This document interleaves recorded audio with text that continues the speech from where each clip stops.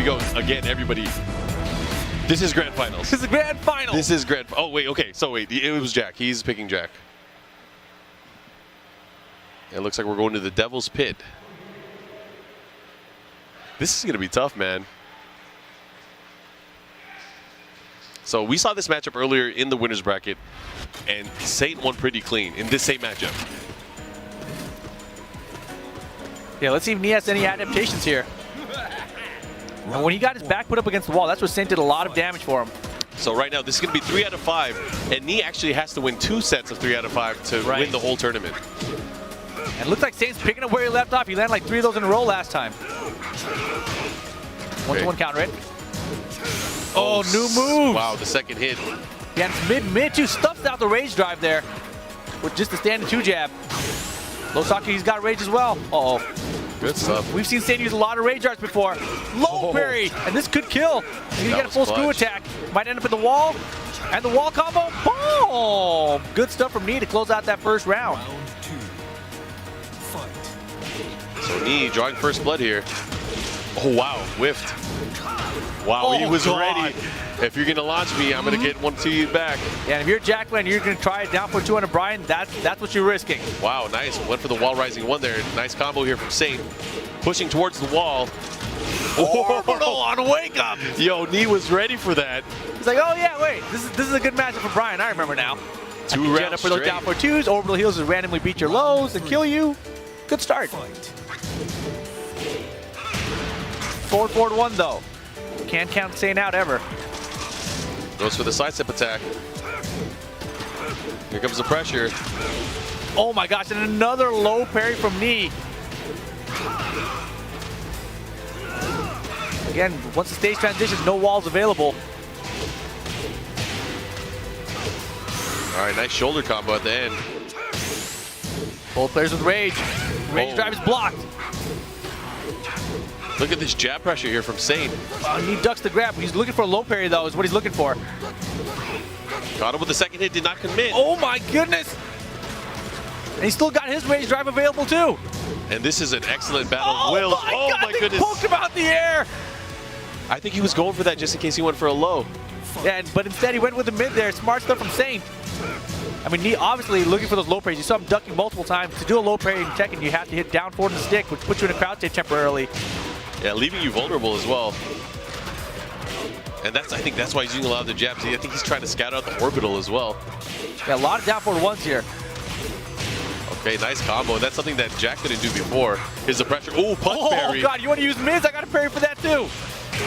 Ooh, caught him right out of the rage drive, and just like that, final round. Yeah, Saint bringing it back. Very solid comeback, playing so compact, pressuring and really harassing Knee's playstyle right Good now. punish, the forward 2. Caught him. Converts. Here's a mix-up. What's gonna happen? Oh, so risky. Low soccer. Oh, he doesn't care. All the music's getting crazy. Not just that, it's a very tense moment between these 2 players. Oh my god, he's got rage. We've seen the rage. I see Michael Volcano Buster, not gonna happen. And that's gonna be it. Knee's gonna be able to take that first match. Volcano Buster in a rage art with that much life might actually kill. Yeah, and especially the way the scaling works. So it's just a throw, boom, Rage down, art. get him.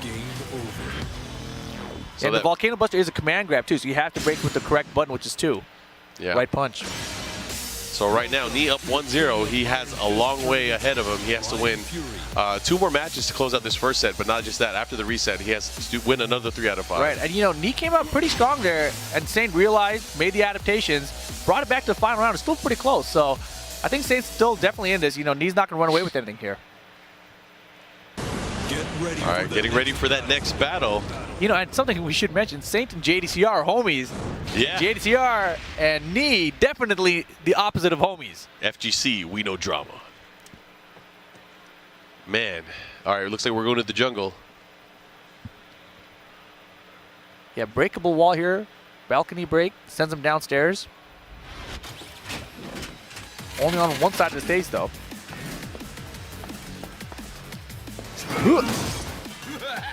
All right, here we go. Knee versus Saint. Knee up 1-0 right now. Opening up the rounds with a nice jab flurry. Oh, caught him again.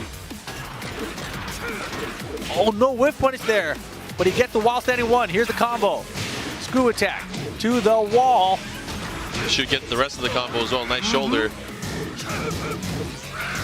Shoulder bull rush right into it. He's got rage now. Oh, caught him out of there. Is he going to do anything with it? Wow, he actually did a full combo into the rage guard. It's not going to kill, I don't think, though. It's going to do a good amount of damage still, though.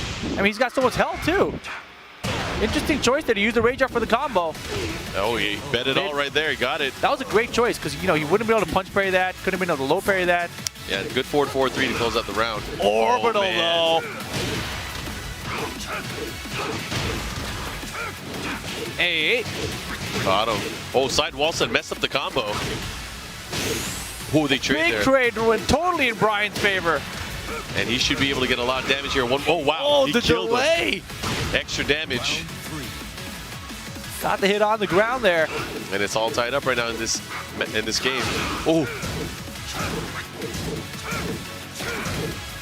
And Brian playing very compact. Look at that pressure with the back ones. Yeah, tons of pressure, but Saint didn't care. Got the down 4-2 into the full combo. Sent him downstairs. Wow, I didn't even see the wall break.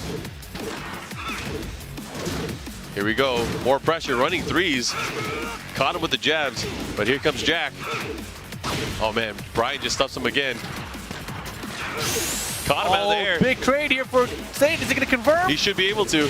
Wow, barely reached.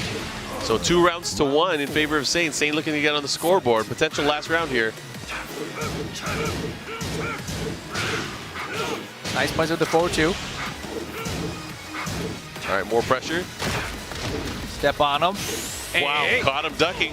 Yeah, he's been getting a lot of mileage out of that while standing one. Yeah, Shoulder. It's probably the better option against Brian too, because obviously when the down 4-2 is blocked, he gets launched. While standing one, not so much. Right. That's a very good point. Yeah. Very good point. Not only that, much better because than he down also 4-2. has access to the from crouch down back 1 too, which is probably something that's actually pretty good. A pretty good mix-up, I guess, against Brian. So here we go. Saint tying it up here in the grand finals. 1 game apiece right now. You know, one of these guys, or actually, Nee has a chance here. If Nee is able to win this, he'll be a 2-time Evo champion for Tekken. Right. Yeah, and I don't think there's that many of those. The only other one I can think of is Crow. Yeah, Crow way back from 2005, 2006. Yep. That was Shout outs back to to back. H-Town, yeah. Get ready for the next battle. Ooh, Crow, one of the old legends of the American Tekken scene, able to go through all the international players as well. All right, here we go. 1 match apiece. Saint versus Nee. Clash of the Titans. And we're in the snow. Man, this guy drags this thing everywhere. How many of these does he have? He just finds one. Like, all buildings must have one of these beams. Let me go find one. All right, again, Nee's been using a lot of that new move, that new kick move. Yeah, it looks pretty safe. I haven't seen anyone punish it yet. Oh, wow. Oh, Oh, he tried to stuff that with the orbital. got him. All right, trade in Nee's favor. Yeah, great side roll there from Saint. Got away that soccer kick. All right. Yeah, when that kick hits, Nee seems to always follow with back one. I'm not sure you can even sidestep it. Ooh, went for the rage drive. Yeah, Get get stuffed. Round 2. Man, Saint looking really good right now, though. And down back two, that's the change in this game. Does not knock down. No longer knocks down, but able to keep the pressure on afterwards, too. Just makes for another strong low attempt. But I'm sure he misses the Oki afterwards. Oh, yeah, for sure. That's probably why we've seen Saint using the crouch down forward 1-2 series a lot more. Oh, again, 4-2 counter into that 4-4-4. Caught him. Ooh. Yo, Saint. Adaptation looking great right now. Yeah, that was a clutch forward 1+2. And the great thing now is Jack gets a full combo after that. Oh, he's caught him with so many 4-4 1+2 grips. Oh my gosh. Yeah. Shout outs to his training with Ganryu from back in the day. Yeah, that's a really good point. Yep. He has that whiff punisher on lock. Wow, look at the backdash and the spacing here from Saint. Saint doing such great work. Yeah, need taking things a little bit slower this time.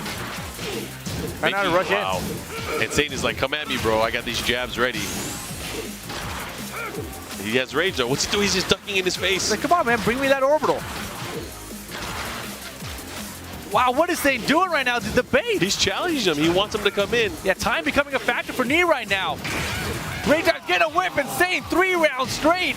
And he's up 2-1. So, one more match, and Saint will win the tournament. Is Nee going to switch to Akuma? Or any other character. I mean, he's used Heihachi earlier. We saw him use Akuma yesterday. The possibilities are endless, but the only thing that we got to remember is whatever character he picks, he's locked in until he gets a reset.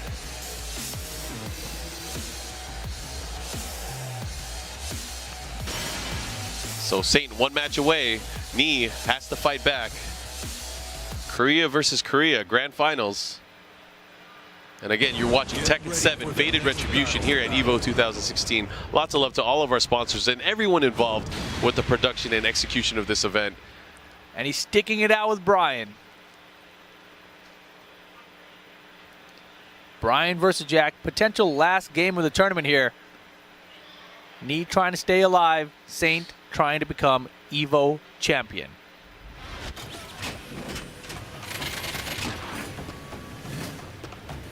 There's no way that Temple has one of those beams, right? No way. he dragged that over from the building next over. All right, here we go. Knee versus Saint. He went for the forward one, try to get him on the Oki. I want to see what kind of adjustment he's going to make, because right now, Knee is falling for whatever Saint is doing. Saint is just controlling the spacing game. I'd like to see more low soccer kicks. Yeah, and I mean, Jack can't really punish it that bad. It's hard to stop it coming in too, unless he's using forward two. Uh-oh. Wow, and a rage art attempt? No. Wow, so yeah, uncharacteristic, right? We were thinking the same thing. Yeah, Like, I was gonna let you finish it. Why was he doing it? I mean, he's getting desperate. I think that's what this means. 4-4-2. I mean, he feels like he can't win with traditional Tekken right now. He's got to go to the new stuff. Desperation from Knee. Saint down to prove that he's the best in the world. All right, this is going to be at the wall, too. Oh, he went for a bigger combo there. Yeah, bad positioning right now for Knee as well. Saint keeping him there. At least he has Rage, though. Rage could help go a long way. Not even use that Rage art like the way he did in the first round. Yeah, I think he'll learn his lesson this time around, especially since he's within kill range. Okay, now he has him within kill. Oh, my goodness. Drive. Big combo. Oh, Knee. The Rage, a factor, you're right. Knee's still showing signs of life. He really needed that. Right, I mean, you can never count Knee out. All right, he's done. Just like that? He's in the lead. He got this. Screw attack. Into the wall as well, yep. Wow, what a sidestep there. Oh my God. See, that while standing one. And Saint's such a surgeon with a lot of these moves that Jack has. Seemingly slower moves. Oh, Saint committing to ducking so much. Oh my goodness, no whip punish. I mean, oh God, nice. Great throw break there from Knee. They're both just out of range, but right now Jack 7 has it. This is where he gets really scary. Yeah, Volcano busted the Rage art will do it. No whip punish. Knee definitely hesitating There's right now. Punish. And he finishes the string.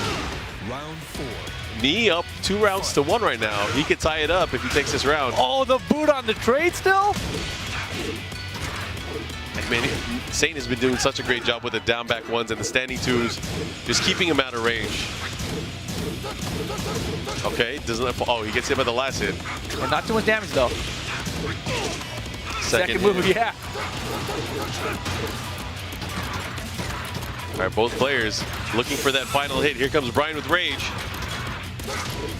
Man, where's the soccer kicks? Wow, it's down the wire here. Oh, there it is, counter hit. Knee could be able to close it out here. He should be able to. The Rage drive for the follow-up. Wow, just enough to kill. And looks like we're going to go to the final match of the set here. Wow, so first set of grand finals potentially. All tied up 2-2. Race to 3. Knee looks so calm and collected. Not phased at all. Saint as well, though. He's thinking it over. All right, it's 2-2, and I believe Saint is going to stick to Jack. Yeah, most likely. I mean, it's been doing well for him. That last game was also very close.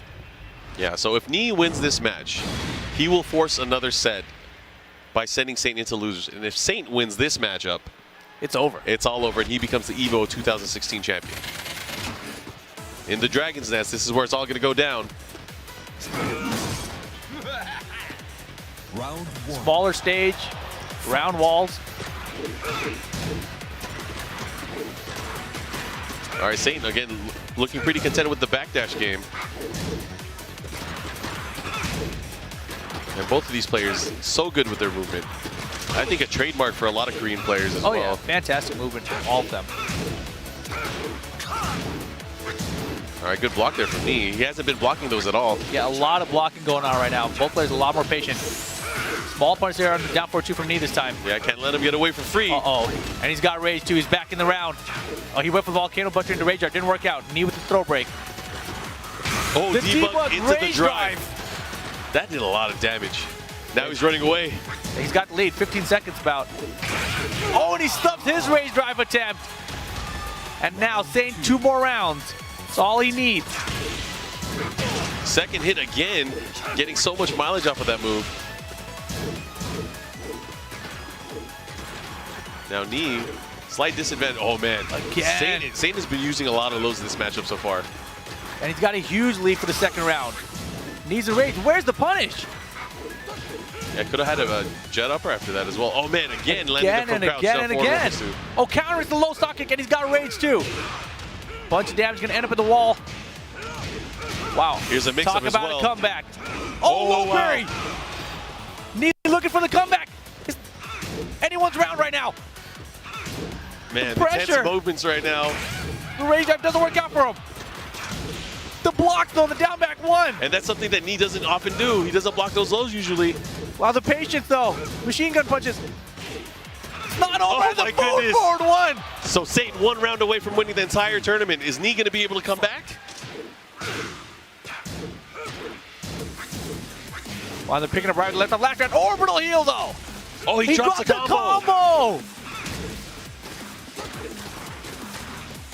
Very unfortunate there. Not sure what happened. I think it started raining, Mark. Yeah. Oh, he gets the punish. There's the punish. He's going to get him at the wall, too. This is going to be big damage. And it's enough. Interesting. All right, Knee It's staying not over. alive. Still, though, tournament point for Saint. Gets him with the kick this time. Counter hit, back one. I said he's been following it up with that back one every time. At the Gotta wall, watch out. too. Wow, He's here comes pissed. Ooh. The big down 4-2. He's going to screw attack, but the wall's in the way. And you got to respect him for Orbital challenging. again. Wow, and Knee staying alive. Tournament point, reset point. Final round for this match. And oh man, look at Saint going for way more lows this time as well. Pulling out the entire repertoire. And he has so much balls to use that there's move. the punish. And that move was stuffed by Knee previously Wow, the by blocks Orbital. though. New moves. The second it's mid, he doesn't know about it. Saint looking to win. It's not over. Oh my Orbital. God. Oh my God. Can Knee make the comeback again? It's tournament point for Saint right now. He's trying to become Evo champion. Oh, he does stuffs him it. with the counter hit jab. He does it, Saint. Evo 2016 Tekken 7FR champion JDC are on the stage to celebrate with him. He is fired up. Wow, congratulations to Knee for getting second place. But of course, Saint, our champion, he is so happy.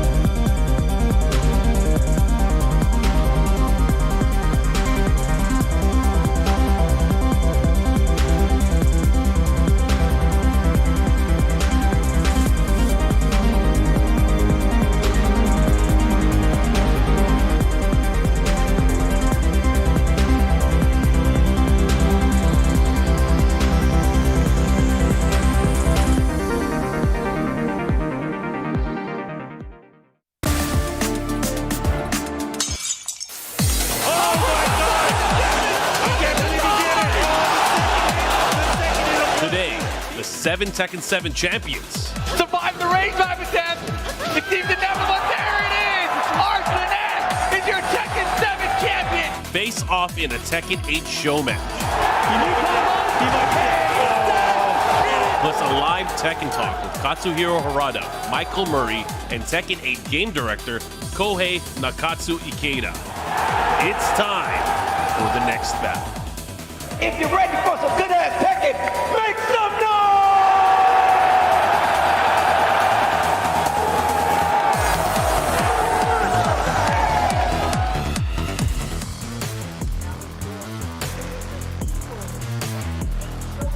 Is what we have in store for you guys, and you can see the players already getting set up to play these matches, getting ready for the next battle, if you will. And as you can see, those are all Evo champions that you guys are going to be witnessing, practicing, playing today, but they're not going to be playing Tekken 7, even though they are champions. They're going to be playing the unreleased Tekken 8 with 3 characters of their choosing. We'll get into the format later, but thank you guys for joining us. My name is Tasty Steve, and we got a great show for you guys. I promise you want to watch every second of this show because it's about to be amazing. Now, we set up a nice little ditty of a setup for you guys for the matches coming up. We have some of the coolest things ever. First and foremost, we do have Harada and Michael Murray in the building, and of course, starting off with these show matches. Then we have a Tekken talk. Everybody loves those, where we get the opportunity to find out more details about the games because it's not out yet. Give us a little insight on what we can expect coming up for that upcoming release. And then, of course, a brand new character reveal. You see these hands? I'm ready for the action. But we got a lot of show for you guys and a lot of great times. Of course, the history of Tekken 7 at Evo has been amazing. As you can see right here, these guys have all earned their way here, and I want to know exactly what they did to get here. So let's take a look at some of the matches, the historic matches that led us to this point.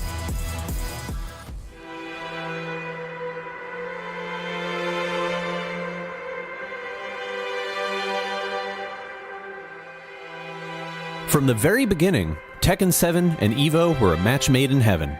1-1 not done. The running two! And it's so great he ends it with the running two. Oh my god!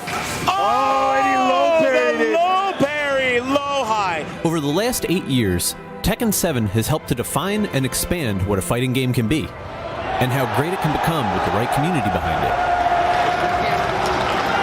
Tekken transformed the experience of playing games and watching matches with its endless supply of slow-mo spectacles, counter-hit hype, Woo, the mid! Oh, again! its timeless narratives and rivalries, and a passionate community that can always be counted on to show up and go ballistic. That time he was baiting him for that the whole. Put it back up, doesn't get a pickup. The confirm!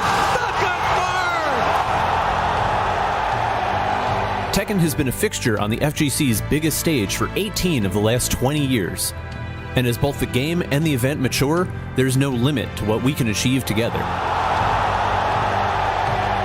When we sit down to watch a fighting game, we hope for some serious hype, for massive upsets, A reverse sweep. for home team favorites, from long-deserved success stories to even longer-deserved success stories. Tekken 7 wasn't just the tip of the iceberg, it was the whole damn thing. The franchise is built for the big stage. You never know what round will launch the crowd out of their chairs, but you know it's going to happen, and it's going to happen a lot. From stuffing rage drives, Not enough the pixel! Oh my god! to massive comebacks, He might get the wall. He's gonna get the wall. The Blue follow. stuff, He might be combo. dead. He might be dead. Hey, he's dead! It is tournament point! from last hit nail biters, Oh my god! I can't believe he did it. Oh, the second hit of 1-2. to whiff punishes for the ages. Doesn't have the rage yet.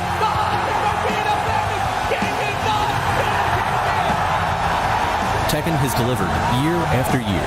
Unbelievable! And it's gonna get blocked. It's over. And it's over.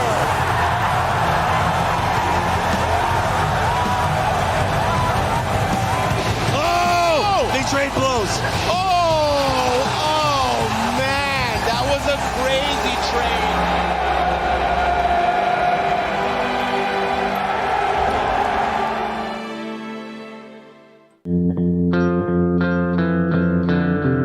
Every good Odyssey has its sagas, and Tekken 7 brought titans and challengers alike together to forge a new era. That cast made their indelible marks on Evo and Tekken's history, and set the stage for what's to come. From the golden age of Dragunov, to Saint and JDCR duking it out over and over. From a Tekken god cementing his place astride the Evo Immortals, What? Me is your Tekken 7 champion! to a new chapter, Evo Japan, giving the talented and passionate players of Asia a chance to compete and grow on their side of the world in a way that changed the Tekken landscape forever. Oh my God. He can fire! That could be the tournament! That could be the tournament! From new blood shocking the world, to the birth of a new legend, Arslan Ash, and his absolutely meteoric rise. It seems inevitable. There it is! Arslan Ash is your Tekken 7 champion! Evo has become so sprawling that even an arena can barely contain it. No matter the venue, the FGC will take it all over. A sea of clacking controllers and furiously tapped buttons. An undeniable declaration that we are here, we are massive, and we're just getting started. Tekken's role in building that atmosphere is indispensable. Evo and Tekken have grown together, with entrant numbers continuing to climb, excitement around the game undeniable, and its slot on Finals Sunday a testament to all this game brings to the table. The scene has preserved its fundamental, local-driven ecosystem while becoming more global than ever before. Tekken 7's time as a featured game at Evo helped redefine the FGC and capture what makes it special for a new generation of players. It was must-see TV every year. Years and years of glorious Tekken have led us to this moment, where Tekken 8 takes the reins and leads us on into the future. But before 7 rides off into the sunset, let's have one last showdown, shall we? 7 Evo champions, duking it out at the end, ushering in a new beginning. If you're ready for some good-ass Tekken, make some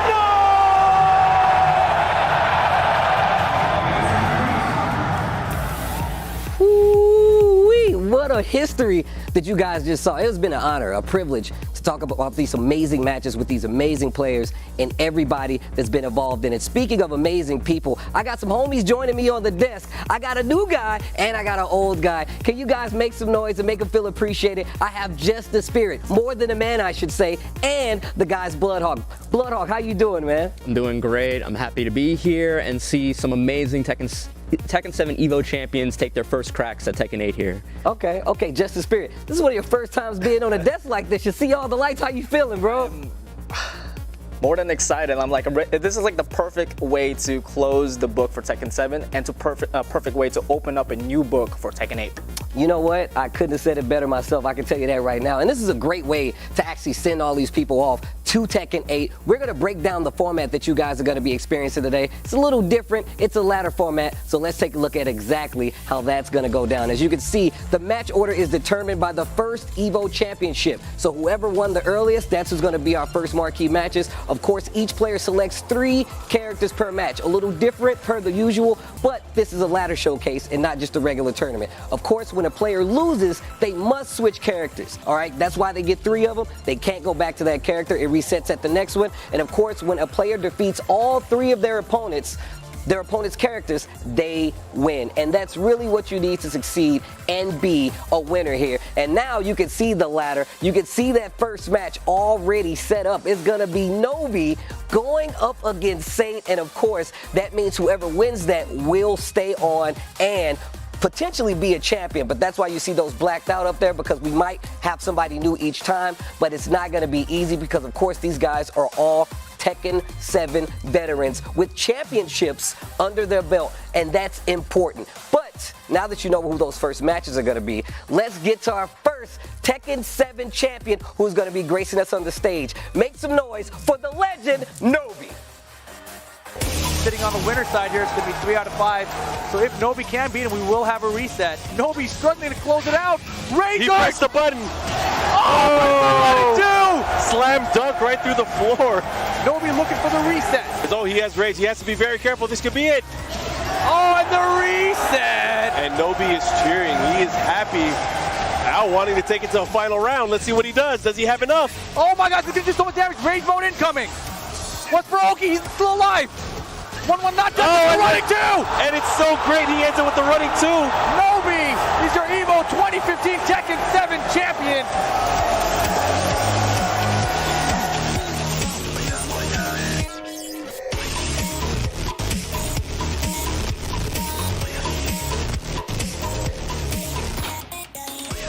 It's Nobi, guys. You can make more noise and then make some noise for Nobi, man. Now, I got a couple of questions for Nobi before he gets to this game. Now, of course, we are going to Tekken 8. Are you ready to move from Tekken 7 to Tekken 8 now? 鉄筋7からもう終わりますので、鉄筋8はもう覚悟いいですか？自分の奥さんにもう人生捨てますって言ってるんで大丈夫です。Yeah, well, my wife will be there, so I'll be okay. That's a good sign because we need Nobi here. How does it feel knowing that you are one of the first and strongest Tekken 7 players in the world? 鉄筋7のプレイヤーの中で、なんか初めと最強の中で位置しているというのはどう思いますか？自分が？いや、嬉しいですけど、まあこの流れで最後に鉄拳8のこの商談これ勝って気持ちよく8迎えたいですね。Well, of course, he's really happy about that, the fact that he was the first to do it. But now that we're moving into Tekken 8, what happens here, if he can win, then he'll be really happy about that and can feel confident moving forward. Well, look, I've seen Nobi do this with my own eyes, but let's take a look back at what Nobi did to get here.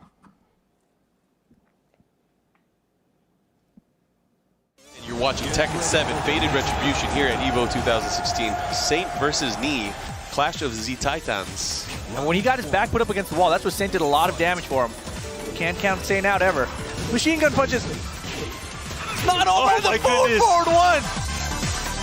It's tournament point for Saint right now. He's trying to become Evo champion. Oh, he does it. The counter jab. He does it. Saint, Evo 2016 Tekken 7 MR champion. JDC are on the stage to celebrate with him.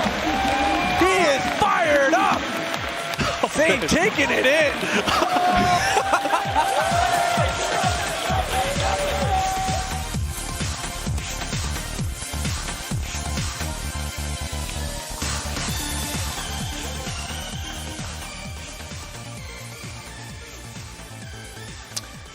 Saint, nice to see you. Nice to see you. Nice to see you. I have a couple of questions before you get to your match with Nobi. First and foremost, how does it feel now that Tekken 7 has come to an end and we move on to Tekken 8? 철권 7가 끝나니까 철권 8로 들어가니까 기분 어떠세요? Feels very good. 속이 시원합니다. He says it feels pretty refreshing. It feels pretty good. Is it good to be able to play Nobi one last time before we move on to Tekken 8? 노비하고 한 번 또 싸울 수 있으니까 기분이 어떠냐요? 좀 어려운 매치가 되겠지만 최선을 다해서 재밌는 경기 하도록 하겠습니다. He said Nobi is a pretty tough opponent, but he's going to try his best to do his best. Well, that's what I like to hear. I mean, you're an Evo champion for a reason, so I expect nothing less. Nobi versus Saint is going to be a great match to see. Let's take a look at what these guys have done against each other to get to this very point.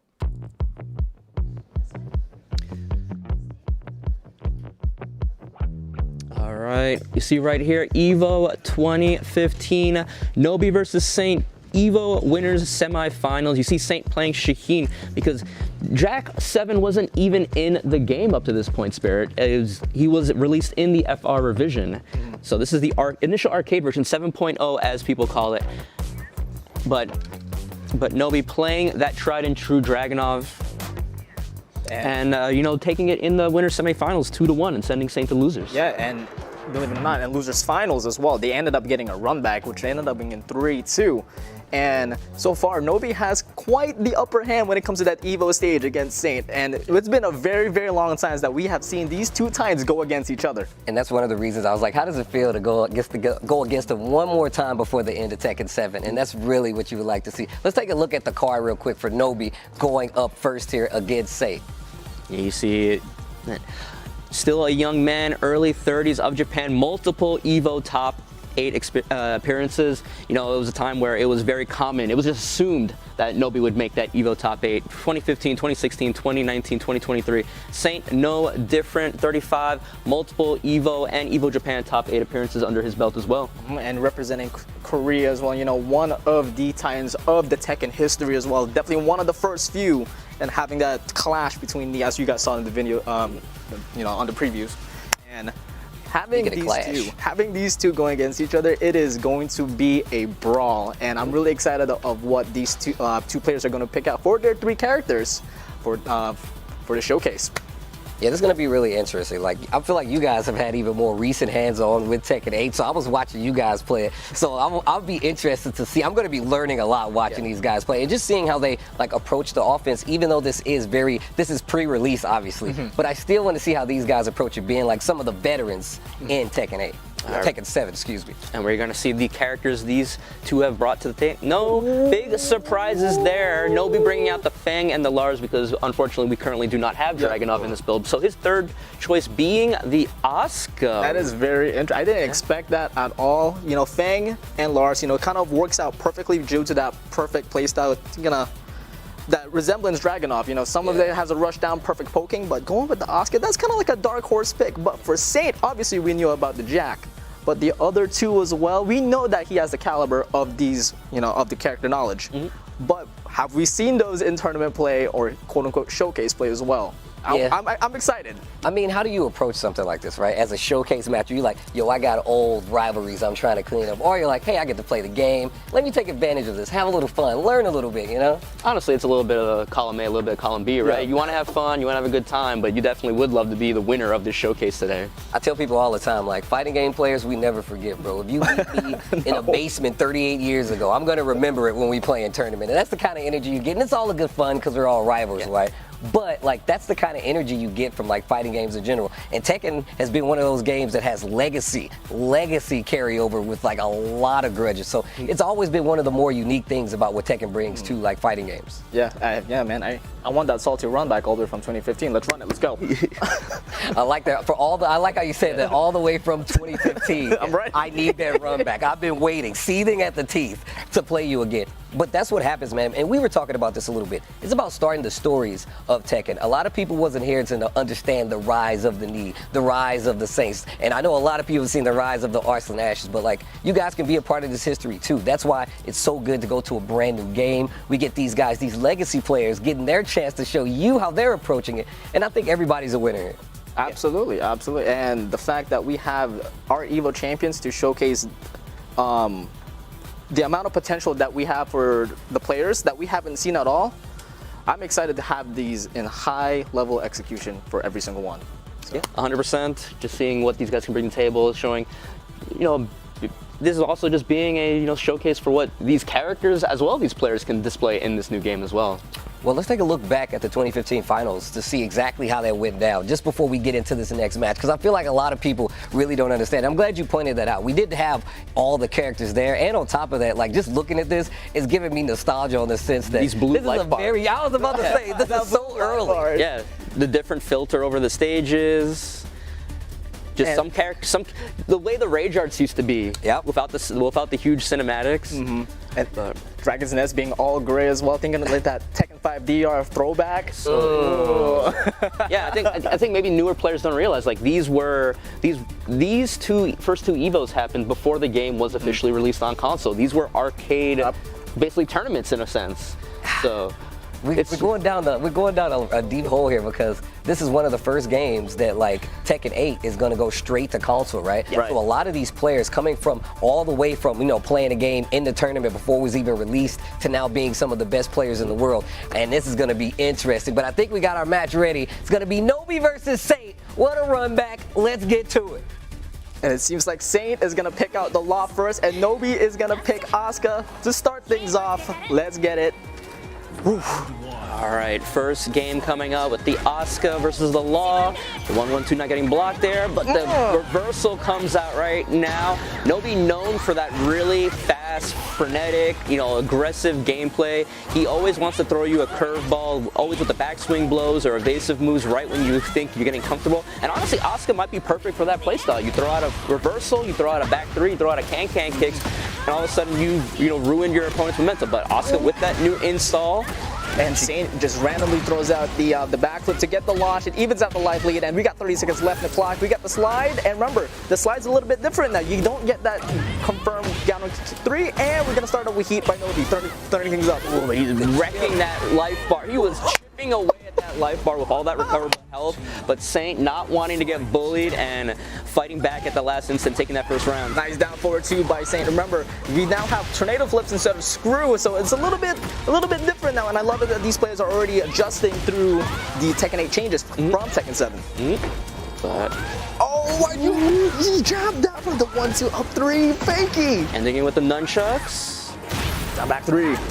Guaranteed on down 4-3. A little down 4-3 once again. Yeah. Oh, the big flip. Shout out to Rip. Shout out to Rip.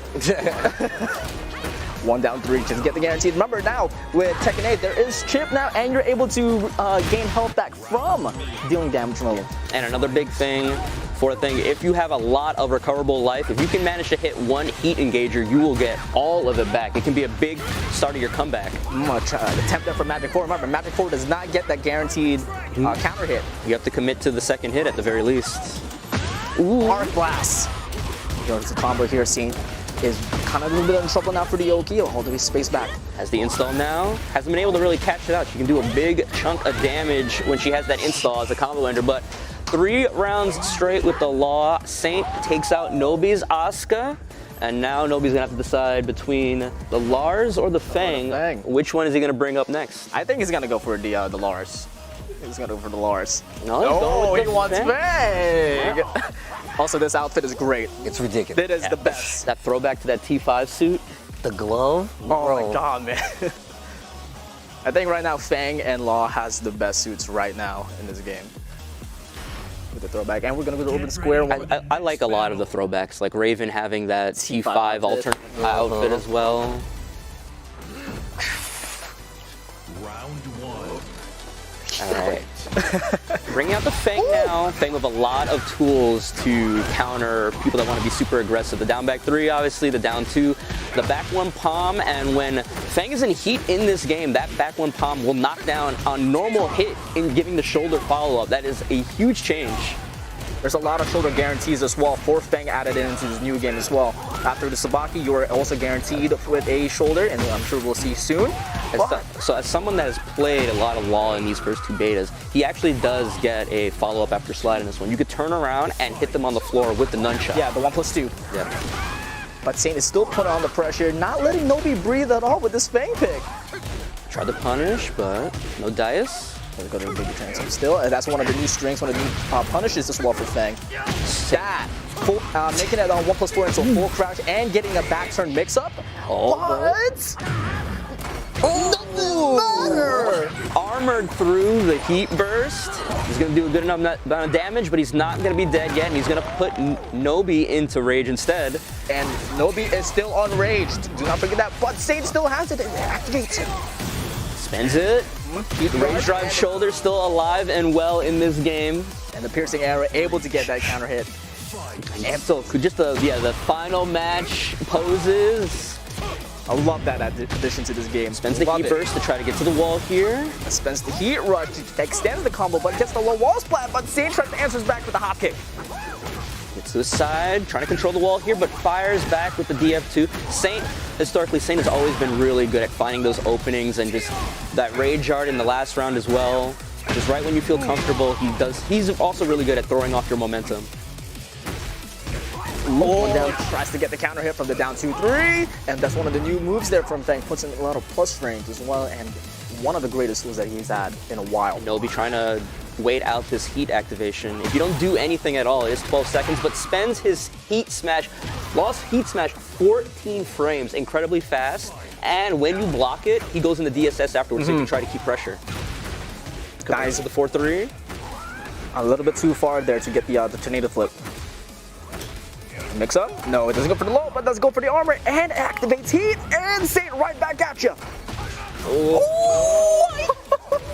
These guys, for both these guys, respect is not assumed. It has to be earned, and they are swinging on each other. Slide away the slidey.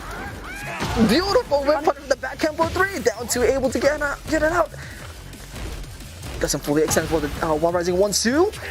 And Saint spins the rage up, but I don't think he's able to connect, and that is all she wrote as Nobi eliminates Saint's Law out of this showcase. All right, we're 1-1 here. Saint now having the Brian or the Jack in his pocket. I'm expecting the Brian. I think I'm expecting the Brian coming out and like right there, and the Jack will be the anchor for Saint's team. This feels so weird to say. But I'm really digging this format in terms of just the character curveballs we can get, the character variety. And it is again, it is the perfect way to showcase all the characters for your showcase instead of just one character per player. This is the absolute way. Ooh, right from the start. Down 3-2? Yeah, down 3-2 right at the start, and countered it 1-2-1. Saint swinging from the start, but Nobi, that Fang perfect for people that want to press a little bit too much. As I was saying, if that was a Tekken 7, that would have been getting screwed, but Saint still trying to adjust that with the muscle memory. Just like that, starts off with a down 4-3, able to launch her now, and spins heat, extend the combo. What do we get here? Spends it on the big stomp for plus frames. Tries to get control back in the heat. You see instantly Nobi, if he's willing to just wait out that heat timer if he has to, but Saint makes the first move with the heat smash and takes the first round of game 3. Oh, so nice back one. Brian is pretty cool in Tekken 8. He has a new install of his own, Snake Eyes, and when he gets it off of certain moves, which you might see here, off this combo, he drops it. But when he has Snake Eyes, he gets some empowered extensions on a lot of his moves. For example, 3+4 gets a second hit that he can choose to bring out. And if he charges it up, it can do a lot of chip damage. We might see it. We might. But so Nobi is trying to deny that right now, but gets the control back as Saint is 1 round away to eliminate the Fang. Nice orbital to start it off. Oh, it's the combo here, and we are in one of the biggest stage for Tekken 8. So, wall carry is a little bit questionable here. Yeah, this stage might look like it's infinite, but no, there is a wall. It is just very, very far away. Spins the heat, wants to maximize the damage, but unable. Here comes the Mach Breaker, able to get the hit and able to regain all the health that he's lost. Spends the heat smash, trying to get some pressure going. For 1 and jet upper, but doesn't get the full combo, but it doesn't matter as he gets it 3 rounds straight. And who let this man have a Gatling gun? I have no idea, but I think it's the coolest thing ever. He's like, yeah, what? All the way from, this Gatling gun's all the way from Tekken 5. Right, exactly. I've been carrying it with me the entire time. All right, so now Nobi on his final character with the Lars. Dude, Nobi's Lars is scary. I think Lars in general is pretty scary in this game. He looks super cool, and then when he's in heat, he gets the lightning under his feet. He's just zip-zapping all over the place. And I'm probably gonna say this all day, but this outfit for Lars looks super cool. That's ridiculous, actually. Oh, you saw right there, he was charging up the second hit of 3+4, but he got stuffed out. There it is. Nobi is not letting Saint breathe at all, but doesn't get the knee counter hit and tries to get the control back, but doesn't get the strength to flip. It ended off with the Mach Breaker, but Nobi will get the counter hit out of that and will. Can he kill here? I think so. Yeah. That he can. Maximizing the resources, getting the first round. Nobi's ready. For full release, he's ready. Ooh, not punchable? Huh. All just like that, Nobi's health is 50% and gets caught again by the 4-for-1. Just ended off with a 4-for-2. 23. And for people that might be surprised with this Lars pick out of Nobi, in Tekken Tag 2, his team was dragging off Lars. So he has experience with this character. Drops the combo a little bit, but Saint will now try to get control back Forcing his way in. And the heat smash right back at you. It is 1-2-1. Nobi tried to get cheeky with the string into stance, but Saint was ready to just challenge him right away. But again, full string too. Steps on it, puts on dynamic entry, and then all the way having back. the dynamic entry into the stomp is so cool. It's so disrespectful. It's like, instead of just him standing out there, I was like, I'm gonna keep moving forward. What shoes you got on there? Don't matter. Pretty even health here. We got 30 seconds left to play, and both of them still have heat on, but does get caught. With the classical back one, super fast high from his sway back. His counter hit juggle starter as well. Both of them on range. Gets caught by the heat, and now. Ooh! All right, potential final round of our first match of the Tekken 8 showcase. Are we going to see this Jack come out, or is Nobi going to be eliminated?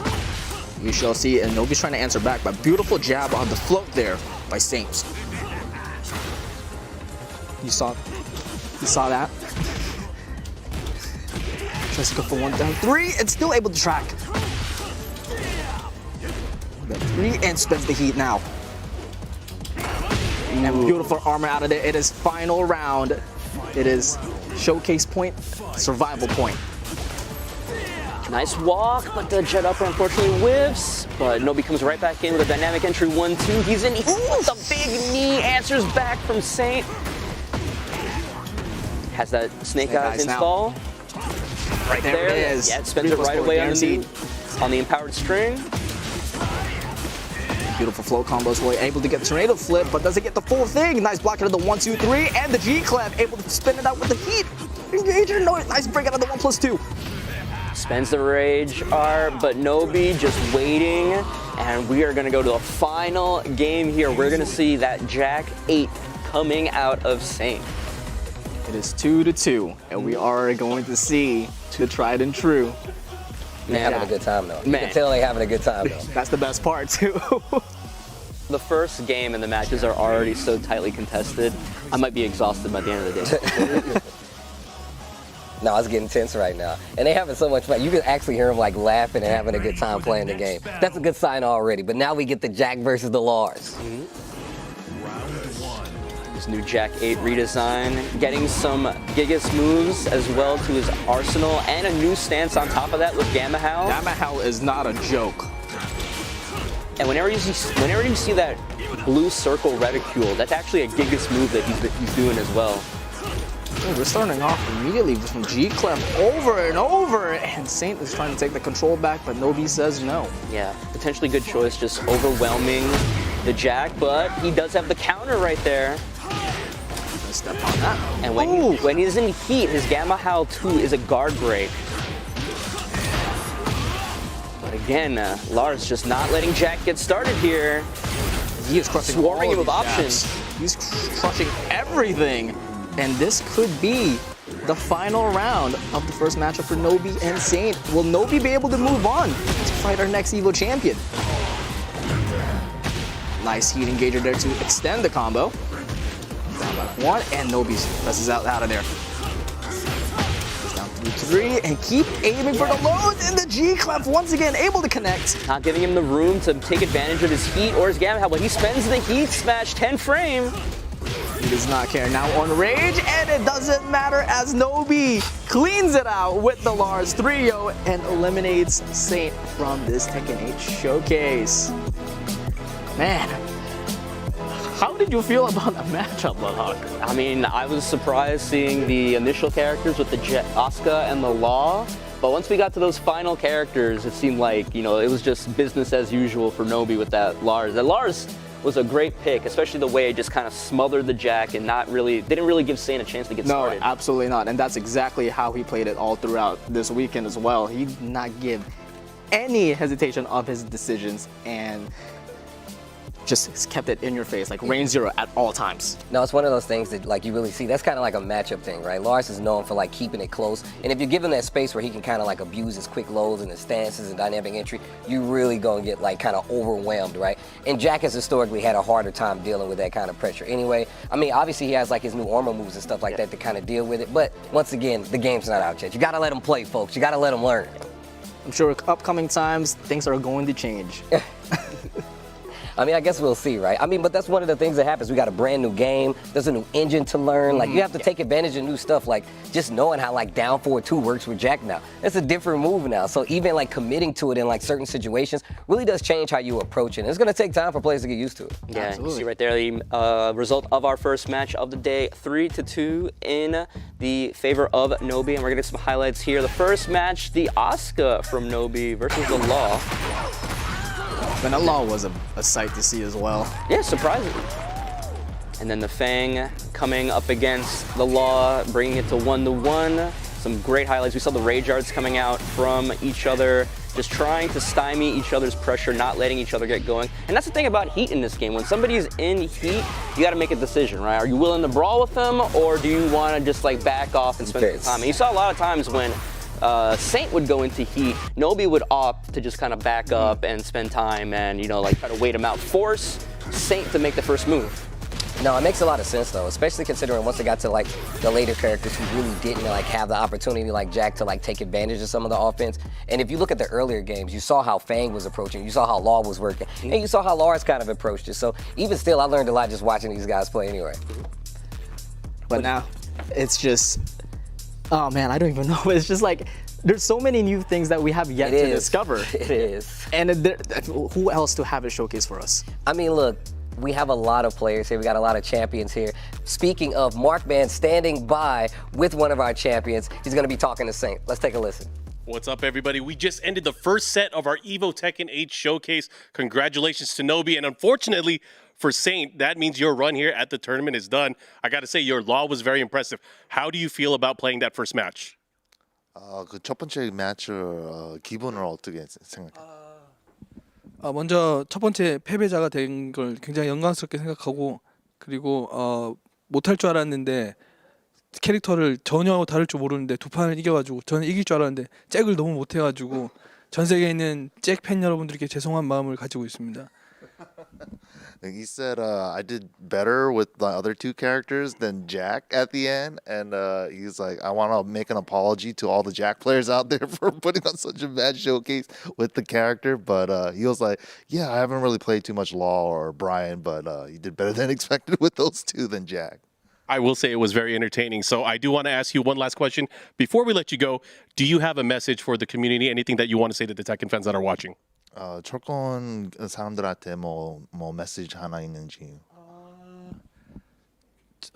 참 오랫동안 이 게임을 했는데 여전히 재밌고, 철권 8은 철권 7보다 더 확장되고 더 폭넓은 재미가 있는 게임이니까 많은 분들이 지켜봐 주셨으면 좋겠고, 널리 퍼져서 좀 더 많은 사람들이 유입돼서 좀 다양한 더 많은 컨텐츠들이 나왔으면 좋겠습니다. He said that with Tekken 7 ending, Tekken 7's been so good, but they've added a lot more stuff to make 8 very exciting. So he hopes to see the scene keep growing and more like different countries to join into the fray and all that stuff as well. All right. Well, thank you, Saint. Thank you, MYK. It was really nice to have you here, and we'll see you during Tekken 8. But guys, we are going to throw it over to our friend Tasty Steve because he got some splaining to do.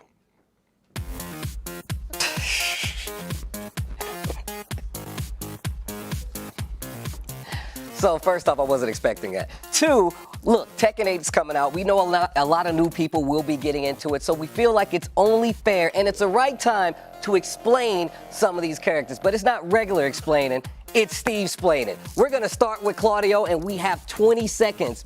I have 20 seconds to talk about Claudio. Oh, you already started? All right. Claudio, one of the archers of Sirius, was introduced in Tekken 7 and was actually contacted by Heihachi and the Mishima Zaibatsu because he wanted to capture and trap the Devil Gene. They know that they're Supreme Exorcists, 15 seconds, Supreme Exorcists that actually have been controlling the European infrastructure for years. And I actually thought Claudio was a bad guy, but he's really not, and he has his own kind of motivations to stand alive in Tekken 7. And this is a Tekken 8 thing. Boom, done, out. And that's Steve explaining. All right, Steve. I learned a lot in that short 30-second segment, but as you see right here, we have the ladder here. Nobi moving on to face his next opponent, which is going to be our 2017 Evo champion, JDCR. Man, JDCR was, one of the legends all throughout the game, and we haven't seen JDCR versus Nobi in a very, very long time. Well, now that we have one of our champions already eliminated, it's time to go to the next ladder match. Our next Evo Tekken 7 champion coming up will be JDCR. This is grand finals of Tekken 7. JDCR, he's got to be the single best player on the planet. I was saying it coming into this tournament, and this is lopsided. grand final set. It could be these guys play each other and know each other's styles so well. They have to do things at the inopportune times. You're absolutely right about that.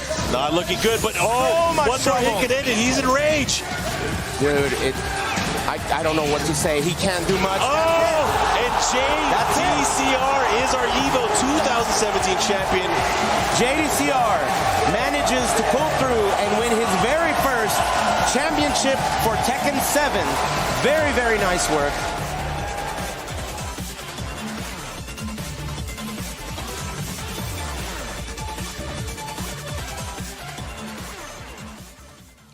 Guys, make some noise for JDCR, one of our Evo Tekken 7 champions, gracing us here with our presence. Now, with his presence, excuse me. Now, I have a couple of questions before you sit down and you get to play Nobi. One of my first questions for you.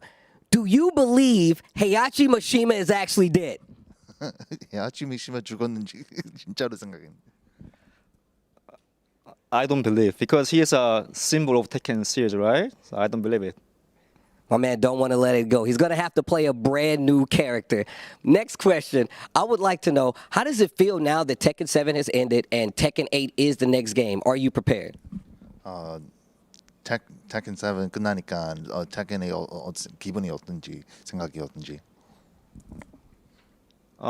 Yeah, I'm really looking forward to Tekken 8 because it's not only about like fighting game. I mean, there are so many content like lobby, and then you have like customized, right? I mean, I think it's gonna be so much like we can enjoy more with different many kind of content online. So I'm really looking forward to it.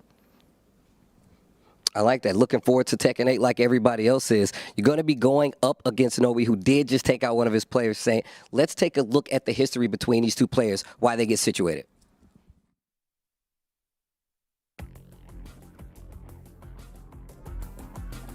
Raw and top 8 appearance for Nobi, multiple years, and JDCR also has 2. But I believe in one of the semifinals, Nobi and JDCR went against. Nobi actually has the upper hand when it comes to the Evo stage against JDCR. Yeah, that might be true, but man, he only has 2 Evo top 8 appearances, but that 2017 was like the year of JDCR. He was an amazing year right there. I think he won 11 out of 16 tournaments that he was in. But let's see what characters they're bringing to the table here.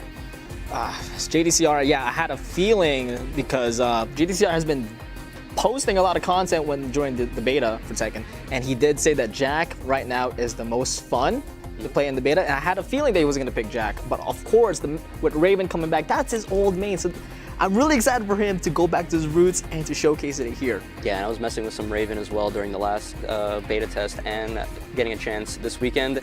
Man, Raven is super cool, like super overhauled compared to his old thing. Shadow clones, new stances and stuff, so hopefully JDCR can show us some of what this character can do in this new game. And that's what you saw also from the last set, Nobi actually has Paul this time instead of Asuka. So I thought it was going to be like, oh, you're fully set the entire time. No, you actually get to change for every single set. So I'm really excited now if they're going to throw like some wild card all of a sudden. And we're about to get our games coming up for you guys. Nobi versus JDCR. Let's get it. Whew. All right, who are we going to see in this game 1? Paul, bringing out the Paul here. Might see Nobi, if Nobi keeps ascending or this ladder, we might see him swapping out his 3rd character quite frequently until he finds something that's That's a fair point. That's a fair point. But again, we saw Nobi picking up the Paul first and JDCR with the Brian. Yeah, we saw Saint showing off a little bit of what Brian can do here. Oh my god, this intro is a classic. The Tekken 6 throwback. Let it rock, let it rock. Bro fist. Good luck, have fun. I love just like the, man, you punch kind of hard. Machine gun punches, but the down forward 2, the tried and true by Paul, and Nobi is taking on the pressure. Immediately ends it off with the death fist. Keeping it fancy, counter hit into the demo man, follow up. Tries to do it again, but I don't really get a follow up, but we'll get the ult, off the ground hit.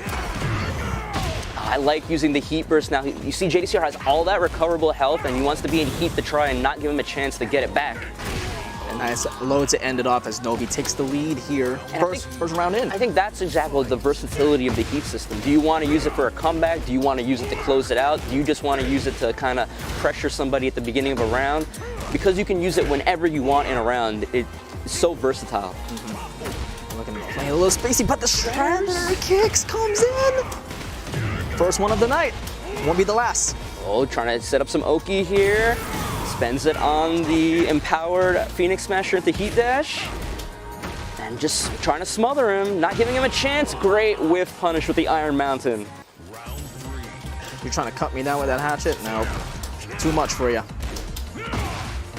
Nice jet kick out of there. He still aims off with the low. Down forward 4 knee. Ooh, big counter hit. Sway back 1. All right, we've got Snake Eyes on deck. Snake Eyes on deck, yep. Nice duck, but doesn't get the opportunity to take control back. Again, tries to go to QCB1. Nice 3+4, and remember, Snake Eyes has that second hit. Gotta have that reminder for you. He steps out of there. It gets caught, and he spends the Heat Dash, so he gets the combo extension. Can we kill? No. With the Death Fist. It's a little off, and then down the 1. It takes it clean, 3-0. All right, the Paul working out better than the Asuka did previously, and now JDCR's decide the Jack 8 or the Raven. Which one is he going to bring up to try and counter this Paul? We're gonna Jack 8. We're gonna keep Raven for dessert. I have a daily reminder. Like, this is what I used to do.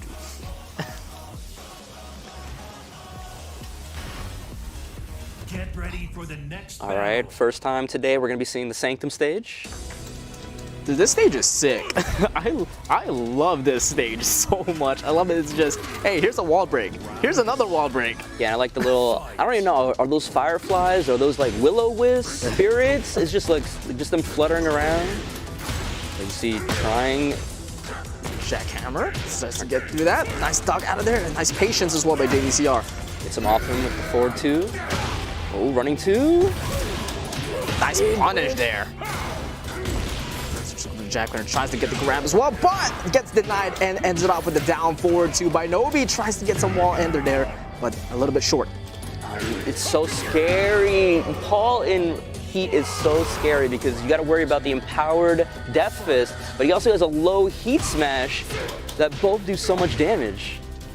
And remember, with that Heat Smash, you can't low parry that either. You have to block it, or you just got to take the damage. Oh, try to end it with the Phoenix. Didn't.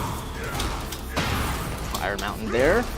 Just again, kind of similar to how it was against Saint. He's trying to smother this Jack 8 and not give him a chance, but saw his opportunity and got the forward 2 that goes into that hit throw animation. And a quick 2 rounds for this Nobi Paul. Are we gonna see another perfect game here for Nobi, taking 3 rounds straight again?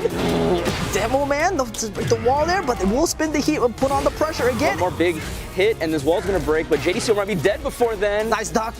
No punish though, a little bit off. Nice forward 2 in there, trying to get control back.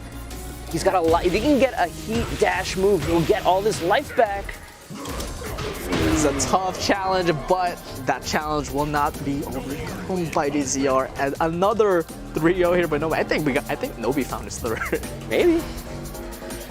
But you saw right there, Jack 8 in Heat JDCR. He had all of this recoverable life on deck, and you saw Nobi just trying to play careful, because even when you're about to die, the power, just that one heat engager, heat dash move would have connected. So much life, JDCR would have put himself right back into the match. Yeah, and if he was able to just chip out in any way possible, he was able to regain all the life that he's lost. But we gotta forget about that as we're gonna move on to our third match with the Raven, JDCR. I want to know what kind of training he did, because I want to do that training to get some shadow clones, man. So Raven was added in the last beta test. He has a couple of moves that you can choose to add shadow clones onto, and when he's in heat, the shadow clones are either safe or plus. I'm not sure. It depends on the transition, I think, maybe, but you see right there, that DF1 into clone does so much damage right there. And I love it that both of them are enjoying their time, but jeez, that was a lot of pressure. Yeah, I think when he's not in heat, particularly that transition is punishable on block. Nice knock there, but unable to punish out there. He's able to try. I believe that move's tracking now, so is able to put on heat, and GDCR is back against the wall again, and able to answer back 1-1 with Iron Mountain. Yeah. Tried and true Nobi playstyles. He's willing to do these risks to just cut off your momentum at the pass, not letting you get anything started. A little bit short for the wall splat though. Nice blocking the down 3, able to get the counter hit from the low, and then momentum comes in true. Quicksand, and the homie comes down. Ooh, nice down back 2, and able to get the launcher here, and able to get the tornado flip. Yes, you are. Are we gonna talk to the wall though? Ooh, got to the wall! Clean wall smash! Oh, doesn't get the ball in there. But here, what the? Spends it on the heat smash? And we're gonna slide on through. Yeah. And JDCR put on an exhibition right there. That's the other thing about that DF1 Shadow clone. It doesn't jail. So you gotta worry about, is he gonna do the clone or is he just gonna do DF1 and try to pressure you? I don't think Nobi took that very lightly. Heat smash. Nice down 3, and we're gonna dance around a little bit, and we're gonna get the heat and gain all the health right back. We got an even game now because of that. But fighting his way out. 3-2, we're down 1, and the Pixel and a Dream. And we're still gonna go for the low, and slowly withering, and beautiful patience by JDCR as he eliminates the Paul from Nobi. Raven is so sick in Tekken 8. He's got the Shadow clones, and then you saw as well JDCR using that new stance that Raven has. What was it? Soul Zone? Soul Zone. Soul yes. Zone as well. So especially after the quicksand into the homie, he can go to Soul Zone, and then he's got so many attacks out of that high, mid, low that he can go for. You saw him doing the slide, the little ninja slide, the low kick as well. He's got a homing move out of there. He has a lot of options from Soul Zone, and especially if you put Soul Zone into heat, it gets even threatening. But now the Lars coming up. Still aiming for the lows and tries to down jab, tries to put control right back, but GDCR is denying the dominant pressure. Nice challenge. Look And at another that whip. damage! Look at all of it! You trying to slash kick? No, eat the elbow. That DF1 into Shadow Clone is such a great whip punisher for him. Ooh, knocks him away. Getting a little bit closer to the wall here, but beautiful defense by JDCR. Goes for the mid that time. That mid is a heat engager. Goes for the mid option there. A little bit delayed too. G-clap and able to activate heat out of it and get it all into the wall. That move is plus, but nice. Sniffs out the low, gets the low parry, but the wall's gonna screw it up. Could have had a lot more with that jab, but doesn't matter. Beautiful patience there for GDCR. Doesn't fully extend the strings, but unfortunate there as Nobi evens out the score. Still trying to go through here, just patiently waiting. Beautiful low parry here by Nobi. It's so interesting because it's like you get the feeling it's like one of them is saying to Dylan, like, I don't know what you do, and you don't know what I do, so let's just go have fun with this. Again, there's a brawl and a half for both of them, and they're gonna put on the Soul Zone too. GDCR is a little bit stunned here all the way to the wall, and another G-clap. Beautiful duck there, and able to punish. GDCR slowly getting the health back, and still has heat to extend the wall, and we're gonna get the range yard. This should kill even with the scaling. But the homies come out, and then we get the big rider kick. All right. That's so sick. One of the best range arts in the game at the moment. It is so cool. And one round away for JDCR to eliminate the Lars. Eliminate the Lars from the Lars, yes. the match. And the trade out. So one stuck there from the 2-4. Ooh, I don't know where Lars was looking. Yeah, it got whipped, and JDCR took the opportunity to launch him. Heat's out of there, gets out the control, and right back at ya. Oh, the scaling as well, and able to connect. How much will this do? He's gonna do a lot, but he's not dead. Ooh, close enough. Out. It's so sick. And goes for the low. We got ourselves set point. versus survival point once again. Nice low parry. Remember, when this low parry, you're not able to do the tornado flip. If you want to extend your combo, you have to use your heat. Yep.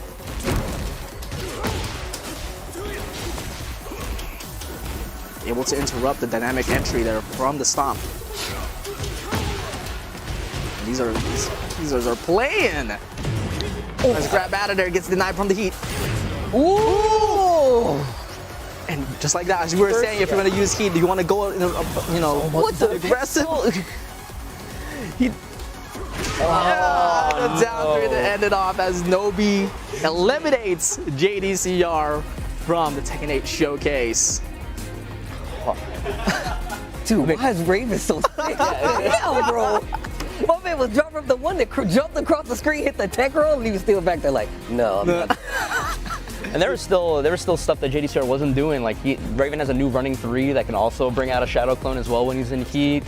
A lot of soul zone stuff. He can disappear. He can teleport out to the sky. But such an entertaining showcase of that new character in this game. I really like the fact that they get 3 characters to kind of show off with, and like even just seeing, we saw the Lars, now we saw the Raven. The Raven going off is actually probably one of my favorite things that's already happened today. I can't wait to see what other characters they're actually going to pull out and what they're going to be able to do with them. Bro, the combos JDCR was hitting with Raven?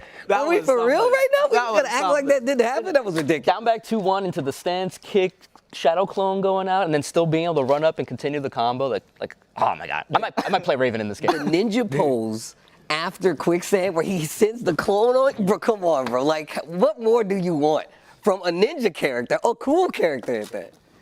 Well, we're able to see it more, but we're gonna get through our interviews here, I believe, with Markman interviewing JDCR, yeah? Yeah, we're gonna go to the right, highlights. Yes, absolutely. I apologize. If anything, we'll check out the highlights first. But it's really just really cool to see like how this went down. So it's 3-1 was the count right there. But JDCR going down wasn't doing too well with those first 2 characters. The Jack didn't work out for him. Yeah. But obviously, once we got down to the end of it, that Raven, like you said before, one of the characters he's very well known for. And Nobi swapping out the Oscar from the previous game for the Jack instead, and it did so much work, got him these first 2 games, and then, basically Nobi had a comfortable 3 characters to try and figure out this Raven against, and it worked out for him. That's a feels good moment right there. His face doesn't feel good. I love it that both of these players are absolutely having the time of their lives. And you talking about the quicksand, and then he gets the stance into the sliding low. It's like this character is like overhauled from his previous version. Oh, look, he did the tech roll. He's like, I'm not even there. Even the people in the crowd were like, what the? Like, I'm telling you right now, man, it's so cool. It was really entertaining, and I'm looking, depending on how the game goes, obviously we have so many characters that have yet to be released and showcased yet, and we're gonna get one more today, but I would be very happy if I saw the future of JDCR just being a Raven player in Tekken 8. It'd be really entertaining for me. Well, I'm glad that we got to see JDCR play, but he will be going home. Markman has an interview with JDCR. Again, another big congratulations to Nobi as he moves on in the ladder here at the Evo Tekken 8 Showcase. I have JDCR with me. Unfortunately, you will be done for the competition. Talk to me. How did you feel about that matchup? My Jack is trash. And then, actually it was a little nervous, like everybody practiced, but, play on a stage like this, I was nervous, but, really fun experience. Well, I'm glad that you had fun. It was nice to see your reunion with your old main character, Raven. I got to ask you again, do you have a message then for the Tekken fans as you go into Tekken 8? Is there anything that you want to say to all the fans that are watching at home? Tekken 8 is so much different than Tekken 7. The one thing, again, what I really like about Tekken 8 is that we got again so many content like ghost battle, lobby, customize. It's amazing, and then also the game system is super interesting. That you have like hit, right? So I think there will be a lot of like strategies, and then depending on the players, and then so it's gonna be interesting Tekken. I agree, and I look forward to watching you in Tekken 8. But of course, we are going to go ahead and end our interview here, and we're going to go back to Mr. Tasty Steve for some more Steve Splainin'.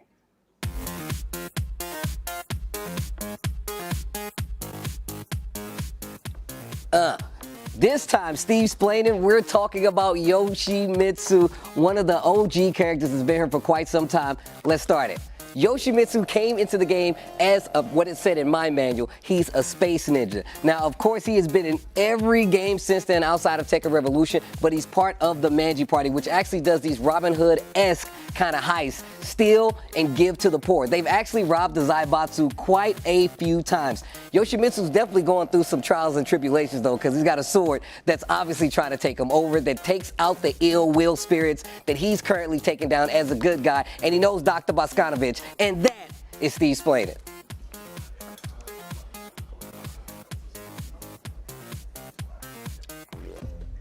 All right, thanks for that, Steve. I'm learning a lot about Tekken lore. I didn't know you were so informed on the whole Tekken series like this. I mean, look, I feel like it's my job to be so, but the story, I'm gonna tell you right now, I went in and did even more research this time around. Man, they go deep into these stories. It's a lot deeper than I gave it credit for originally. All right, so let's take a look at our ladder as it stands right now.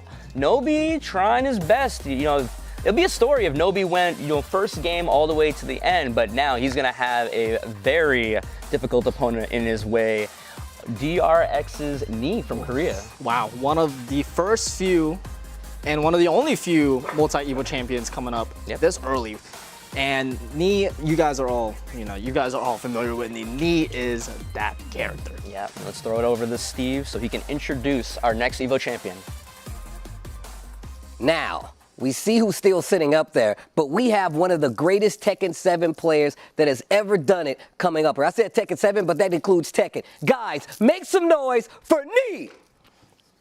But here they are for our grand finals. No one had taken a game, as far as I know, against Knee, except for Khan either.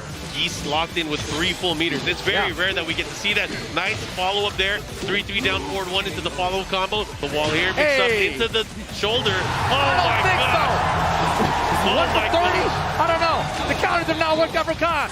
10 seconds about left right now. It's close. He's got one more bar.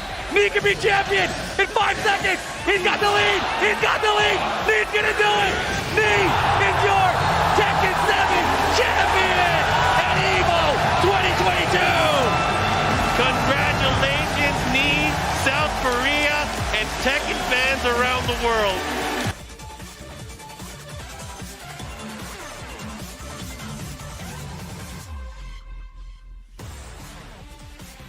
Yo, guys, make some noise for Knee. I know we got a small crowd in here, but make some noise for Knee.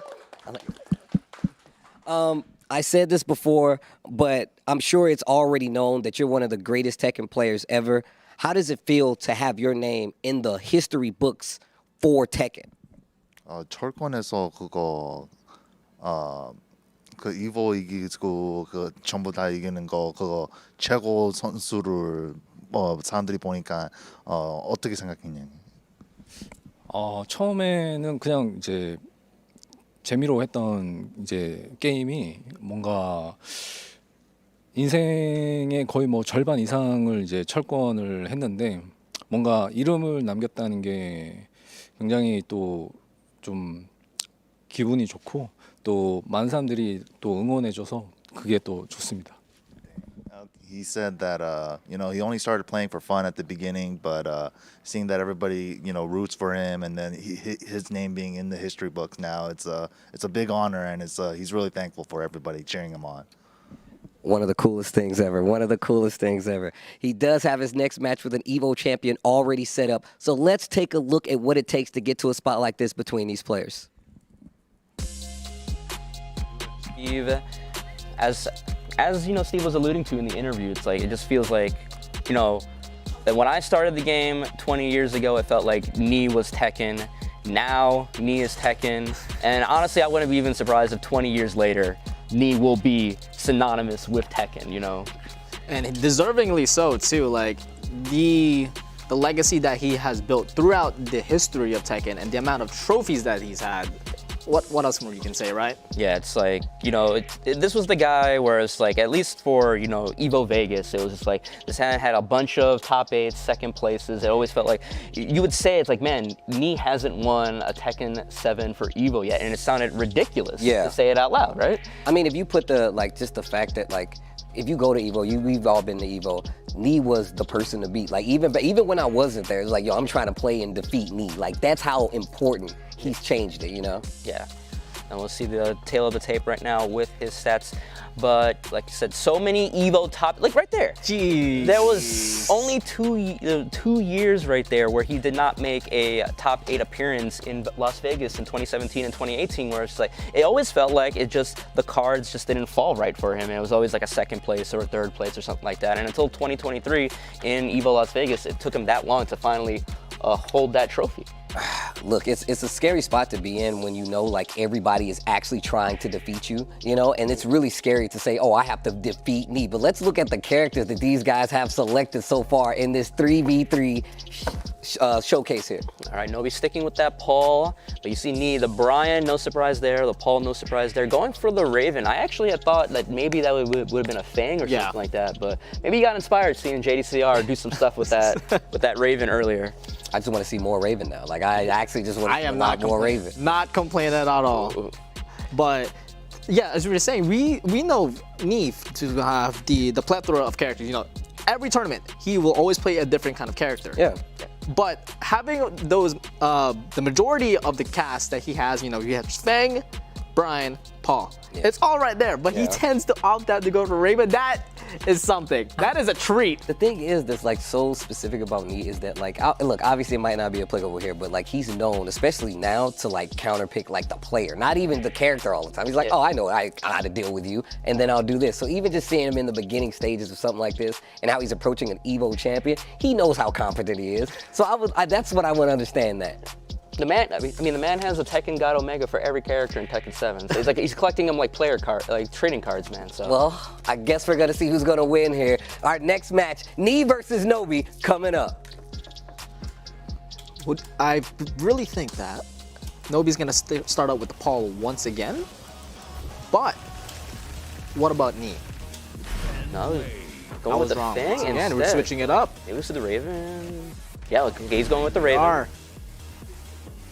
Nobi, you know, having a bunch of, I say a bunch of, but he got 3 games, a couple of games worth of experience from JDCR, so we'll see how Nee's take on this character is going to be. Yeah. But I'm ready to see some more Shadow clones. Yeah. The momentum right now by Nobi is heavy right now. Like, he is on a high roll. All right, game 1, Nee versus Nobi. 2015 Evo champion versus 2022. It's down 2 there, immediately brawling out. There we go, full crouch off 1+4. It goes for the mid option, but Nee is not phased at all. Nice back tempo to whiff out. Yeah, and if anybody can know how to keep Nobi under control, make him behave, it's Nee. That calm, calculating style. Finds the spot right there with the Shadow Clone. Let's see what kind of combo we get here. Gets the clean wall splat, but not quite ready to convert the full wall combo. And Nobi trying to be a little cheeky with the back turn. Spending each other. Oh, I thought that heat burst might have whiffed there, but unfortunately not. Spends the homie. Yeah. But doesn't matter. Able to bait that out and gets the first round in. Nee, well calculated there. Let's go for the back one there to get the pressure and drills the Kempo steps. The Kempo step 2 just being this big overhead. And not so cool. Not able to get the punish out of the crumpled low with the delayed hop kick, but we'll get the back one counter hit out of that. Nice duck out of the back one and beautiful duck again and put the down 2. Ooh, counter hit out of the side step 4. And all the way to the wall as well. Look at the damage that Nee is showcasing. Ooh, that was so much damage. Nobi still has life. And the classic parry by Nee. We got 25 seconds left, and Nee opts out to use the rage immediately as he down forwards 1 out of there to get 2 rounds up. I actually really like using the heat right there because then that makes the down forward 1 at the Shadow Clone safer. So you can try to stuff out Nobi without any problems there. But Nobi spending heat early, trying to get something going. That back 1 knocks down on normal hit while he's in heat. Spending all of the heat tactics, but Nee weathering the storm, gets the block, gets the punish. Gets the wall splat? Not quite. Not quite. And immediately goes away from the wall positioning, and Nee is now all the way to the other side of the wall, but heat's in, keeping it hot. And now back away here, and Nee is trying to fight out of there. He goes for the heat engager, the heat smash. Able to connect again. All right. Side step 2. They're both in rage. Nobi on a pixel and takes that last little bit of damage.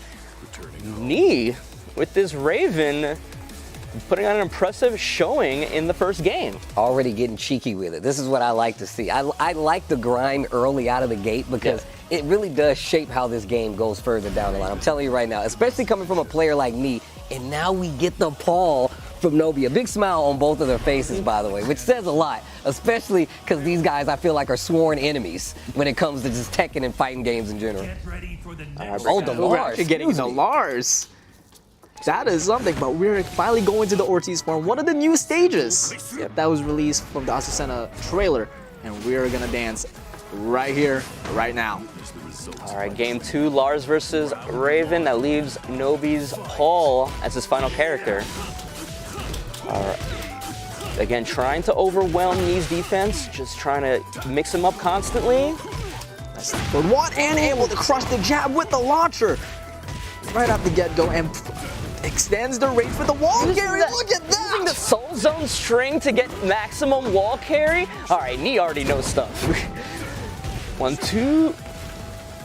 And that Soul Zone 1 going into crouch dash, I didn't even know you could do that. I'm learning new stuff about this character that I was trying to mess with. As I was saying, the potential that these players are showing us is eye-opening, but that is one eye-opener right there with the first round here by Nobi. Yeah, using the Lars using the heat shoulder charge, try to force that final mix-up, working out.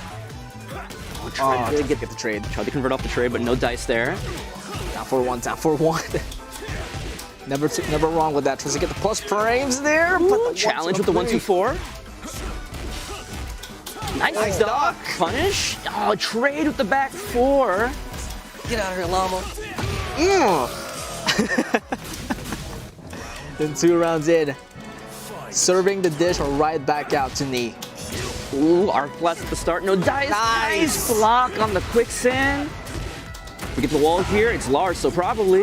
Yeah, all right, there we go. Ends it with the shoulder. He goes for the low slash kick. He's in the corner. He has to literally fight his way out of the corner right now, and Nobi does not want to let him. Trading heat bursts back and forth. Powers through, but still able to block.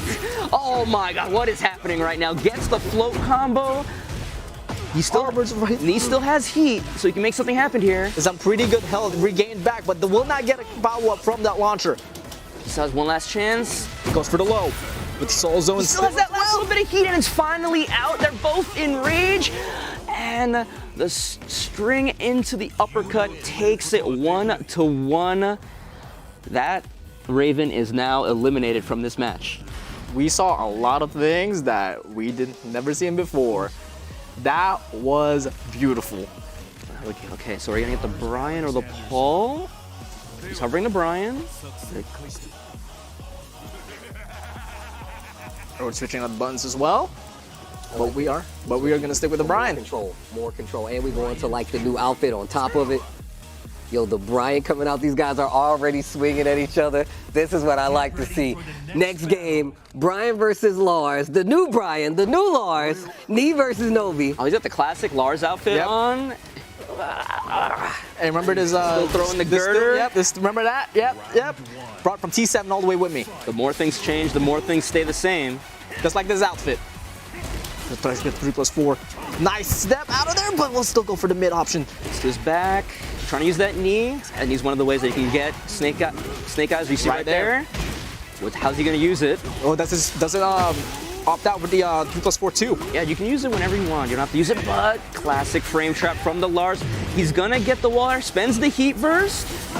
Yep, it still gets a tornado flip out of there. So much damage right there, jeez. And ends it off with a heat smash. To the next round we go. Emphatic first round in this game 3. Again, gets the Snake Eyes early. Hatchets out of there, trying to cut everything down slowly but surely. But Nobi is trying to negate that, and I see that Knee's trying to walk out of there. Some 3, no, doesn't fully extend to the G clef. Back 1, he's trying to get something going, but Nobi is so hard to pin down with this Lars. He's just dancing on him. Running 3 in the corner. Knee, nice duck. Knee in rage. Starts the heat burst. He's trying to clinch this next round. Nice down. Nice down for to just negate the move that he's going to do. That's 3. Oh, power. No, thank you. Get out out of there with that. Woo! Like, just absorbing everything and still managing to make the Power Crush connect. Big orbital out of this world, and we're gonna all the way to the wall now. He doesn't have Snake Eyes, so he couldn't get the pull. Don't worry about that. Down for 1-2. The machine gun punches. He's way out with the G-Clef in heat right now. 4-4. Nice. I can't follow what this Lars is doing, man. But he can, and he gets the block and the wall standing one to close it out, and he gets one up on the board. Man, Nobi on this Lars, it's like I can't follow. He's moving too fast. Everything's a miss. The dynamic entry went under the high. Just so smooth with it. New stuff. The mid out of dynamic entry. He finally gets the heat. He has me against the corner. And he's keeping him there. Spends the heat dash. Still manages to get the pickup, but off axis. He's managed to convert off of it. Nobi is absolutely ready with this character. He is keeping me pinned down, and that is it. The pressure is with Nobi as he takes out the Brian from knee. Literally no space given. This Lars might be a problem. Nobi's Lars might be a problem, man. Lars with the whip. You think you can stop me? Bro, that's a pop-off, bro. The character's pop-off for you, and the way he is using his Lars, he is keeping the pressure on. Everybody knows that the knee uses Brian. That's one of the characters everyone wants to see him use, but the approach from Lars just seemed so oppressive. Like, it was so hard for him to get anything done. But now, menu says damage, Paul for knee. And here's the thing, from the previous matches with the Lars, literally 10 seconds in, Nia was literally back against the wall. But now we are in this stage where walls are way too far away. Counter hit down forward 4 into the guaranteed back one again. That is 50% right there. Magic 4 gets the counter hit, the guaranteed as well with that. But the Art Blast, beautiful whip punisher by Nobi. We're gonna get some damage out of there and spends the heat. Alright, spends the heat, but doesn't use it in the combos, so you can spend it right here, trying to get something going. The 1-4 into stance low. Knee yet to use his feet. There we go. Oh, he wasn't ready for it. He caught Nobi in the air, so he put him in the juggle state, but he wasn't ready to convert off of it, but still manages to get that first round. That is right, folks. If you are able to activate heat when your opponents are in the air, you're able to get that down combo and able to follow up that with punishable, and he ducks the high and gets the launch. Nice down 1 to get out of there. Down 4-1, puts it down 3. Tries to catch on with a bit of a beautiful step, but will not get any reward out of it. This Lars just is a perfect fit for the way Nobi just wants to play Tekken in general. Fast-paced, mixing you up, keeping the pressure on, and right when you want to press a button at the wrong time, wants to launch. But Knee getting the launch there instead. And look at the hell that he just gained back. He hasn't spent. Either player has not spent heat yet. There we go. Are we going to charge in with that shoulder charge? No. Right back at you. And with the radar, but will not connect. And Knee is 2 rounds up, taking it pretty convincingly against the Lars now. Yeah, you mentioned it when the match started. Nobi wants to answer with his fast-paced style. Knee's going to answer with damage on this Paul. Beautiful sidestep with the knee launcher and gets some good mileage with it. With the demo man pushing him, that down forward 4. That Knee doing so much for him. Again with the spacing there for Knee. Tries to go 4-4-4. Doesn't go so much. I love it that he's really optimizing with the heat engager, just like that. Just like that. Bombs with those death fists now. And the G-Clef right back, and the health's pretty even. Nice break out of the 1+2 by Knee. Tried the challenge after the shoulder charge, no dice, and Nobi's gonna get a round on the board here. I'm sure he doesn't want to bring that to that final round, that potential pull mirror. He wants to end it here and move on in the ladder. See Knee starting the challenge. Oh, again, that counter hit, that second hit hits counter hit, he gets that sway back 2 for free. Yep. We learned that very, very recently as well. Tries to still put on the pressure now. It's Nobi's turn. It looks like as this match is going on, Knee is getting better and better at starting to weather this Lars storm. He's starting to see the gaps, knowing when he can challenge. And that's what's so perfect about Knee, as a player. He knows when to adapt. And just like that, Yes, he will. Oh, Demo Man. We're going to go to a final game, a pole mirror between these two Evo champions. I told you that was the response. He's like, oh, you're going to move around, you're going to dance in my face, hit me with the sweet feet, huh? Well, now I'm going to punch you in the face. That's all Paul does. I'm glad to see that it's still the same in this game.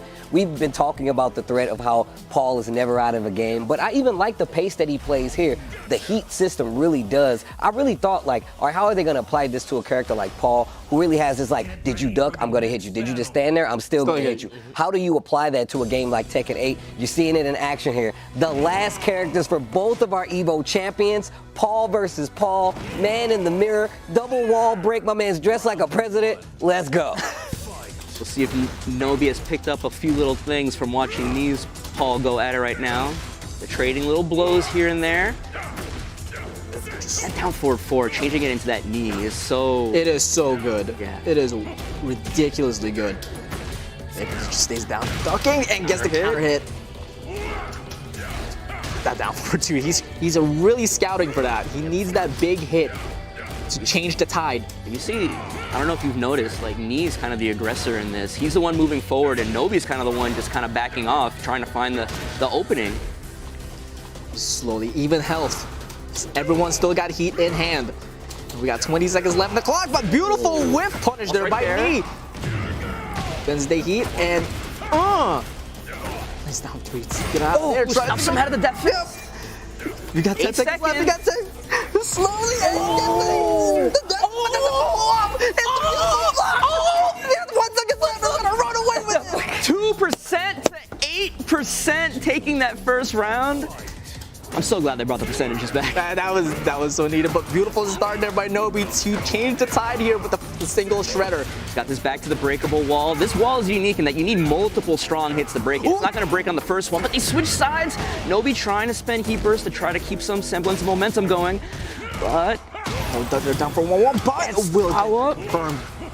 You should kill off this Demo Man. 1, 2, 3. And the blue sparks. Little fireworks there to start, you know, if it ain't blue, the show, it ain't true. Bars. No break on the throw. But again, you see Nobi kind of just being the hesitant one and Knee being the aggressor here, but gets the wall standing to launch. Gonna try and push towards this breakable wall again. Down the one. Spikes him down for Oki. Nice duck! That string, that wall standing 1-2 is not natural combo. The heat burst comes through, trading it right back. Right back. Okay, 30 seconds left. We have about 70 versus none, and Nobi takes the lead as 1 round away to advance. Yeah, we saw it against JDCR as well, willing to throw out that Iron Mountain shoulder, that 12-framer, just to get you offered, especially if it's going to win you the round. And now Knee is trying to fight back. Slowly gets the counter hit, Magic 4. We're on the other side of the stage right now. Nobi trying to move away from that wall, gets the counter hit low into the Demo Man follow-up. Tries to go for that sledgehammer, put on the plus frames as well. He's being the aggressor. It's trying to catch that Magic 4. The frames right now is in town. And gets the counter hit, gets the guaranteed. And the Phoenix Smasher, we are in a final round.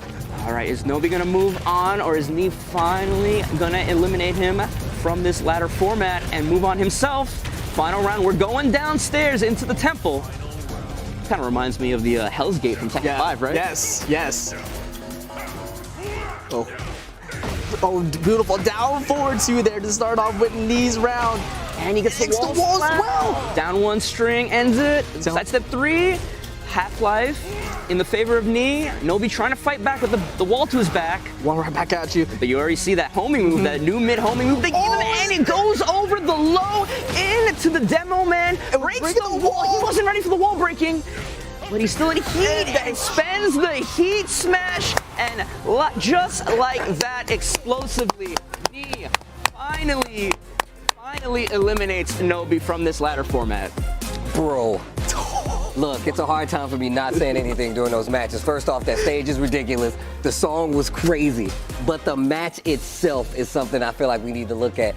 just seeing how they're adapting to each other's pressure in real time, the way that they're applying heat in some of these situations is actually something that obviously we've never seen before because it's a new game. But seeing it happen at the highest level, from the highest level players of Tekken over time like this, really does kind of put it in the scope of like how people are actually going to approach it in real time when the game is finally released and they get their hands on the game themselves. But it's varies so much between the characters. Like how Nobi approached it with Lars comparatively to Paul was different. Like obviously Lars is a lot faster, the offense is in his favor, but once they started getting to the all right, like who's gonna move first game, it really much felt like classic like Tekken. Like I'm like, what are we about to do right now? Let's take a look at the results of what we just saw there. 3-2 in favor of Knee, and man, that was an amazing set, but that's what you get when you see a player like Knee go up against Nobi. I mean, the matches here have been good, ridiculous, but let's go back to that first match, Fang versus Raven. Yeah, they're just bringing out so much interesting stuff with the Raven. I saw combos, you know, that JDCR wasn't doing, like their little things. And then later on with the Lars, this version of Lars is a perfect pick for the way that Nobi wants to play Tekken. It's like, it gives me like the Steve reminder, bro. I feel like this is like he's always in your grill. He always wants you to like respect his space. And look how close he can get these small whiff punishes and start his offense. It didn't work out though. He had the, it didn't work out, but that stage right there, I feel like if it was any other stage, that's a whole different story would have been told. Yeah, I think the big thing was like you saw when Paul came out against the Lars, a couple of key counter hits by Paul. You saw that down 4-4 counter hit Knee into the guaranteed back 1-2. You eat a couple of those in a row, even Nobi's gonna want to behave. Look, man, like I said, Paul brings the damage and nothing less. And I like the fact that that was the last one. There's like, you know what? How am I gonna do this? It's gonna be Paul. But we have an interview with Nobi, who will be removed from the ladder. Let's take a listen. All right, of course, a big congratulations to Knee for moving on in the ladder here at the Tekken 8 Evo Showcase. I got to ask, you know what, Nobi, it looked like you had a lot of fun playing all those matches, defeating all those previous champions. How do you feel about the games that you played? 今のゲームは超楽しめたみたいですけど、今は感想を述べてください。めちゃめちゃアドレナリンが出てる。もう最高のゲームでした。He says there's so much adrenaline running through him. It's such a great game. Now, I got to ask you, just an extra question, because I really want to know, personally as a fan, you were our first Evo champion. Which character are you looking forward to playing the most when the game comes out next year? ゲームが発売されてから一番やりたいキャラは誰でしょう？本当はドラグノフって言いたいんですけど、どうしてもビクターがかっこいいなと思ってるんで、まずビクターをメインキャラとして候補にしてます。So of course he really wants to play Dragunov, but the character called Victor, he's super looking forward to like getting to see if he can put him into a main. Understood. Last question, of course, I just want to ask you, what is your message to the Tekken fans, everyone that's watching? So みんな見てるファンへ何か言いたいことありますか？多分この後の試合もあると思うんですけど、これ見てもらって楽しくないって思うはずがみんな絶対ないと思うんで、少しでも面白いなって思ったら皆さんぜひ鉄拳8プレイしてみてください。So everybody who watched this game and did the favor of watching him play, he thinks you probably don't think that it's not a fun game. He's sure that you are a little bit excited for it. So he just wants everyone to try it out and have a fun time themselves, just like he got to do today. Awesome. Well, thank you, Nobi. Thank you, Peter, for coming here to the Evo Showcase event. We're going to throw it to our friend Tasty Steve because he's got some splaining to do.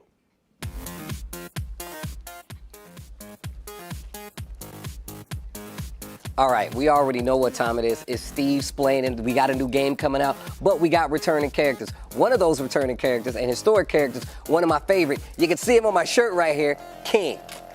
Now, King is King the Second right now, but the first King was actually killed by Ogre. He actually has an orphanage in which he actually takes care of kids, so that's the best story you can have for anything. But during the events of Tekken, the first King actually got killed, and one of the orphanage's kids actually takes up the mantle of the new King. He actually goes to avenge the murder of him, also actually goes to avenge the murder of a second Armored King, the first Armored King, who was his mentor, who taught him after his first mentor died. And still in Tekken 8 right now, Steve Splain. That's really hard. All right, thank you so much for that, Steve. I forgot that it was King II, actually. But we're gonna look at the ladder, how we're going to get to this point so far. Knee, unfortunately, taking out Nobi. It would have been real cool if Nobi went all the way to the very end, but Knee is going to move on now, and he is going to face up against our next Evo champion, Low High. So let's take it over to Steve. One of the young gunners of the Korean Tekken community and a very good player on top of that. And, of course, an Evo champion, our next contestant, player and champion, Low High. Low High, first Evo, and it is 3 out of 5 set. We are about to see history. He's trying to get that. Look at this! Oh my God! Oh, and he low parried it. Low parry, Low High. Very nice work. Insult to injury. Another one. This one's counter hit. And that leads to a free juggle, the follow-up, and looky. Hey, look at Low High, 1 round away from being Evo champion. He can taste it, he can smell it. Oh my what is God! he doing? Unbelievable! And then it's gonna get blocked. It's over. And it's over! Low High, the Evo 2018 second 7 champion. Congratulations. Low High won it. First time he has ever been to Evolution, and he took it in a convincing fashion.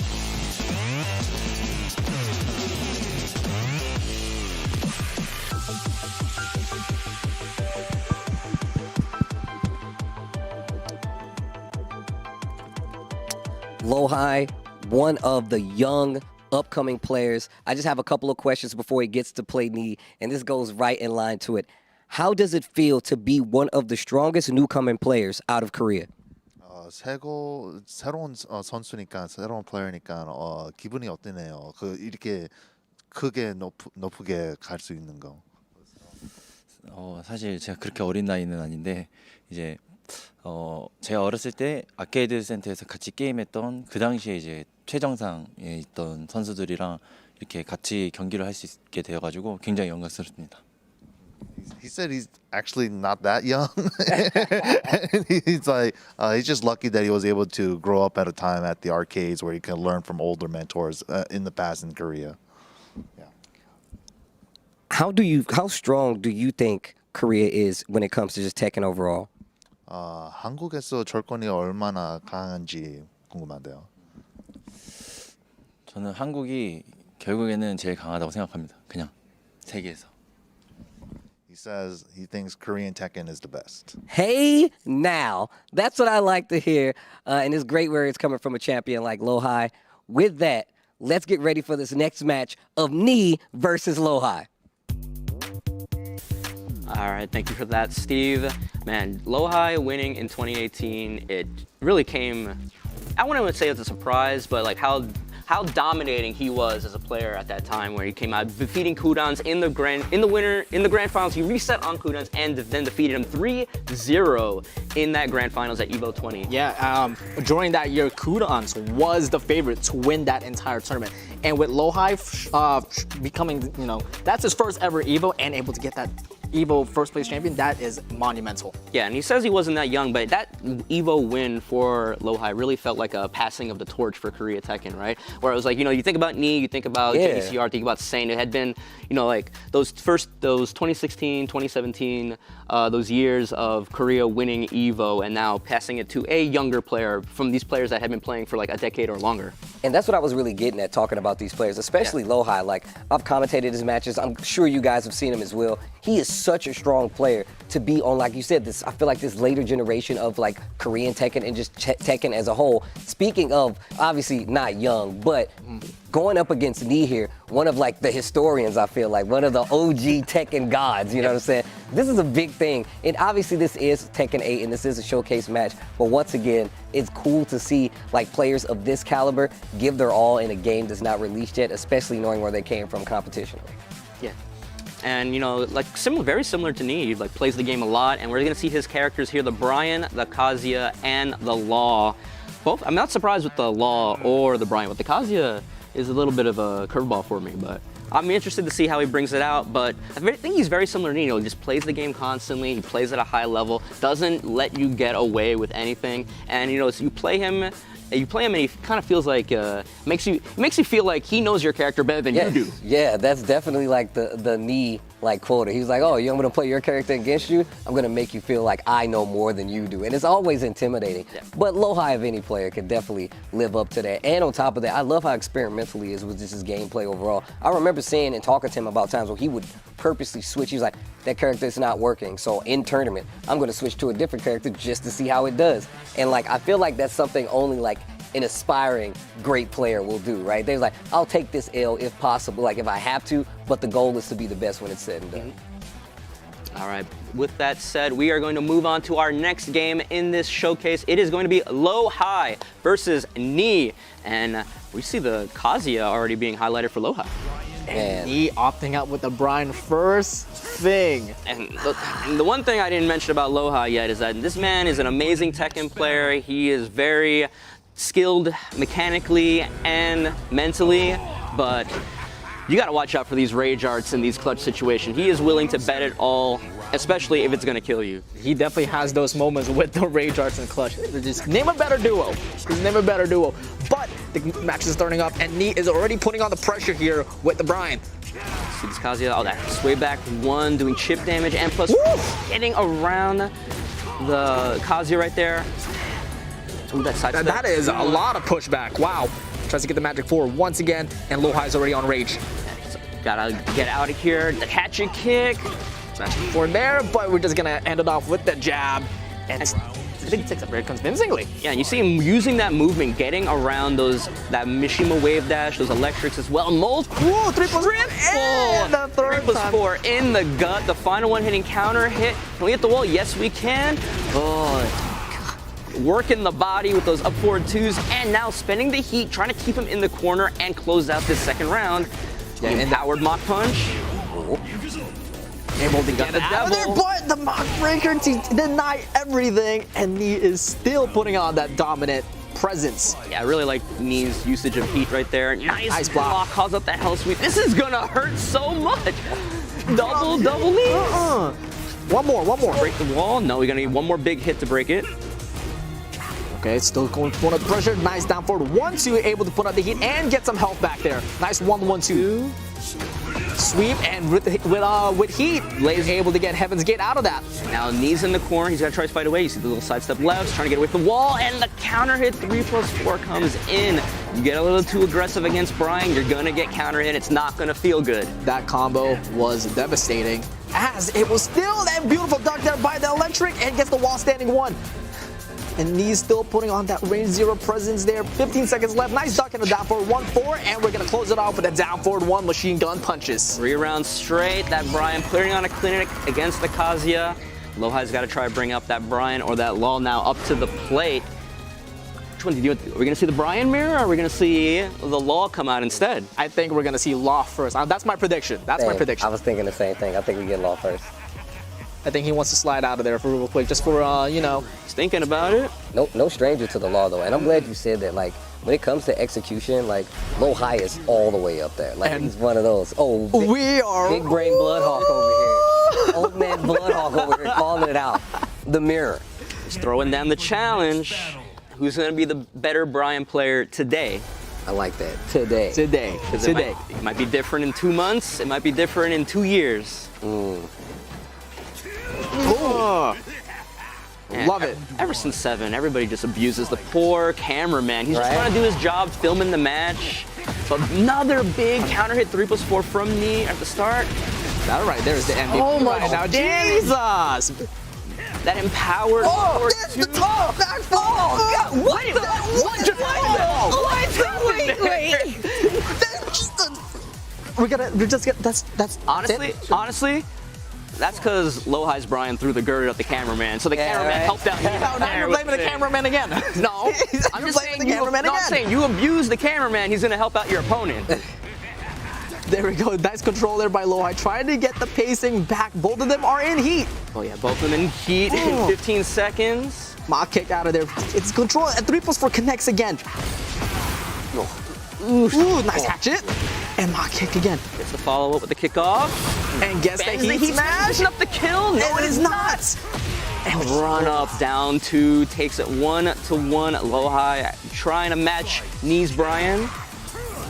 Beautiful step there with the whiff at the 1-4. Again, machine gun punches comes in clutch here for Lohai. And the 3+4 to the punch. Mine's faster. And gets all the way to the wall and gets a tornado flip and Snake Eyes activated. Gets all of it. That combo is so sick. It's so cool.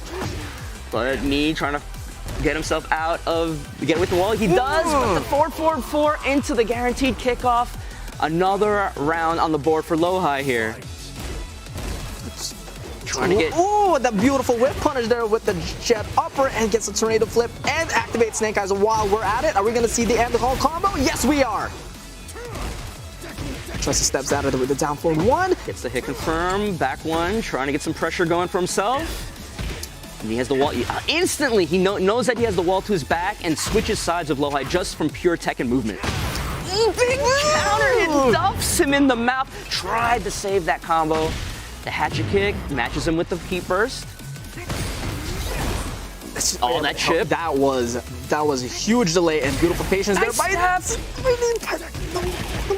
And we're gonna again with a final round with the Bryans right now. All right, who's moving on? Who's Brian is getting eliminated? Big counter hit, back 1. They go to the sky in this game on that counter hit. It is such a cool animation now in this game. Yeah, no, he didn't have Snake Eyes on that one, so he can only do 3 hits on that 0-4-2 string. Beautiful block punish. 40 seconds left with the taunt there. We got 40 seconds now and heat activated for both of them. Nice step. Oh, and then the 1-2-4 into the heat dash, and then the simple down forward 1 takes it at the end there. 1-1. Knees Brian is eliminated from this match. Are we gonna get the Raven or the Paul now? Actually, no, we got Fang. We got Fang this time. You're right. This is the character that I really wanted to see me play, actually. Especially after talking to Bloodhog last night about some of the changes to Fang. I'm like, excuse me? And we saw a little bit of that today. Some of the back turn issued options that he has now, but that's going to be the next one. And that's exactly what we're going to get. Yeah, that back turn 2 being an armor move, and then while he's in heat, getting that big jumping stomp, jumps to the sky, comes down, and if there was a move that gave frame advantage, that is definitely going to be one of them. There's a lot of those for Fang. There's a lot, but here we go. We're going to showcase that. That new move right there. Shifting Clouds 2. It is menacing. He's going to down forward 3 there with a tornado flip. And shoulder to end it off. That new, I think it's a 4-3-2. Yeah, 4-3-2 now. Yeah. That's a new end there instead of the 1-3s to shoulder. Back Kempo 1 heat engager. Big That stomp right there. coming out. Eat this frame advantage, but Lohai sniffs out the mix-up, gets the big Fisherman Slam, switches sides, tries to get another big jumping stomp. This time the low works out. Can we get some wall carry? How far are we going to get here? Three quarters of the stage? Not that bad. Nice patience there. Again with the back 1, no counter hit this time though. But beautiful defense now for every Pokemon right now. But gets the back 4, doesn't get the follow off of it. 4-2-1, nothing.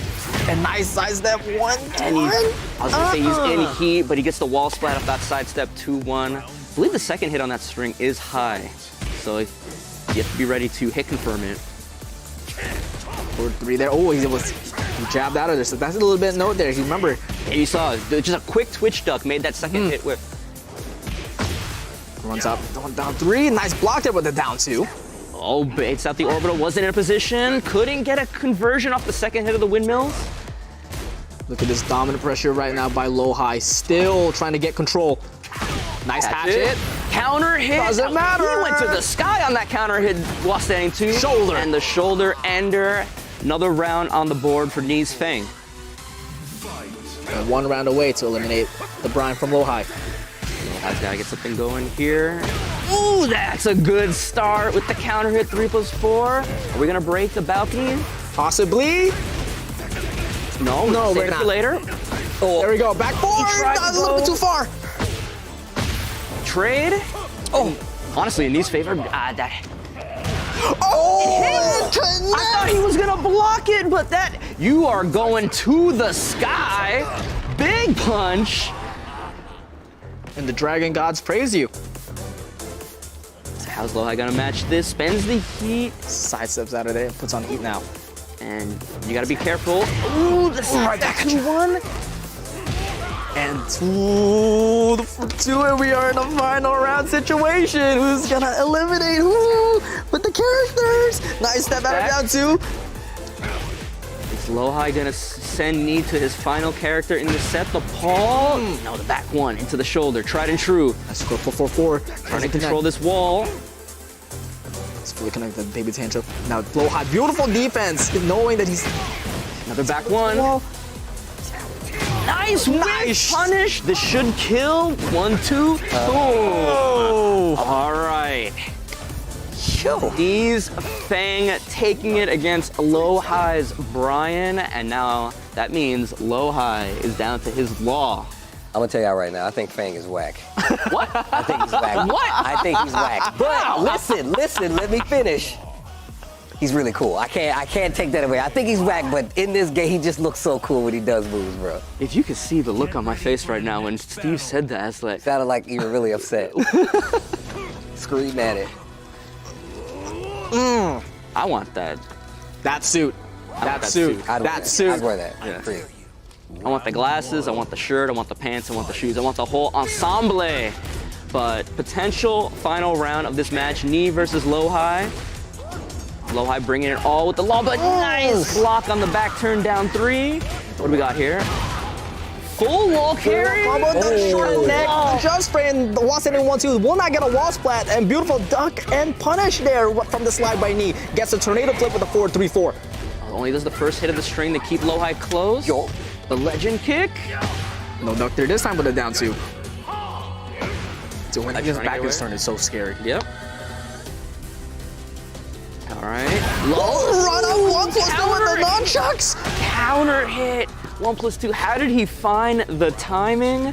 But he did. Brings him out, puts him right back in his pocket. Ooh, speaking of counter hits. Gonna get the clean wall splat. Boom, boom, shoulder. Trying to control the wall here. 1-2, tries to get more pressure now. No duck, and gets punished with the wall standing 1-2 there. Ooh, no punish.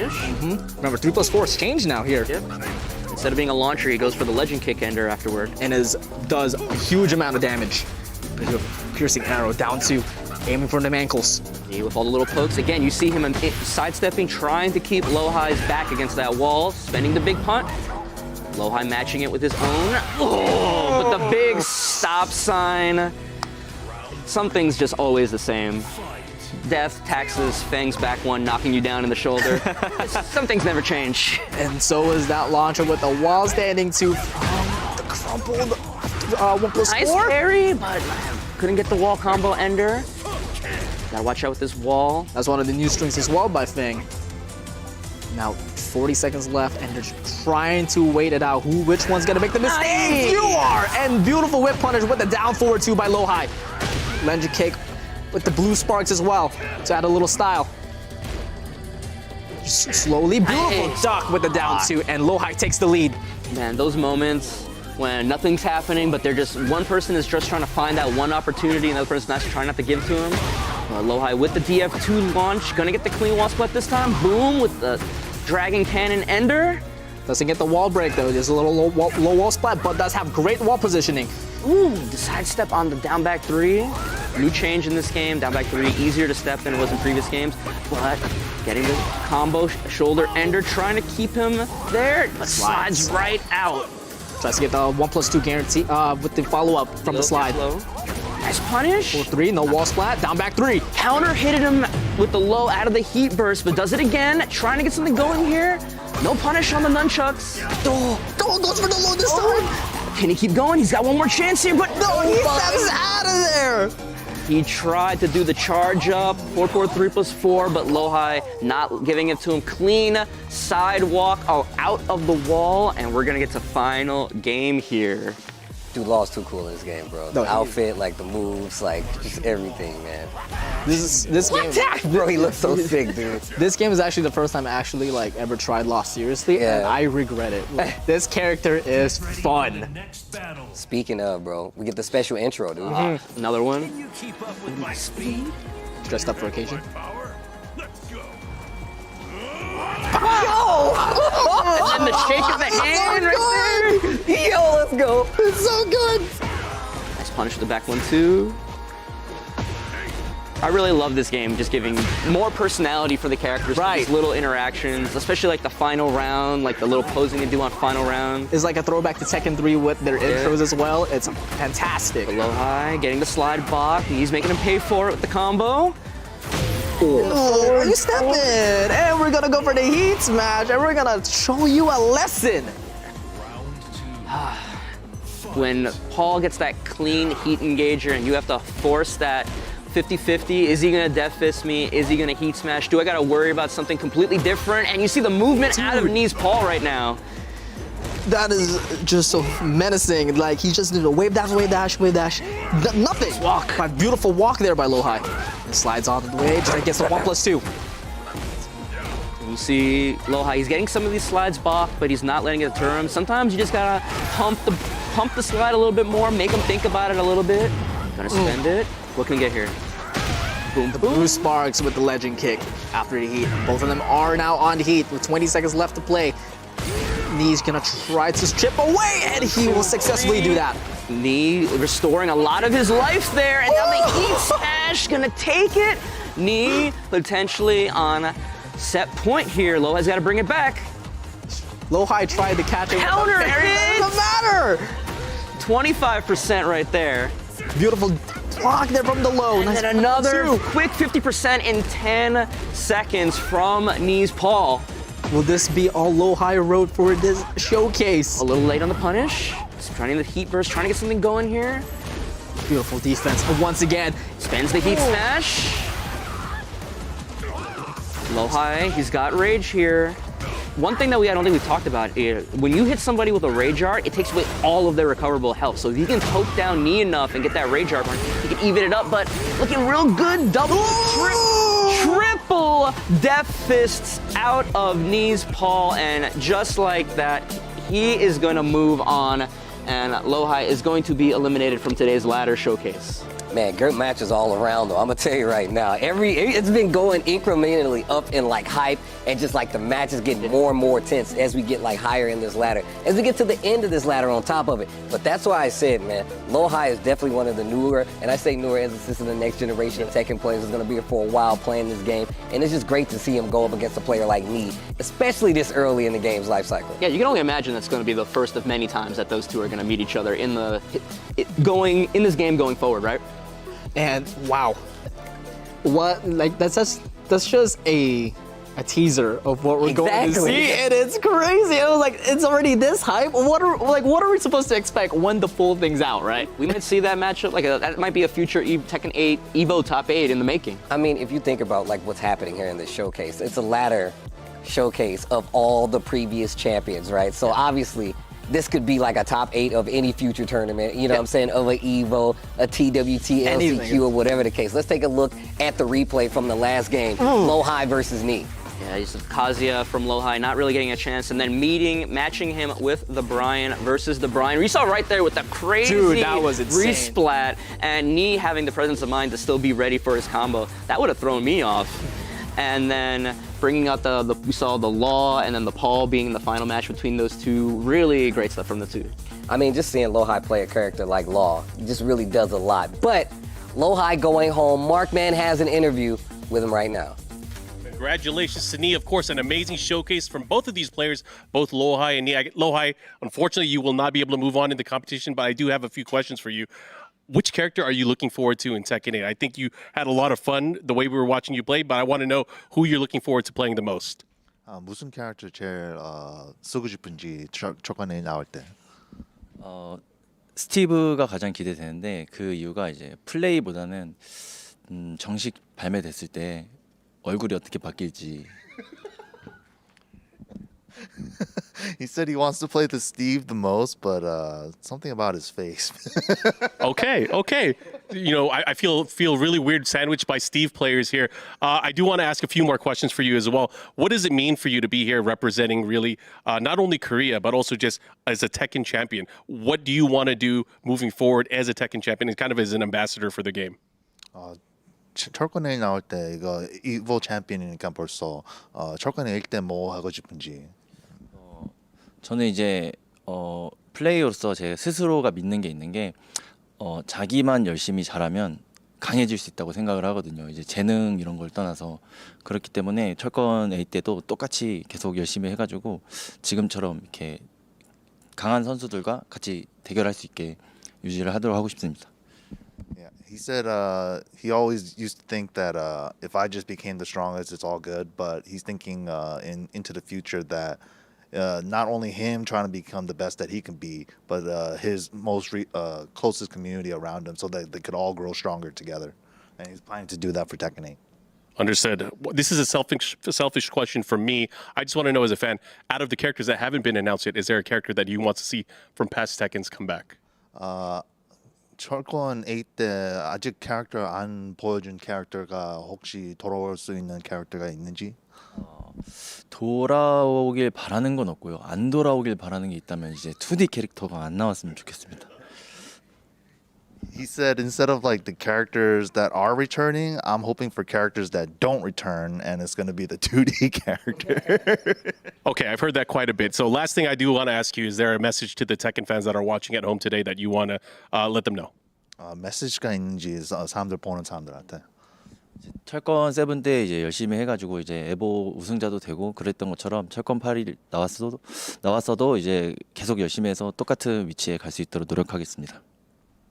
He said that he was able to try his best and become a Tekken 7 Evo champion, and he's hoping that when Tekken 8 comes out, he's able to keep it going. Awesome. So Lohai, thank you so much for being here. And we are going to be continuing more with our Evo Tekken 8 showcase. But first, we got to go back to our boy Tasty Steve with another session of Steve Splainin'. This time, we're going to Raven. Now, Raven is introduced in Tekken 5, and he's obviously one of the cooler characters out there. He's part of the larger group of ninjas called the Ravens, which we didn't know at the time had an even cooler character, Master Raven, that was leading them, and our newly introduced Victor, who apparently just controls them all. But the fact of the matter is that Raven didn't show up in the last game. He did see Heihachi, quote-unquote, die in T5. That's probably why he didn't join us in the next game, because he miscalled that. But also hired by the UN, which is also ridiculous because the UN is hiring ninjas in the world of Tekken. It is a world war, but it makes a lot of sense. Raven, cool ninja, Steve Splainin'. Thank you, Steve. Tekken University is open for enrollment, and with this right here is one of the professors. But we're gonna take a look at this bracket real quick, and we'll see whose knee's gonna move and face across. And we see ourselves, I wanna say right now, the rival for Tekken, Knee versus Arslan Ash. This is a matchup that we are always so excited, and whether we see them, it is always an impactful match to watch. I was hoping this one was gonna happen, but let's let Steve do his thing and introduce our next Evo champion. Now that we're getting to the topper parts of this ladder, I hope you guys understand what you're witnessing right now. We talked about what Knee has done for Tekken, but Arslan Ash has actually put the Tekken world on its head, and with that name, that's gonna be our next Evo champion, multiple Evo champion, Arslan Ash.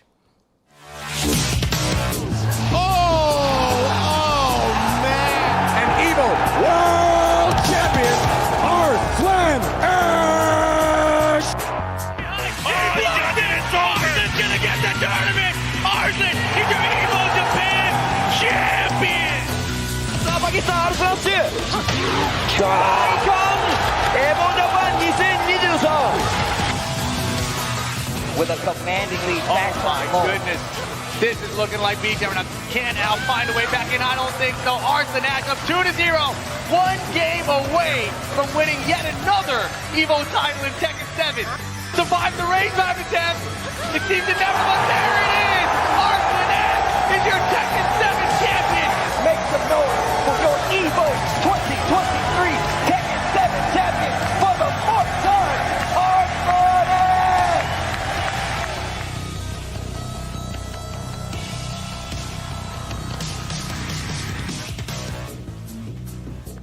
Y'all can clap it up, it's okay, bro. This is an Evo champion you guys are looking at. Arslan Ash, the not one, not two, not three, the 4-time Evo champion. I don't even know who else can even claim that. Do you understand how important that is? That there's nobody else that can be like, yeah, I've won it 4 times. Yeah, it's a dream. I think it's a dream. I think I'm living a dream. You know, yeah, it feels so good to even realize that I have won 4 times. Yeah. So I want to ask you this, and I haven't asked you this before, but I feel like I know the answer. Who is your rival in Tekken 7? If somebody was like, yeah, dude, this is my person this is my strongest rival. Who is your Arslan Ash's rival? I think there are a few. One of them is definitely is Ni, and I do actually consider Atif, and yeah, I think these 2, I guess. So last question, and I'm gonna let you get to your video games, right? I'm gonna let you get to the fighting.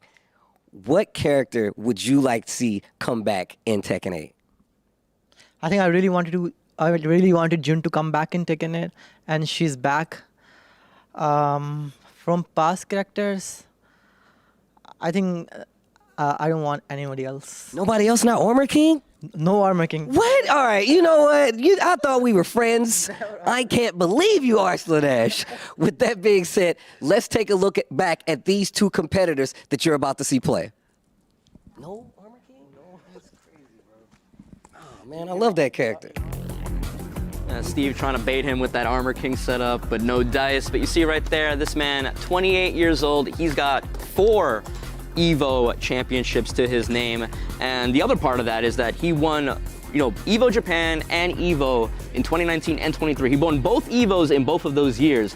Amazing player. And he was responsible for putting Pakistan as a Tekken region, a Tekken powerhouse region on the map. I literally tell him all the time, like, do you realize that you've changed the scope of like Tekken, not just like, just fighting games. Just to put his region on the map like that, it inspires a lot of people from that region and just all over to want to like stand up and do the same. And this is the fact that he's able to compete, defeat, and play with a player like Ni. All right, I'm not actually surprised by any of these character choices right here. You got the Jun, as he was talking about in the interview, the Nina that he's said in the past that he loves playing that character as well, and the Azucena coming up. But Ni, on the other hand, swapping out the Raven for the Jack 8 this time. Any thoughts on that? Actually, that's quite surprising. We're coming up the rivalry. I thought that he was gonna bring up the A game, sticking with the Raven or the Brian but we're gonna stick with the Jack. But the Azucena finally having the moment to shine in this showcase. Well, I mean, look, we're gonna get an opportunity to see it with our very own eyes. These guys are ready. Arslan Ash versus Ni is our next match. This is gonna be a good one. Let's take it to the games. And we're gonna ride through it. I guess what you said earlier, Arslan is responsible, for waking up the sleeping giant called Pakistan, and I'm so excited what's coming up with Tekken. Speaking of waking up, we got the Coffee Queen on deck, Azucena. See what they can do against Ni's Jack 8. Just go to the Jackhammer immediately. We'll see if this character kind of just custom built for the Tekken 8 system, right? You do the heat. She's got a Liberator stance that allows her to avoid highs and lows. She's got great damage. You got that running 3-2 that can be a problem, especially for a character like Jack that might not be good at sidestepping it. That down forward 2 reached all the way from downtown, and we're gonna dance right on through, showing the new moves as well. A wall running 3-2 is a problem. That is a mid-high, and it jails. And trading the heat burst back and forth. And you see right there showing off the Jack 8 when he's in heat or gamma charge. That punch becomes a guard break, and then cashing it out for the heat smash right away to take that first round. Beautiful defense there by Nia as well. But we got the down forward 2 on my own, and we're gonna go carry all the way to the wall just a little bit. Has a really good wall presence now. I'm really hoping you see it in the background, that fence. I'm really hoping we break that and we can show off a little bit more of what this stage has to offer. We got that lower level, and then that lower level has a breakable floor. But Arslan getting the launch here, spending the heat burst. How are we gonna do things? Yes, we are. Boom, boom, boom. And now we're gonna dash in with Liberator maybe? No, the running 3-2. I think we're gonna see that move a lot. You're probably right. It is such a good move. Punch on the string. Jackhammer not that back turn 3, that jumping low, if that hits counter hit, she can get a free crouch throw. Like her crouch throw can put her into heat. Yes, you're absolutely right. And speaking of heat, needs to activate his own, but he does get whiffed. We're gonna see the guard break again. No, we're not. Liberator 1+2 launcher. Double low into the mid, and we still got the tornado flip. Are we gonna go into the wall? Yes, we are, but doesn't get the right wall splat. He's trying to get the control back.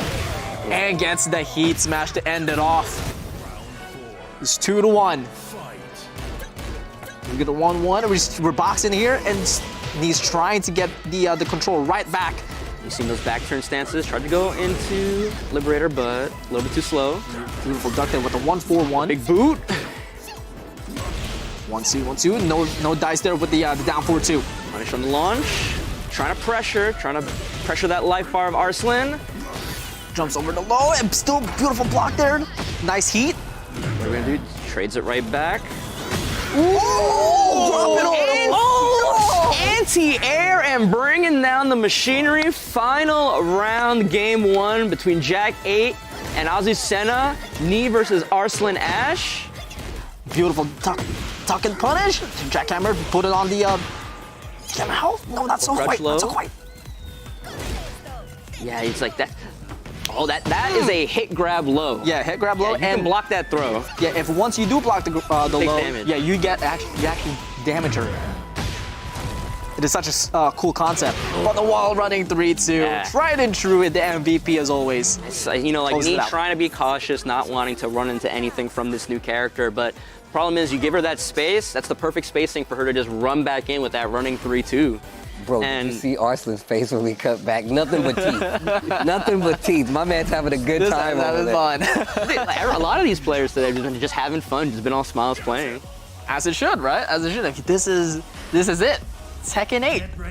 This is what it does. Right there, bro. We're literally right there. It's almost time for the next battle, bro. So close. All right, Knee bringing out the Paul right now for the Azucena. You know, because Paul better movement than Jag, better sidestep. One thing that you can do to deal with that really oppressive running 3-2 is that you can it's a mid-high, but it jails. You can sidestep the first hit and then duck the second one. I don't think Jack could do that. I'm sure Paul can. I agree with you. I think Paul has quite the better movement here, but and with punished, able to move out of that down forward 2 now, will ya? Down back 3 into the back turn 2. Arslan being a menace with his Azucena right now. Yep, she says facile there, calling him easy. Sledgehammer out of there, but he's right back. Frame too slow of trying to counter hit him out of that heat burst. Spins the heat smash already, puts him to stance. He's down 3. Spins it. And he still has rage. Spin it on an empowered death fist or his own heat smash, but the running 3-2. Do it again. Back to back. Doesn't break that time, but will break the ankles. And the sweep. How could we forget about the sweep? Yeah, she has a knockdown sweep out of that Liberator stance.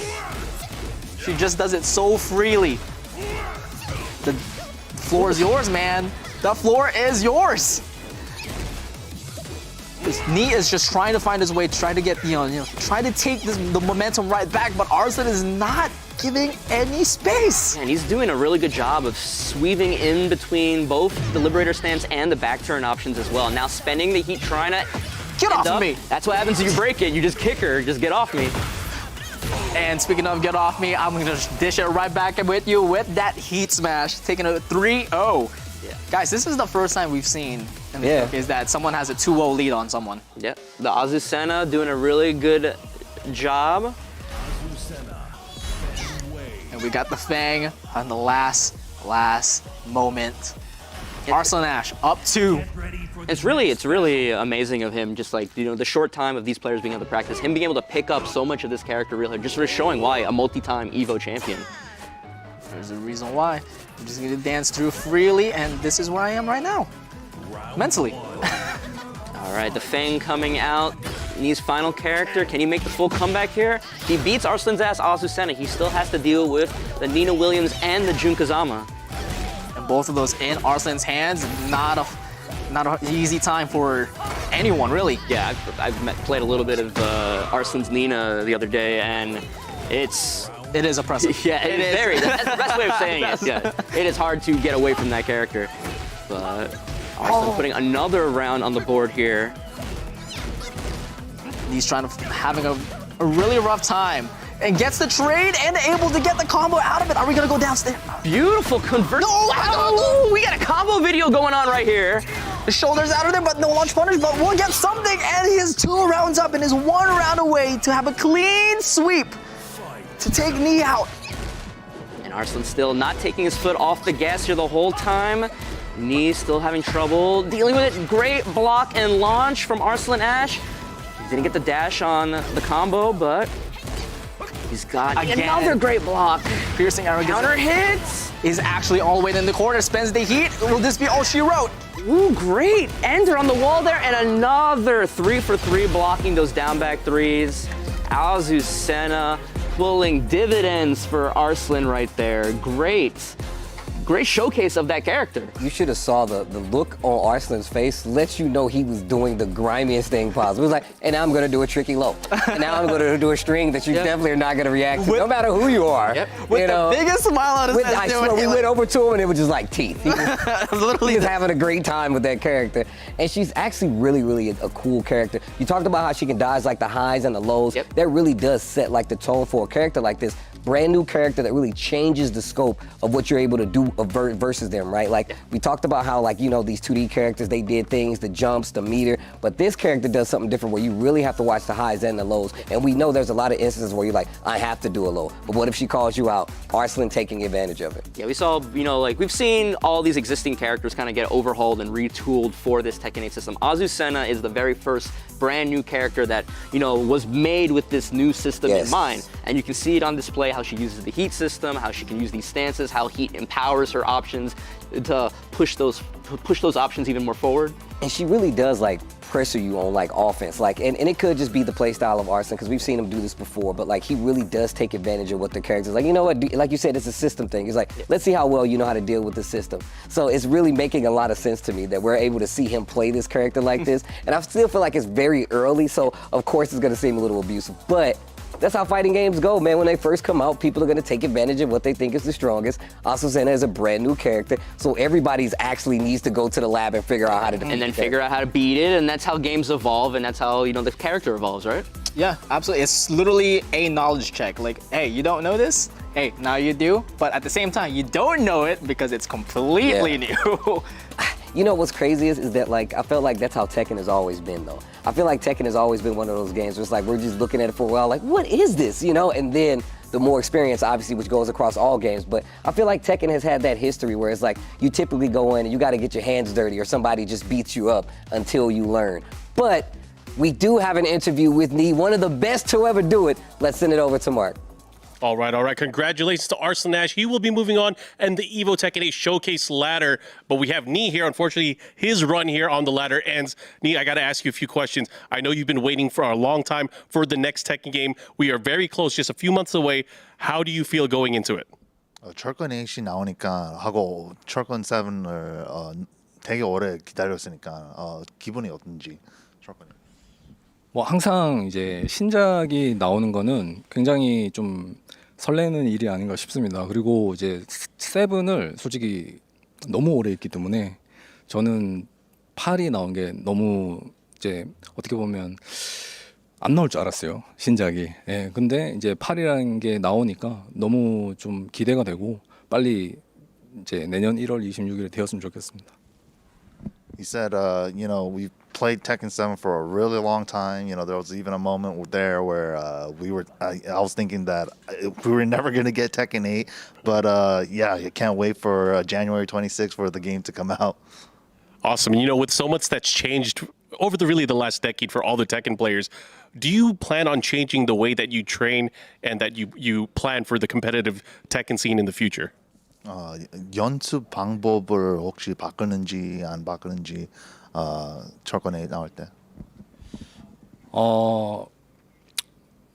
뭐 사실 이제 한국은 이제 옛날부터 오락실이 있었기 때문에 이제 게임하는 환경이 사실 오락실이 좀 주류였거든요. 근데 이제 사실 콘솔로 바뀌는 것은 사실 얼마 되지 않았어요. 왜냐면 오락실이 이제 다 닫으면서 이제 콘솔이 됐는데 사실 한국은 이제 그런 문화에 익숙하지가 않아서 이제 다른 나라에 좀 어려움을 겪는 게 아닌가 싶은 생각도 있고요. 그리고 이제 철권 8이 되면은 사실 이제는 콘솔로 좀 대회나 뭐 이런 것들 준비해야 되지 않을까 싶습니다.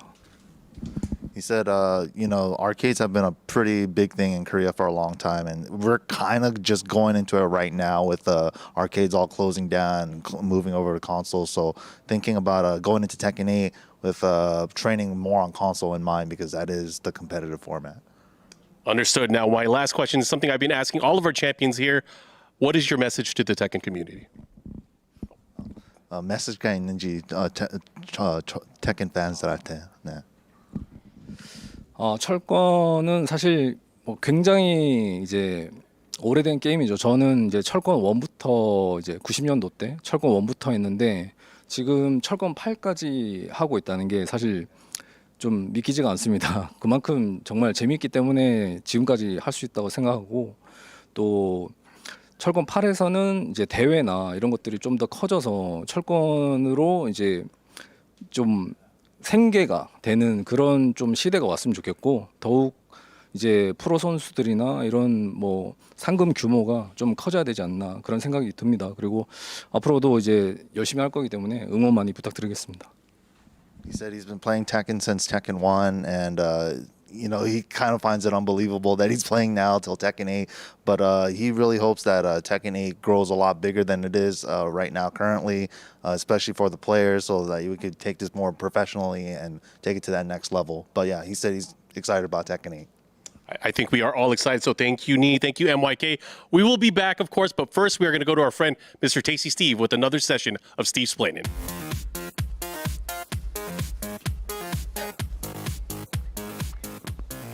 Speaking of Tekken 1 through 8, a character that has been there the entire time, Kuma. Let's do it.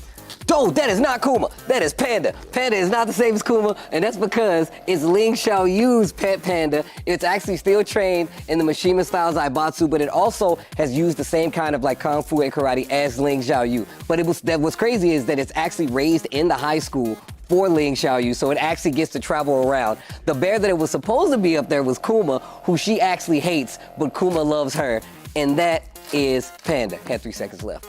Steve explained. Thank you, Steve, so much for another lesson of Steve's explaining with the Messenger Panda. But let's go ahead and check out the ladder. Next up for Arslan's next match, and that is going to be the last Evo Japan of 2020. Book is going to be the last one up, going against Arslan. Our final match of the day. Man, it's like that Evo Japan, Leroy coming out. There's a lot of feelings around that, but you know, if you win, right? And it's Well, look, I talked to Book about this himself. He questioned his Leroy win at Evo Japan. I didn't question it. I was there. Still one of my favorite players to watch. Guys, it's Book.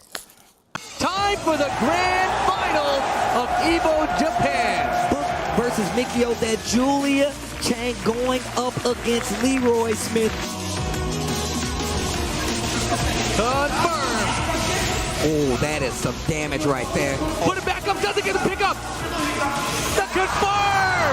The confirm! Book says, I'm not out of this yet. The stick! The cane! It is tournament point for talent. Book. Oh my. He confirmed! That could be the tournament! That could be the tournament! Book is your Evo Japan 2020 champion!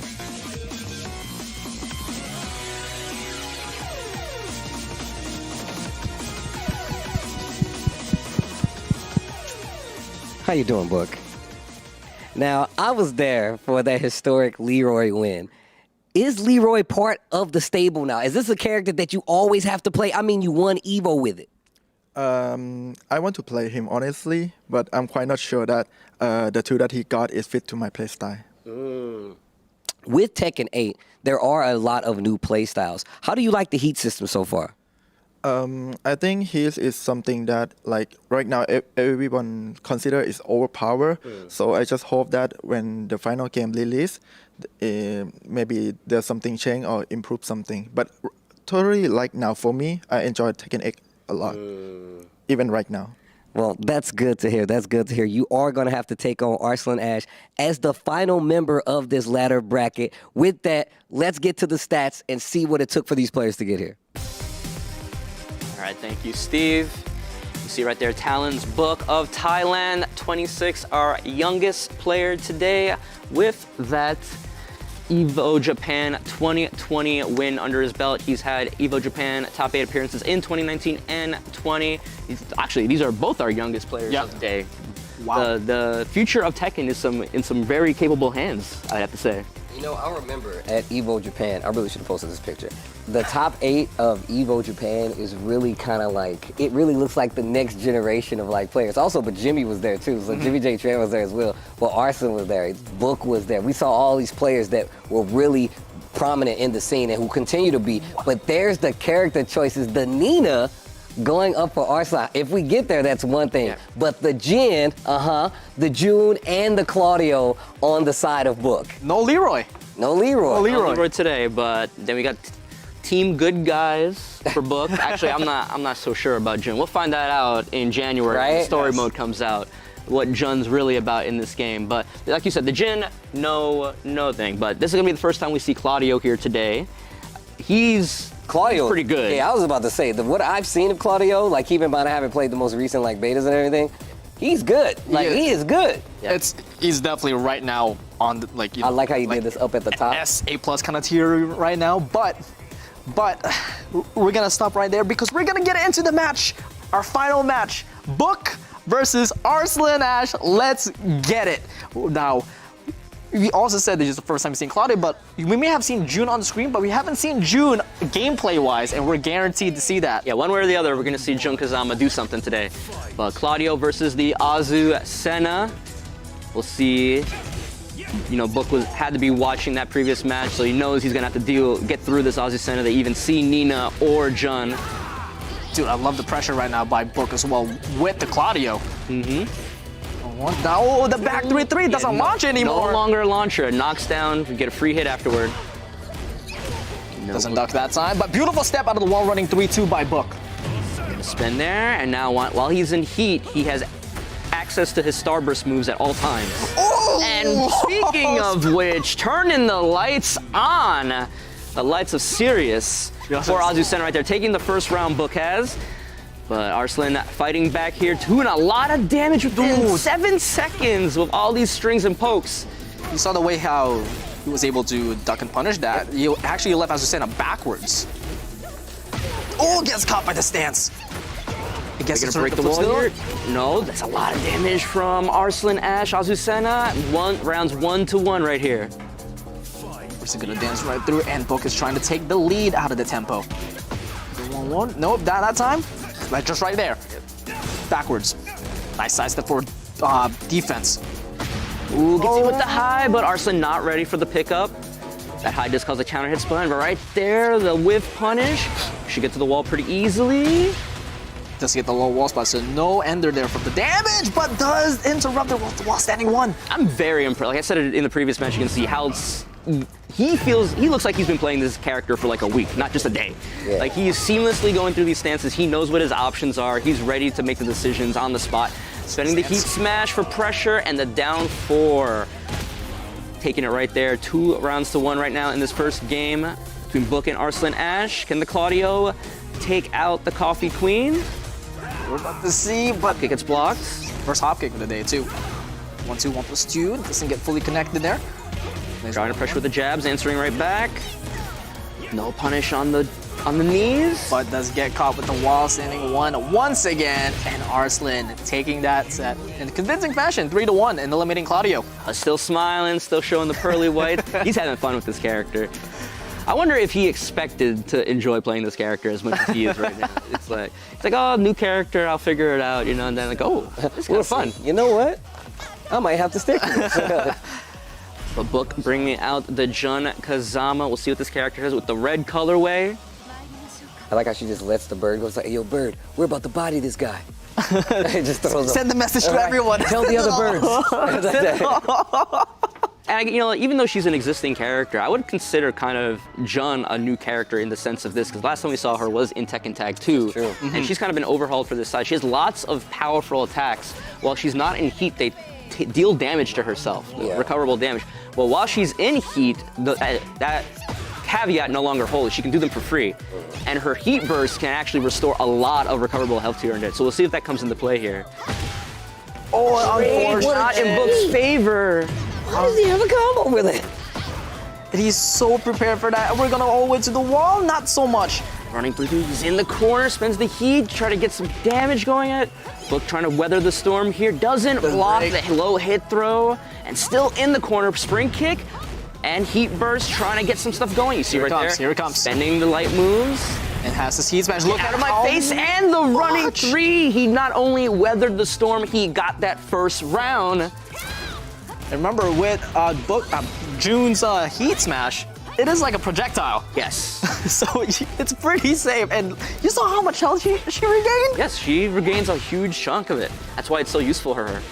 So it's really interesting how this character, it's kind of how this character is like built around like losing life and then getting in the heat and then trying to get it all back with that really useful heat strength. But Arslan, again pressuring, Book using the heat burst, answering right back. Oh, heat burst cancel. Love it with the bait from the heat smash, but they get the full from 2 out of there. And the heat smash right back at you. Not dead yet.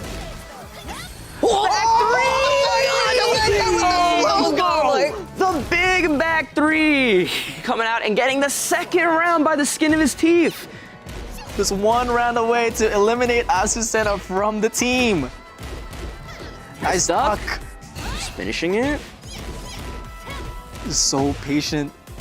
They're cautious, both of them. Using the new stance options. Trying to get the float. Nice duck. Book again just trying to weather this Azucena storm.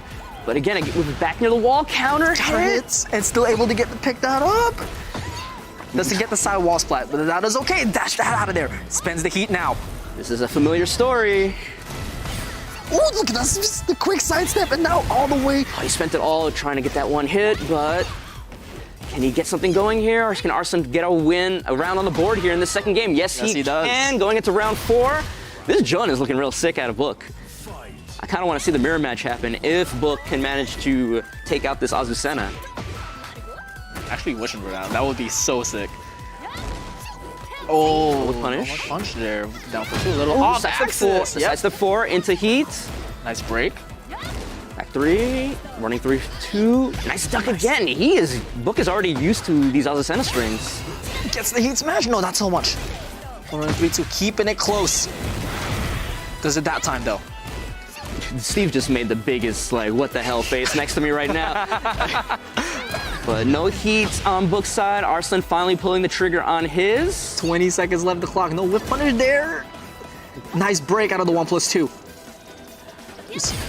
Ooh, dashes in with the empowered Liberator stance. Using strings. 10 seconds on the board here. And the 1-3-2. Close it out. We got final round. Which character is going to get eliminated? Well, the 1-1 into stance. The 1+2 gets the launch. Jabs for wall carry. Doesn't get a clean wall splat right there. But now, okay, Arslan really turning it on here, not giving Book any opportunity for counters. But whips the heat smash. Gets put in the corner right now. This is Book's opportunity to try to get something going. Hold it back turn 2. No counter hit. There's a lot of punish going on. He is not giving any room to play for Book. And just like that, takes it convincing on the final round. June is eliminated from Book's team. Yeah, Book had some really good moments with the Jun Kazama, but couldn't close the door on Azucena.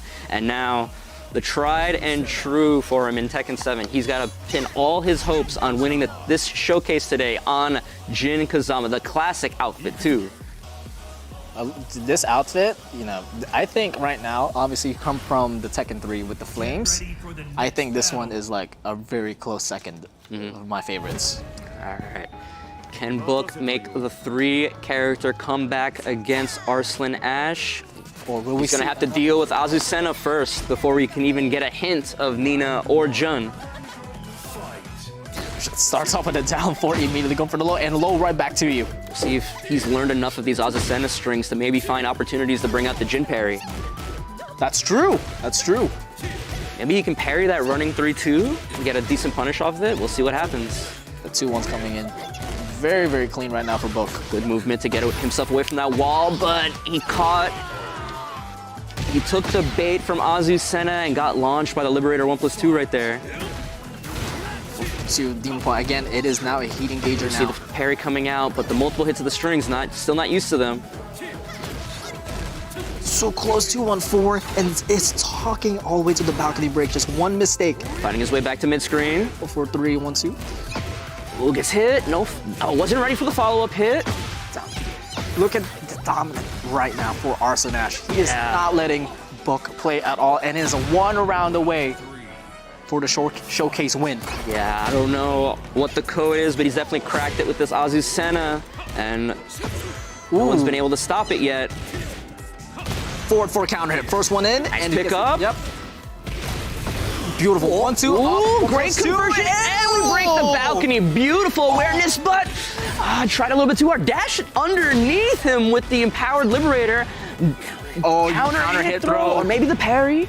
And you can't break that. And you can't break that either. You gotta block that one. Sends the heat smash. Rage in hands. We got 25 seconds left in the clock. One more chance for Book to hold on here, but Arslan Ash with the running 3-2 takes it, and Arslan Ash is going to be your Evo Tekken 8 Showcase winner today. Yeah, Azucena, bro. Like, I'm literally just finding out so much stuff from just watching him play, and it is already looking like a problem. Like we said, I have to hit the lab and understand how this character is going to. I think everybody has to hit the lab. Like, 100%. Oh, goodness. Like, I remember when Azucena came out, everyone started abusing it, and I was like, this character is a problem. Yeah. We just saw what Arslan did, and we're just seeing the results here. It is going to be... That was our second 3-0. Yeah. Yep. I mean, look, we talked about what Arslan, how good of a player Arslan is. It makes sense that he's able to take this gameplay, adapt it into a day strategy, and then make this character a threat. But once again, this goes back to what you were saying before, that like this is for this character. This system really does benefit this character, and I really like just how different she is from everybody else. And I've always been a fan of having to change up the regular Moreau like gameplay, where like you have to change it up versus these new characters. So Azucena definitely fitting that. Yeah, and then, even, we don't know exactly how good this character is. It could just be Arslan is an amazing player. We know he's an amazing player. 4-time Evo champion. It could be. It could be. Maybe he's pretty Evo good. Champion. Maybe. Yeah, just a little bit. But the ability to, on very short notice, really have this very cohesive game plan with this character and execute it is super interesting. It's not the easiest thing to do, but Arslan Ash gonna be our Evo Showcase Tekken 8 winner here. And like we've done before, Mark, man, we'll be having an interview with Arslan Ash. Let's take a listen. All right, congratulations, Mr. Arslan Ash, and of course, thank you, Book, for competing as well. Arslan, I gotta tell you, man, you did some very impressive work there with Azucena. How do you feel about that character? I really like that character. Yeah, I think she's so fun. Yesterday I was watching his videos and on YouTube, and I was like, okay, let's play her. And I think nobody knows how to play versus Azucena, so I was having fun. Yeah, she's a perfect character for me, I guess. Understood. We didn't get to see your June or your Nina. Turn it a little bit this way. We didn't get to see any of those characters, but talk to me about those characters. I know you played with them a little bit. Tell me about those two characters and if you had fun with them at all. I think every character is very strong. I think right now, Nina is the perfect character. Like, she's the strongest ever, if you compare her in the previous fighting games. I think June is also really, really strong. I just don't like Heat a lot, but expect that part. I think Nina, June, Azucena, I think these are for me, it's very fun characters. Understood. I got to ask you, how are you planning to train for Tekken 8 when it eventually comes out? Yeah, I think a lot of people, especially like people who hate, they are saying like Arslan is a champion. Arslan is amazing in Tekken 8 and he's not gonna perform well. I'm just gonna say that don't worry about me. I'm gonna win again in Tekken 8, like Tekken 7. Nice. Okay, so my last question to you, I've been asking everybody here, what is your message to the Tekken community? Is there anything that you want to address, maybe to people back at home or just people watching online? Nothing. I think, guys, you shouldn't play seriously too much. You should have fun. Sometime I have seen a lot of pro players, taking too much pressure on themselves to prove I don't know what. But I think sometimes, you have to chill, relax, and play for fun. Yeah, I want to say this, and I'm excited for Tekken 8. Let's see how it goes. Okay, I'm excited for Tekken 8 as well. And again, thank you for coming out here, all the way out here to Los Angeles to participate in this showcase. But right now, we are going to go back to our friend, Mr. Tasty Steve, and the final installment of Steve Splainin'.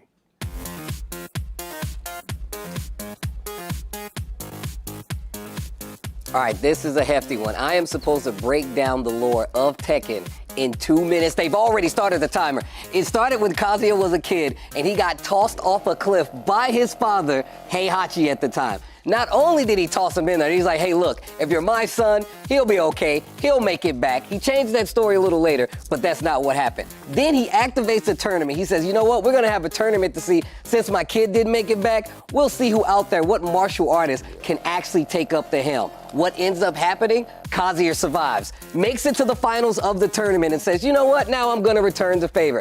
Takes the body of his father, throws it off the same cliff, mind you, the same cliff, just so he knows that there's a bit of familiarity there. And then he's like, you know what? Now I have the control of Mishima Zaibatsu, and I'm going to take over the world. Now, when that happens, he doesn't understand that, surprise, Heihachi is still alive. Heihachi climbs out of said cliff, obviously because of the opening of Tekken 2, and actually goes and enters the tournament because Kazuya says, you know what, I want to take over the world, I'm gonna start my own tournament. And this is also where Kazuya meets his future baby mama, Jun Kazama. Now, with that being said, how much time I got? 48 seconds. Now, Kazuya wins the second tournament, like I said before, throws the body off the cliff of his father, meets Jun, and then we fast forward like 18 years. Jun is born, he's being trained slightly by his mom, and she's teaching him in the way of Kazama karate, right?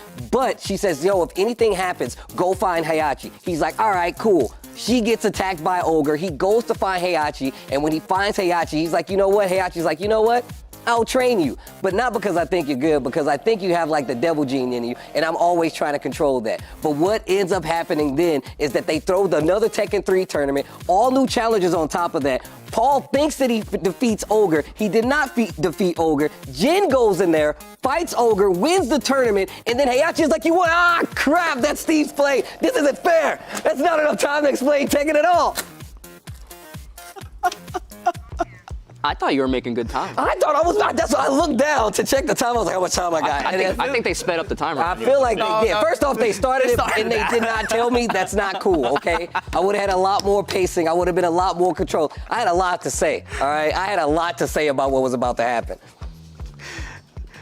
Did I make you proud though, Bloodhawk? I mean, everything you were saying was pretty much correct. All right, look, I'm trying here.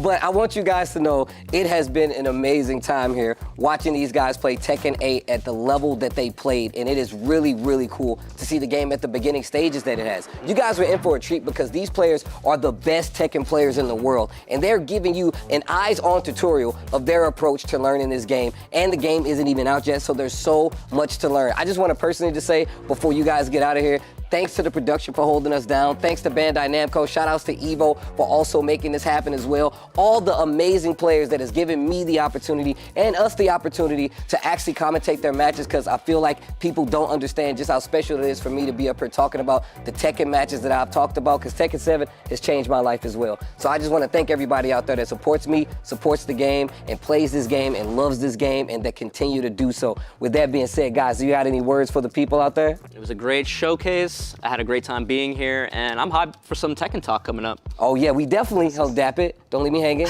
Bam, dap it, dap it. Thank you guys so much. We're gonna actually take a break this time, but don't go far. We have a Tekken talk coming up. Harada and Murray, our fearless Tekken leaders, are in the building, and we still have the final character reveal. Camera, don't leave me. Don't let them leave me. Come back after this break. We got that Tekken talk for you right on deck. Don't go anywhere.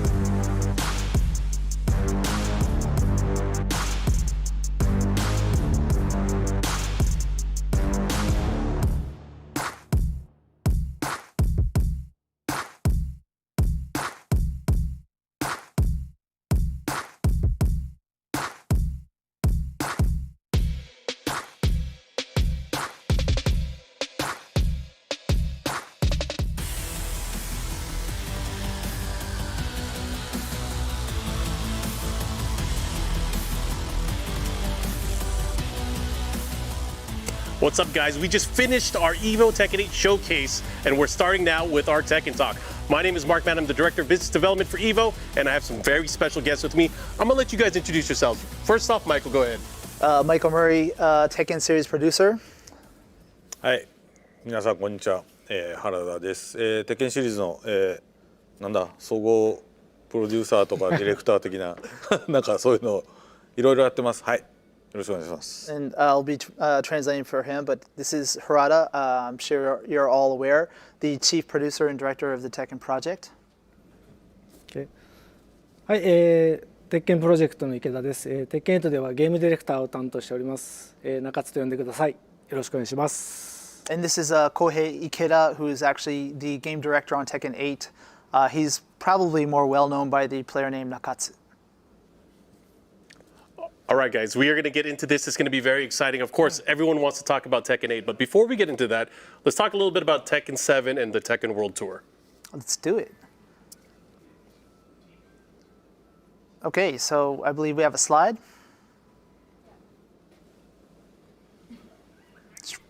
Here we go. So first off, I would just like to say thank you to everyone who participated in the 2023 Tekken World Tour to make it one of the most exciting years to date. Next slide, please. And so the top 19 placements on the global leaderboard will be automatically invited to participate in the global finals. And not just that, but starting November 17th, we will be reaching out to the 20th through the 60th placers, and they will get priority for registering for the LCQs. Yeah, the LCQ, of course, the last chance qualifier. Right. So be sure to confirm with us, though, by the 26th, because after that, we will be opening up those slots for the general registration. And the global finals themselves will be held at the Civic Theater in New Orleans and USA this time, with the LCQ first occurring on January 12th, and then the global finals taking place over 2 days on January 13th through the 14th. And of course, if people want to find out more information on this, they can check out the information at TekkenWorldTour.com. But talk to us about the global finals. There's not only the LCQ and the global finals, kind of as you mentioned, but what's the process? How does the LCQ guy go to the global finals? Right? So if you're not one of those lucky 19 and you want to register for the LCQ, we're going to be opening up the registration over 3 phases. This is to accommodate different time zones, etc. So the tickets themselves will be going on sale at $40, I believe, and that also includes spectator passes for the global finals. And then also for the global finals themselves, you can also register for that. That opens up December 4th, and those are $25 each. Please keep in mind that that's only for the global final spectator pass. Just to watch, right? It doesn't include LCQ. Next slide, please. And for the detailed ticket sales, like we were saying, it's going to open up in 3 phases to allow people in different time zones to be able to purchase them. So this will start at the 27th and run through the November 29th for the LCQ. If you want a spectator pass for the global finals, that will start from December 4th. And also, please check out TekkenWorldTour.com for details regarding that. And regarding the information and rule sets for the LCQ and also the global finals, we'll be releasing that info on the same time as the first wave of LCQ tickets. So that'll be happening on November 27th. Again, please check out our website for the further details. Yeah, of course, that's very, very important for the players that are participating, but also any would-be hopefuls that are entering in the last chance qualifier. That one last spot, right? Yeah. Also, another exciting thing we're doing this year, we did it once previously, but we're doing this fan art campaign. So if you have any cool Tekken art that you have, please upload it to X, formerly known as Twitter, with the hashtags Tekken or fan art. Both would be preferable. And we'll be selecting these to be aired during the broadcast of the global finals. So you have until January 7th to do that. Also, if you've uploaded some really cool art in the past and you want to be considered, please re-upload it. And we'll be looking out for that, so please take part in it. Yeah. Hopefully we'll be able to see, of course, a lot of you Tekken fans out there at the Tekken World Tour Finals in January. But let's go ahead and talk about the closed beta that just happened for Tekken 8. I think Tekken 8 is really what the focus of today's event is, but I think what everyone is excited for that's coming out in early January. I'm excited. Yeah. じゃあ原さん、鉄拳トーク始めましょう。あと中津。Okay, let's get started. で、中津からどうぞ。I guess Nakatsu's going to take it away. Go ahead and drive. はい、そうですね。まず10月にクローズドベータテストを行わせていただきました。多くの参加ありがとうございました。おかげさまで結構好評で、ゴーストだったりこのロビー含めた体験が雰囲気も含めていろんなお声をいただいて、今開発も最後の追い込みに紛争しております。あ、ごめんなさい。俺喋るパートだったもんね。So Nakatsu was just mentioning that we did have a closed beta test, which we assume many of you took part in, and you were able to see for the first time areas, not only just the characters we introduced, but the online lobby for the first time, as well as the ghost and that system. And so the dev team is hard at work taking that feedback and implementing that into the game that we're currently still working on. まあオンラインロビーというかね、80年代後半90年代ぐらいの、まだアメリカとかヨーロッパにゲームセンターがたくさんあった時のイメージをちょっとどうしても前からやりたくて、それをやったところ非常にやっぱり好評だったので、ここは結構今後もねアップデートを続けれる場所かなというふうには思っています。So a very good comment from Harada, just mentioning that when we were developing this online lobby, the idea was to kind of take that feeling and atmosphere from 80s or 90s arcades that many of us experienced, but maybe not some of the younger players, and to make that kind of atmosphere that you can enjoy online with other players. And it seemed like during the CBT, everyone really enjoyed this. We got a lot of positive feedback. And we're hoping that if this continues, then we can update that area to make it even better. そうですね。で、次のスライド行ってみましょうか。この日にちとかやりますか。So just to run through the basic details of the closed beta test, if you didn't participate, it happened from the 20th through the 23rd of October. And first time for Tekken series, we did cross-play across all three platforms, PlayStation 5, Xbox Series X and S, and Steam. In the contents, we had 19 playable characters and 6 stages. And the modes we had also, Harada was just mentioning the Tekken Fight Lounge, but also rank match, quick match, battle tutorial, community, and other options were available during this time. Yeah, I think one of the new things as well is the Fight Lounge. So go ahead and kind of focus in on that and talk about how that really played out for the CBT, because I know the CBT version of it is not reflective of the final product. There are going to be some changes, right? Yeah, let's hear about some of these changes from Nakatsu. じゃあNakatsuさんはクローズベータからの変更点とか楽しみにできる要素は？はい、テッケンファイトラウンジですけども、毎日本当に通いたくなる場所っていうのをキーワードに、開発してまして、ベータでは、バトルエリアとカスタマイズショップの、2つの機能しか、使えませんでしたが、製品版においては、ビーチエリアで、テッケンボールで遊べたり、道場エリアで練習ができたり、本当にここだけで、コミュニティ同士の交流ができるように、拡張していきますんで、期待してください。So during the CBT, actually the whole theme of this area itself was we wanted to create an atmosphere and a place where people would want to kind of check in every day to see their friends in the community like you would in an offline arcade. That was kind of the theme when we were developing it. During the CBT, people had access to not only the battle area, but also the customization area. In addition to those, when you actually get your hands on the final game, we'll have the beach area in which you can play Tekken Ball. But then also a Tekken Dojo area where you can practice online with friends, etc. Nice. I know there were some changes as well to ranked, so let's go ahead and talk about the ranked info in regards to the ranked match in the game. ランクマッチにも変更がありそうなので、その辺も。はい、ランクマッチは変更というか、テッケン7からの変更点をお伝えすると、基本的には、2先で、無制限でのリベンジマッチは廃止しました。理由は、やっぱりそのランクをしっかりと担保するっていう試合形式と、マッチングに、偏りをもたらさないためっていうこの2点において、テッケン8では、2先を採用しています。で、一部のはい。2点目は何だっけ？ 2点目は、一定のランク帯までは、下がらない、上がり続けるだけっていうところで。改造してます。So basically, we made a few changes, not from the CBT, but from Tekken 7 rank match, in which it's going to be best of 3, and it's no longer infinite continues, right? And this is just to try to ensure that the rank is an appropriate estimation of your actual skill as a player. And then also, We made it so that in certain lower ranks, you know, it would you could get demoted in the past, but this time you don't get demoted at all until you reach a certain rank.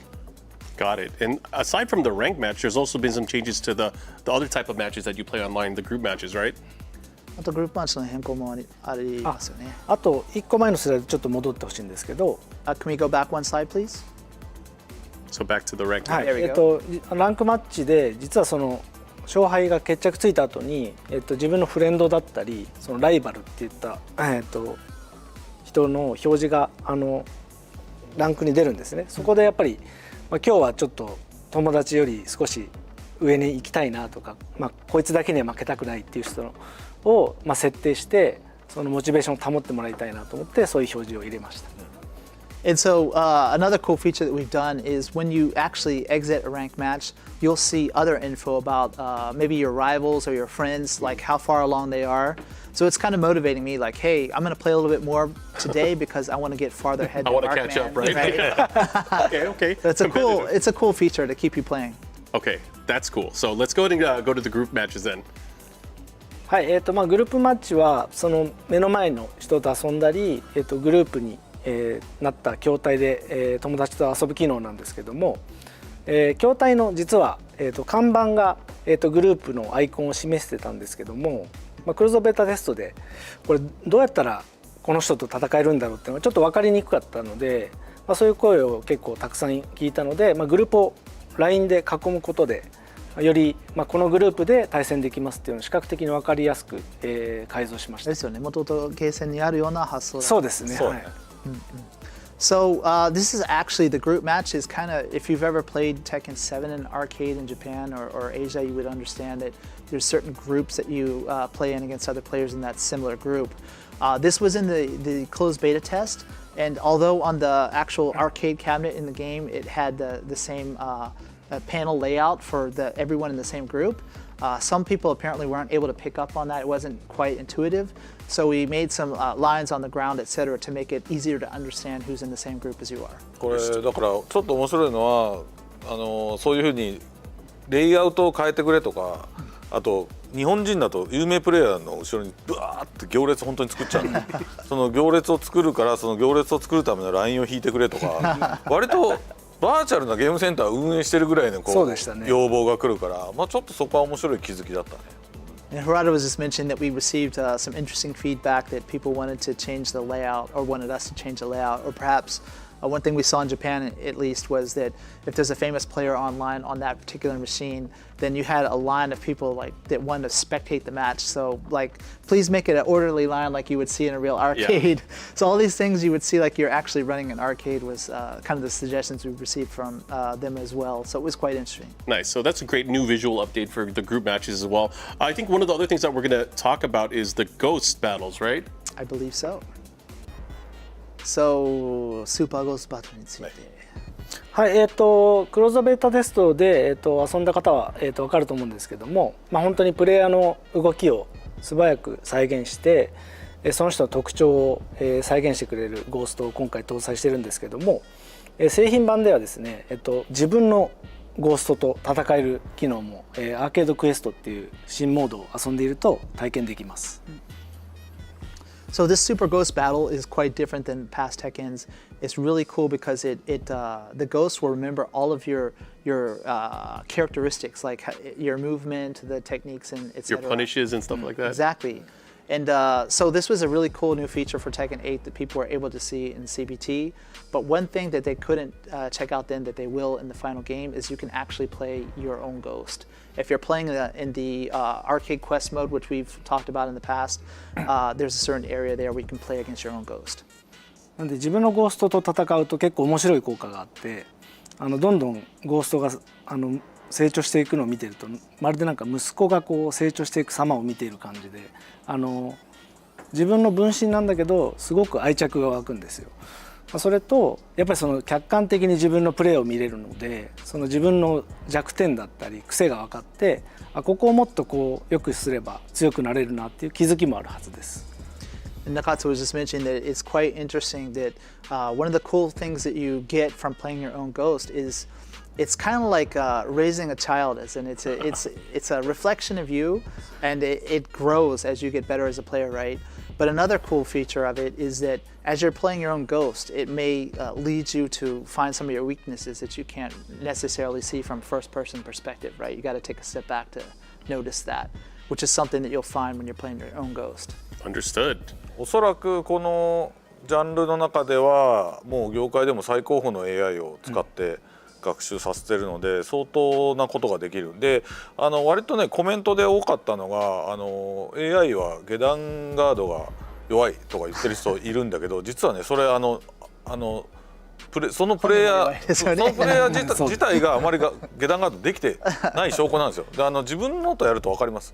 割と下段ガード甘い人は本当に甘くなっちゃうので、そういうところまで覚えちゃうということを考えると自分の成長に合わせて本当 AI も成長してくれるので、そこは本当ミラーになってるぐらいの感じで遊べると思いますね。So Harada's comment was quite interesting that it is kind of a reflection of yourself, and it is much more complex than anything you've seen so far in fighting games as far as how much it is able to remember and actually perform in a match. But one of the kind of interesting things of feedback we received from players that tried it out was it seemed like the Ghost was really bad at blocking low attacks. But Harada's like, well, that's because you're bad at blocking low attacks, and the Ghost is just a reflection of that. So that's one thing that kind of lets you realize things about yourself. Cool feature, but of course we have a lot more. I think one of the features that was developed in between the seasons of Tekken 7 is the My Replays and Tips. One of my favorites. Yeah. So I think that was super useful for especially up and coming players. But let's go ahead and kind of focus on how that's coming back in Tekken 8 as well. 7にも途中に追加したマイリプレイチップスですけど、パワーアップしてこう帰ってきたっていう感じですよね。はい、マイリプレイチップスの前にもう一つゴーストでお伝えしたいことがあるので、一つ前のスライドに戻っていただいて。Sorry again. There's another cool thing that Nakatsu wants to talk about the Ghost. So if we can go back a slide, please. Oh, there was another Ghost slide. Okay. Yeah. No, just this. Oh, okay. ゴーストバトルにはですね、実はそのリーダーボードから、ゴーストをダウンロードすることもできて、そういうことができると何がいいかっていうと、例えば新キャラクターだったりいろんなキャラクターと対戦したくてもマッチングしないじゃないですか。だけどそのリーダーボードからゴーストを選択して、対戦することでそのキャラクターの対策ができたり、苦手とする人がもしいた場合はその人の癖をつかむといったロビーで会わなくてもできる、疑似対戦みたいな形もできるので、結構このゴーストの遊びはかなり鉄拳8で力を入れて体験としても強化した部分なので製品版に期待してほしいです。Another important difference from the CBT that he just had to mention was that, in the CBT you had to be online with someone. I had to meet you in a lobby to play your Ghost. Yeah. But you can actually, in the product, go through the leaderboard to do that. So I can find, a famous player to fight against a Ghost. Right. Or another useful measure is if there's a certain character that you don't see much online, you can find that in the leaderboard and play against that Ghost to kind of learn more about that character. Understood. 今回もね、ほらプロ同士のね、実は裏でこう、そうですね、プロ同士のゴーストを作ってプロゴースト同士を対戦させるってやったら、さっきの試合みたいに本当ノビがボンボンボンって3連勝してたけど、本当そんな感じでさっきの結果に似たような感じでね進んでいったもんね。そうですね、検証中のちょっとバージョンでやらせていただきましたけど、素晴らしい。だからそれぐらい結構いい面白い遊びがどんどん今後広がっていくかなという予想がありますね。俺のゴーストもね、中津のゴーストに勝ったしね。俺のゴーストはチープだしね。So Harada's mentioning there's other stuff we plan to do in the future if people really enjoy this aspect, like have maybe a champion's ghost each fight each other. Oh wow. Something we do in the dev environment currently, where I mentioned my ghost defeated Nakatsu's. I was quite happy about that. And of course Harada's is a pretty cheap ghost as well. So please look forward to that. Okay, we're gonna look forward to that for sure. Let's go back to the My Replays and Tips again. You were kind of talking about one of your favorite sections or updates to the game. How is it in Tekken 8? Tekken 8では、はい、変わったところで。マイリプレイ&ティップスはですね、自分のリプレイからその改善点を、リアルタイムに表示してくれて、その場で練習できるっていう機能なんですけども、オンラインの対戦だけではなくって、今回、テッケン8で追加するアーケードクエストのバトルだったりスーパーゴーストバトル、いわゆるゴーストとの対戦でもそのマイリプレイ&ティップスに対応しているので、例えばちょっと対人戦で、挑んでその改善点をこう自分で見つけるっていうのはちょっと抵抗がある人にも、オフラインでの遊びの中で自分の改善点が分かるようになっているので、ゴーストと対戦してリプレイで改善点を練習するみたいなこういった遊びもできるので、その辺は製品版で楽しみにしてほしいです。So what's really cool about this My Replay and Tips is you don't have to actively go out and look for the information. You can just boot up the game and look at it, and it'll tell you what you need to improve on to get better as a player. And so you can use this with not just your online plays against other people, but if you're playing in various modes or with another ghost character or something like that, it will also give you access to My Replay and Tips. So I could play against someone's ghost rather than playing them directly. And it kind of lowers the hurdle a little bit if you feel really nervous about going online. なんで、もしかすると、そのオフラインの、バトル、ゴーストとのバトルだったり、オンラインでもそのプロフィールからゴーストと対戦できるって機能があるので、対人戦は一回もやったことないんだけど、すごく強くなりましたって人が生まれるかもしれないですね。So you can even go online and visit someone in a lobby if you find a very strong player and play against their ghost and just keep doing that. And it's a good way to level up as a player and without even playing against another human opponent. So then when you do get that chance and you do make that step, that you're going to be a monster, right? Yeah. It's really cool because, again, a lot of these players will get the experience, get to play on their own, and they can review the tapes afterwards. So that's good stuff. Cool. So I think we're going to go ahead and go on to the next slide. Talk about all of the playable characters. じゃあプレイブルキャラに関しては、はい、現時点で、31キャラクターの、プレイアブルキャラクターを、公開しています。で、最近、公開した、4キャラクターですね。ザフィーナ、リー、アリサ、デビルジーン。こちらの、映像を、見たことがない方もいると思うんで、まずはおさらいで一旦流していただけますか。So obviously there was a few characters that we announced recently. Zafina, Lee, Alisa, and Devil Jin, as well as Victor.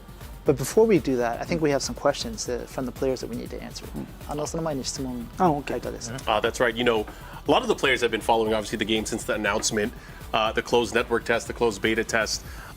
We actually talked to some of the players, some of the champions that were here this weekend, and got some questions out of them that they wanted to ask you guys for your personal opinion. So the first question I had from one of our players is, what is your personal purpose for making Tekken? Do you want it to be more of a attractively casual game or a more competitive esports title? Many players are trying to make a living by playing the game, so they'd love to know your feedback and maybe it could guide them in the right direction. 集まったチャンピオンからさまざまな質問をもらって、その1個目が、鉄拳を作る目的はどういう目的ですかって、もっと言うと、カジュアルのオーディエンスに向けたものなのか、この e スポーツに特化したプレイヤーに向けたものなのか、どういう人のために作ってるのかという感じですね。で、この人もそうなんですけど、その人の周りにもこの、自分のなりわいとして、e スポーツプレイヤーではあるので関心がありますと。そうですね。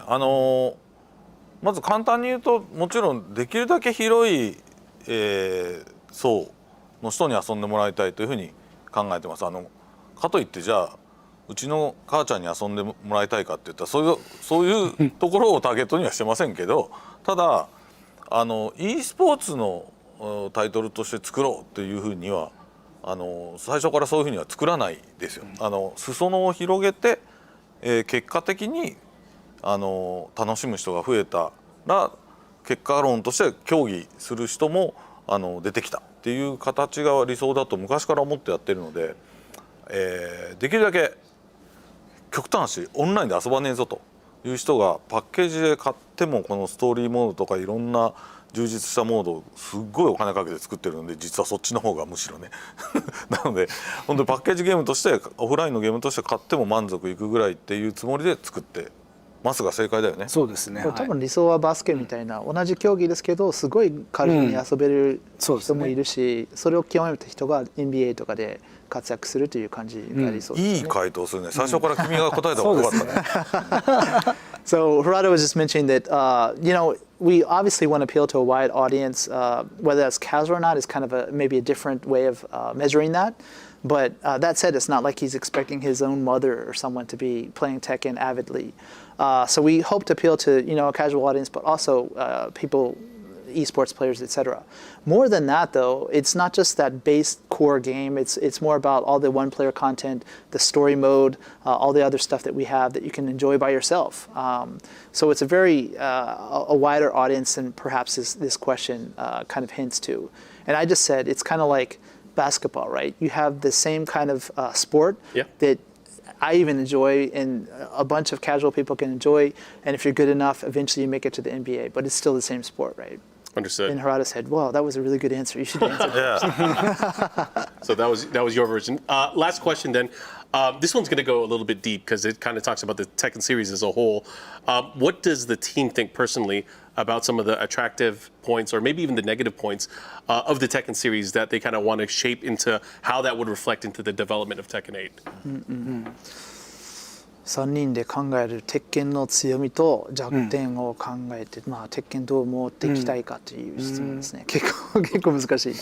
Yeah, very difficult. 長津彼はね、僕を取材してた側でもあったので、面白いんですよね。プレイヤーでもあったし、メディアでもあったし、今や開発者でもあるっていう3つの顔を持ってるので、逆にいろんな視点で言えるかなと思うんですけど。So Harada first throws this question to Nakatsu because he's kind of got interesting experience that he started off as a player of Tekken.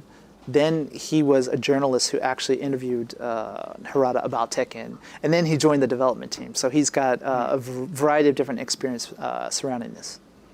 そうですね。鉄拳シリーズのやっぱり魅力っていうのは本当にいろんな魅力的なキャラクター、例えば、格闘家もそうですし、その動物も出てくるし、メカも出てくるっていう本当に多種多様な個性的なキャラクターが出てくるっていうのが魅力的だっていうのと、やっぱりたくさんのその実在の格闘技から、我々オリジナルの格闘流派も含めていろんな技、動かしてて楽しい技をたくさん提供するっていうところで、本当になんていうんですかね、裾野がすごく広くて、受け皿としてもとても魅力的なコンテンツだと思ってるんですけど、それをやっぱり一番どんどん長年積み上げていくと、どうしてもかなり数が多くなったり、習得するまでの時間がかかったりって、これ魅力の部分でもあるんですけど、そういったところを、どんどん鉄拳8で良くしようと思って、スペシャルスタイルみたいなものをつけたり、そのアーケードクエストとか、ゴーストを含めて、よりカジュアルな人にも遊びやすくするってところで、魅力が反面裏返しでマイナスポイントになるところをいろんな機能モードで補っていくことで、たくさんの人に遊んでもらえるようなゲームにしたいと思って開発しました。Very good answer. So he was mentioning that if you're familiar with Tekken, which I assume most people watching the stream are, that we have a variety of different characters, whether it's a master martial artist or some kind of a bear or animal, or even robots who are like Alisa or Jack or something like that. So obviously all these different unique fighting styles, some of them real, some of them created by us, and all these characters have so many techniques on their own, right? And so it appeals to a wide audience because it's likely you'll find a character that you really can connect with. At the same time, if you're brand new to the series, it is a lot of content that you have to kind of remember and get up to speed on before you can really jump in with people who are long-term fans. So it's at the same time like one of the strongest benefits, but that's one of its weaknesses, right? So how do we kind of conquer that weakness? Especially for Tekken 8, we put a large focus on the special style, which is quite unique. And that's really supposed to help people who are new to the franchise. Also, Arcade Quest, which as you're playing, it kind of teaches you the ropes of Tekken, and the buffed tutorial mode, the practice, and these various things that we've implemented in the game to make it easier to make that jump into Tekken. すごいね。このパート台本ないのに弱点言うふりして製品のアピールポイントを喋ったからねこの人。さすが中津でも同じこと考えてた。よかった。いや俺危ない。俺最初だった俺変なボロクソ変なこと言うとこだったんだけど。よかったです。よかった。もう言わんとくわ俺。So Rada was just laughing. He thought it was interesting that Nakatsu. We don't have a script at all. If you're not aware of that, he was just saying it was interesting that Nakatsu took that he's supposed to say a weakness and he kind of disguised it and turned it into the benefit of the product. And I was like, well, we're on the same wavelength because I was thinking the same thing. And Rada's like, I was just going to say something out of left field, so maybe it's better that Nakatsu answered that one. All right, well, thank you for the answer. Thank you. We do have to move on, of course.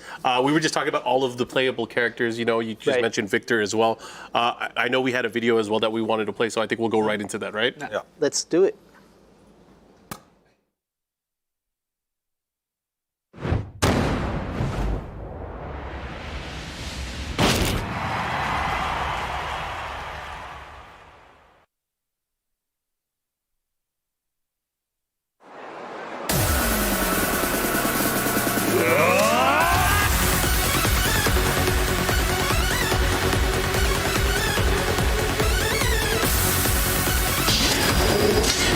These are the fists of a champion.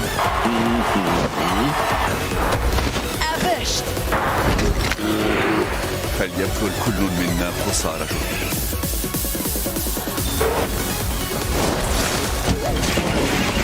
Your fate is already decided. 食べさせてもらおう。プレゼントしよう。マーベラス。排除します。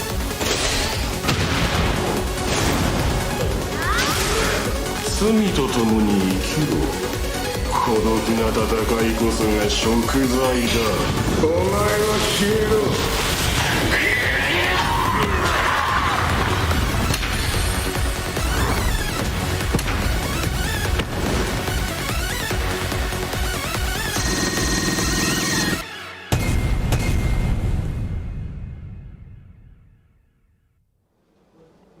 Awesome video. Of course, that was previously released. The return of some legendary characters, some beloved characters. You guys want to walk us through who's coming back? Well, there's obviously my favorite Devil Jin, my main character. 復活からは帰ってきたんだよね。それについて何かあります？そうですね。今回こういった機会いただいたので、あまりなかなか世に出すことがない開発のデザイン資料をお持ちしたので、それでそちらを見ながら何か伝えられればなと思ってます。So Mark, actually, everyone's seen the trailer probably already, but we actually have some special kind of behind-the-scenes artwork and other details regarding these characters that we'd like to talk about today. All right, so kind of focusing on the return of the legends, these characters coming back. Let's go ahead and take a look at our first slide as we kind of go into each one in depth. So kind of as you mentioned, Lee, Zafina, Going Alisa, clockwise, right? Zafina, Devil Lee, Jin. Devil Jin, Alisa. Okay, let's go look at Zafina first. Let's do it. じゃあ中さん、ザフィーナのデザインについては。そうですね。ザフィーナはやっぱり今回アザゼルの手を含めてどうやってミステリアスな女性にするかってところで結構コスチュームデザインはしっかり考えて行いました。So one of the key concepts of Zafina is like how to present her as a mysterious female character. Obviously, she's got that special hand with the Azazel kind of trapped in there.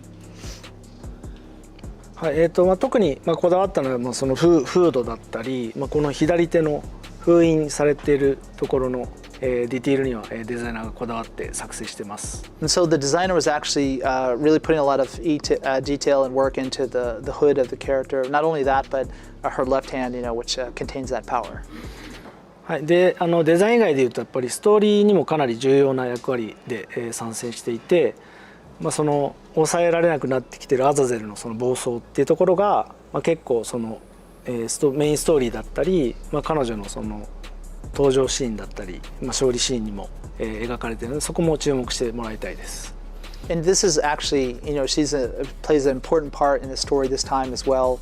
And this shows up not only in her story portion, but in some of the intro scenes when she joins in the battle. Like she's barely able to contain Azazel in that hand.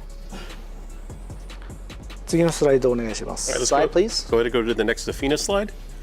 はい、こちらがさっきのこだわって制作したっていった、左手の部分の、細かい腕輪だったりディティールが描かれたものです。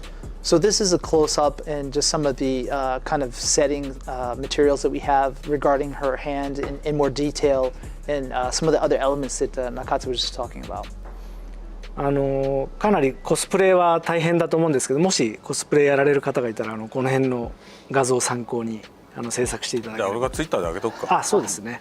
We believe it might be difficult if you plan to cosplay as Fina, but this should help you in creating your costume.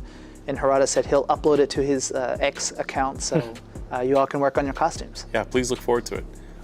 That's cool. Nice Safina update. Let's go ahead and move on to the next character. はい、次行きましょう。なんかここら辺の話が長いからトイレ行けるか、食事行けるかって聞いてる人が結構コメントでいるんだけど、大丈夫です。トイレと食事行けるぐらいの時間あるんで、どうぞ行ってらっしゃい。行ってらっしゃい。また後で。Harada's reading the chat, which we all know we're not supposed to do, and they're asking if they can go to the bathroom, get a break to eat or whatever. Sure, go ahead.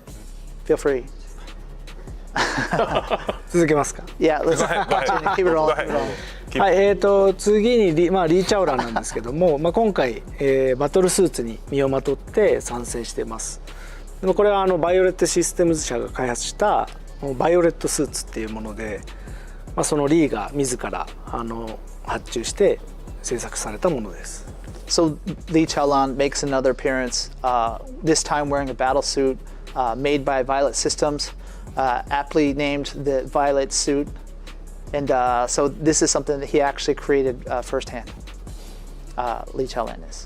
Next slide, please. はい、こちら実際銃は撃たないんですけども、リーの腰のところに銃がついてたり、ストーリーの中でも結構出てくるスーツになりますので、製品版出たらストーリーモードで楽しんでいただくと、この辺のスーツの活躍も見れると思います。And so you'll notice he has like a firearm attached to his suit. That's not something he uses often during battle. It's more just kind of the part of the setting of the suit. But there are some other accessories and details to it. And if you're playing through the story mode, once you have your hands on Tekken 8, you'll see through that a little bit what this suit can do. じゃあ今騙されてトイレと食事行ったやつ多いから、そろそろ今の人トレーラー長そうだな。So Rada is saying while the people are still taking a break to bathroom break or food, let's do the trailer right away. And 帰ってきたら No, that would be so upset. 今裏がバタバタしちゃうから。Anyway, ざわざわし始める。So Nakatsu and I aren't part of that. Send all the hate to Rada. Well, excellent update on Lee. Let's go ahead and move on to Alisa. アリサ。アリサはですね、実は鉄拳6でアリサをデザインしてくれた開発のデザイナーの女性が今回担当してます。So this is actually one of our female artists was in charge of doing the design for Alisa this time. かなりやっぱり揺れ物だったり色合い含めてこだわってデザインしてもらっていて、僕は結構この配色気に入ってます。アンシンメトリーが基本的なアリサのアイデンティティなので。And so Harada-san was just saying that Alisa's kind of asymmetry design is something that's always been key to her. And Nakatsu mentioned that the female designer actually, one of the things that they focused most on was that kind of delicate coloring to the character and also the wavering of the cloth and the materials. So that's something to check out once you see her. And Nakatsu is really a fan of the coloring, how it turned out. で次のスライドお願いします。はい、今回アリサは実はパワーアップしてまして、スラスターだったりチェーンソーもパワーアップしてます。で実は毎回、気づいてる人いるかわかんないんですけども、チェーンソーの型番は実は原田のこだわりがすごいとこでして、毎回型番が名前が変わっていて、よく見てもらえるとわかるんですけど、某 NVIDIA のもう言っちゃってもうの意味なしてない。ビデオカードの型番っぽい感じの、はい、名前になってるので、その型番含めて結構ディティールがしっかり作られてるので、その辺見てもらっても面白いと思います。So along with Alisa's new costume, she's actually her features are kind of powered up, got upgrades, you could say. The thrusters and the chainsaws that she's famous for. One of the details in particular, if you weren't aware, is Harada always loves to put like a model number to the chainsaws, right? Yeah. And this time it's changed to reflect that kind of being upgraded. And if you are very knowledgeable about certain graphic boards, you might see where the inspiration came from, I guess we could say. Easter egg to look forward to. Awesome update for Elisa. Let's move on to another fan favorite, one of your favorites, Yes. Mr. Devil Gene. It's time. Devil Gene, 俺の一番気に入りじゃないですか。いやこれはそうですね。もうマイケルの一番のお気に入りなんですけど、まあいくつかやっぱりデザイン案が上がってきて、デビルジーン、マイケルが好きなので、どれがいいかって聞いて。だから反応したやつって大体マイケルが反応したらこれ結構これがやっぱり好きで受けそうだっていうので、結構今回のデビルジーンはマイケルのファーストインプレッションで選ばれたところがあります。So everyone knows I've been a long-time fan of this character, and I think a lot of people like me tend to fall for this character. So they have this test where they lay out a few designs in front of me. The one that I just go the most tasty Steve-like on, that's the one they choose. They're like, that's got to be the right one. Got it. はい、次のスライドお願いします。やっぱり今回結構、ジンがデビルの力を使いこなせそうになってる中参戦するってところでやっぱりちょっとジンが白に対してデビルジャンも黒っていう対比を結構しっかり、描いて、このデザインになってます。でストーリーに注目していただくと、デビルジンがどういう関わり方をしていくかっていうところも描かれていくので、プレイだけじゃなくてストーリー面も含めて注目してもらいたいです。And so the overall design of Devil Jin is quite unique. If you followed this story up until now, you kind of know that he's gaining a little bit more control over his abilities. And kind of to reflect that, we have Jin Kazama as a more like a white outfit look, where the Devil Jin is like the dark side. It has more of this black outfit. And so when you're playing, not only is the character really awesome and fun to play, but as you're playing through the story mode, you can kind of see like what kind of role Devil Jin plays in that. こう各キャラクターのこの採用されてるデザインだけど、この裏にはもっと数限りないボツになったデザインがたくさんあるので、そういうのはいずれまたこういう機会で皆さんに見せていきたいなと思います。Gerardo was just mentioning, keep in mind these are the final designs, but we had many in the process that didn't end up making it to the game. So maybe at some other point we'll be able to share this with you. Understood. So that's awesome. I know recently you guys also revealed another character, Mr. Victor. And I think to mostly positive fanfare from the community and from the fans. It was a really cool video. You guys want to talk a little bit about that, or should we just? まず見ましょうか。まず見ましょう。Let's check it out. Let's check out the video Let's first. go right into the Victor video.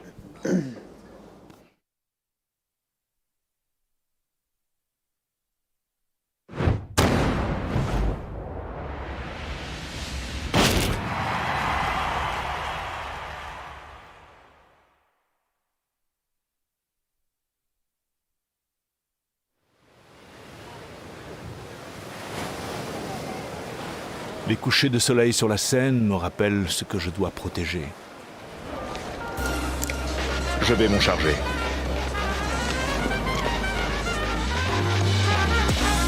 Get ready for the next battle. Tekken 8. New challenger. Accepte ta défaite. Tu as perdu d'avance. Victor Chevalier.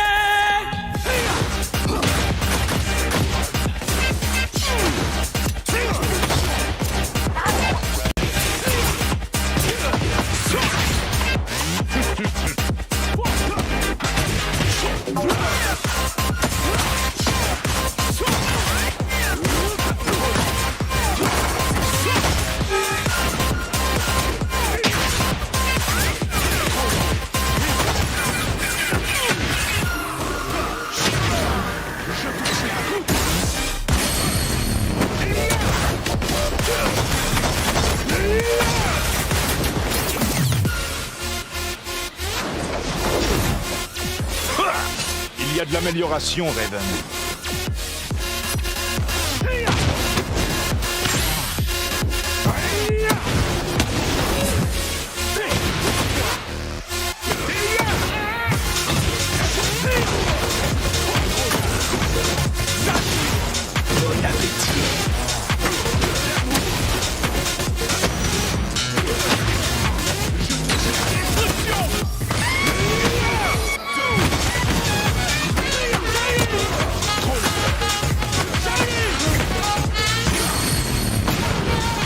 Soyons efficaces. Échec et mat.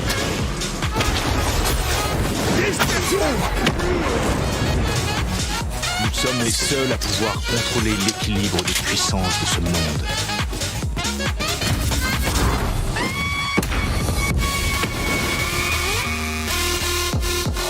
Victor is looking really stylish and really cool. Talk to me. What led you guys to create this awesome character? One of my favorite newcomers, right? すごいかっこいいキャラなんですけど、どういう意図で作ったのかと。もともともう十数年前からフランス人キャラクターを出したかったんですよ、ずっと。リリーはモナコで実はフランス語喋ってるけど、フランス人じゃないので、フランスでも鉄拳ってすごい人気なんですけど、フランス人がいないっていうので実現するのがちょっと遅くなっちゃったんですけど、一番最初にもう一言目で俺中津にバンサンカッセルみたいなのって言ってましたね。わかりやすく。そしたら本当に本人がまさにボイスを本当に本人が当ててくれることになるっていうのは全く想定してなかったんですけど、本当にフランス人をコンセプトにしてバンサンカッセルっぽくってやっていったら全然また違うキャラになっちゃったんだけど、結果的にはすごく皆さんに受け入れてもらっててとてもありがたいと思ってます。はい。So this was in the works for quite some time. We wanted to make a French character. Tekken is quite popular in France. Many people kind of assume that Lily is that, but she's not. She's actually from Monaco, although she does speak French. So we wanted to make this character, and the directive from Harada at first was, hey, Nakatsu, make a character kind of like Vincent Castle. And it just happened that we were able to get him to lend his voice to the character, which is quite cool. As you look at the final result, it's a little bit different than the original, make it look like Vincent Castle, but he turned out pretty cool. And it seems like everyone's really happy with him so far. Cool. はい。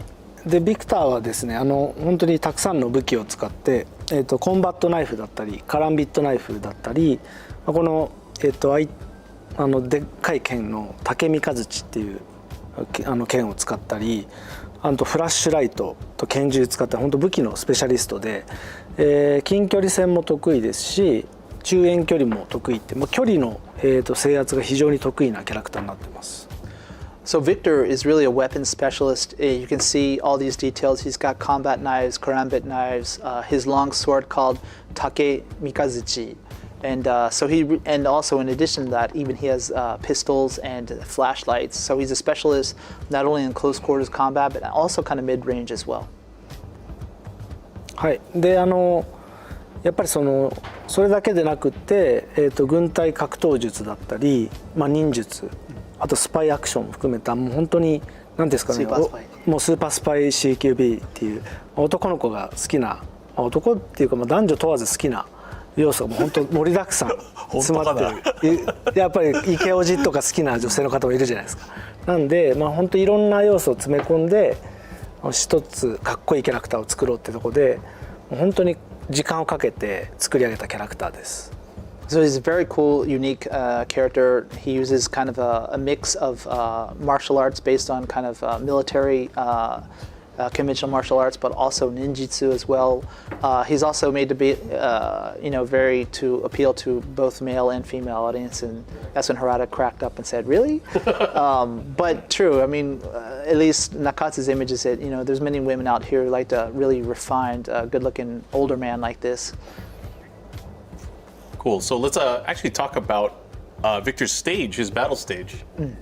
バトルステージについて。これはね、かっこいいよね。マイケル覚えてるかどうかわかんないけど、20年ぐらい、20年以上前に僕とマイケルがパリ初めて行った時にいきなりセーヌ川の行っていきなりこれに乗ったんですよ。その時の風景そのまんまなんですよね、これね。So the original kind of inspiration for this was Harada and I 20 years ago, if you believe that. Went to France, Paris in particular, on a business trip, and like right off the plane, they put us on a boat right away. And this was pretty much what it looked like. This was your first experience of France. In France, okay, in Paris. Awesome.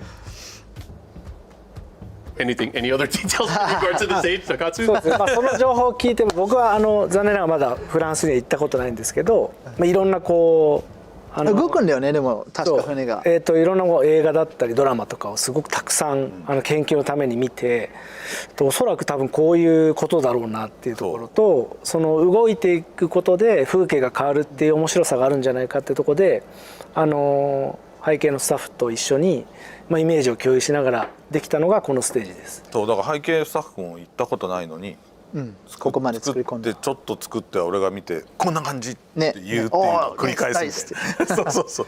So keep in mind, Nakatsu's never been to that location, nor have the artists who are working on it. Okay. So it was pretty much they consumed a lot of movies and other content to try to get a good image of what it would be like. And as they keep creating it, Harada and I are kind of like, oh yeah, that's exactly what it was like. And it is kind of interesting that the boat is moving, so as the time progresses during the match, you're kind of going slowly down the river, which is kind of a unique twist on that. So yeah, we hope that you'll check it out. Yeah, so not just does he have a cool stage, but he also has a cool design story. I know we have a little bit of behind the scenes from when you guys were creating the character, so I think we're going to go to a short video as we kind of talk about a little bit more about Victor. Behind the scenes in the video.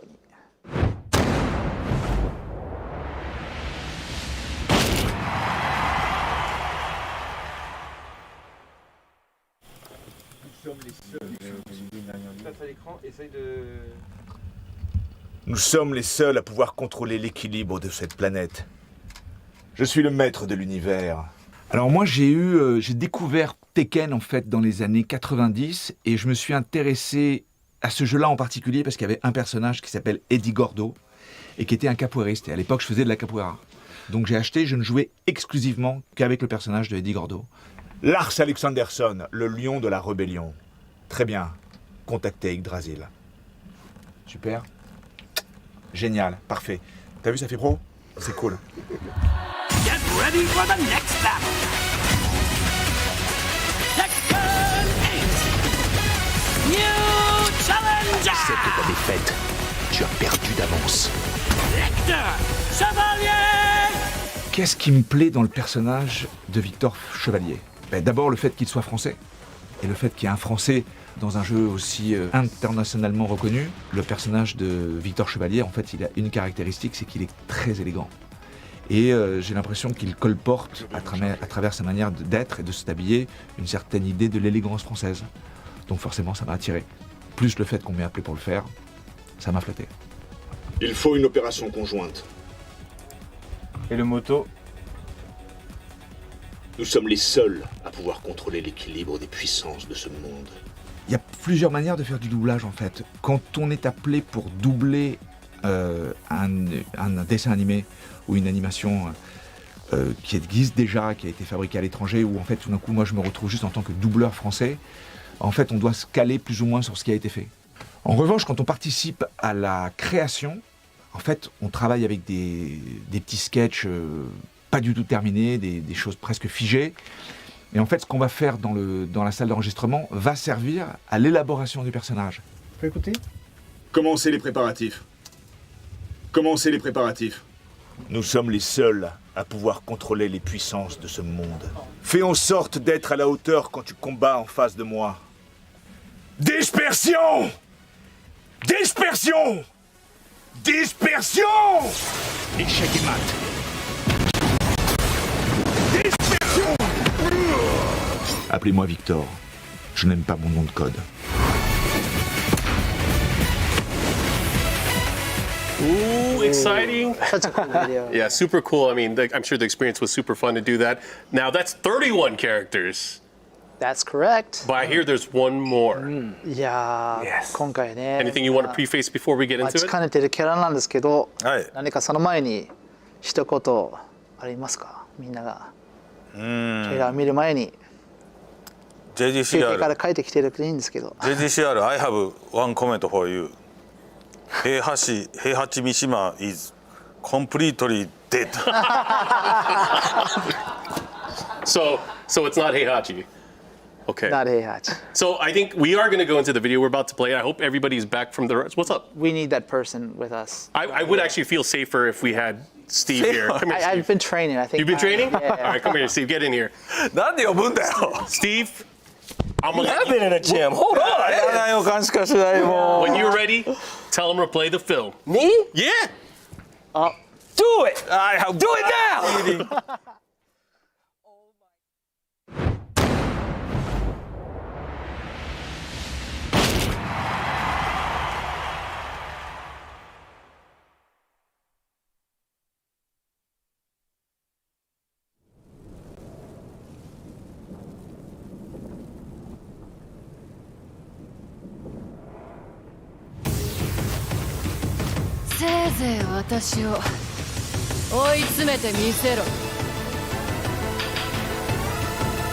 Get ready for the next battle. Tekken 8. New challenger. Reina.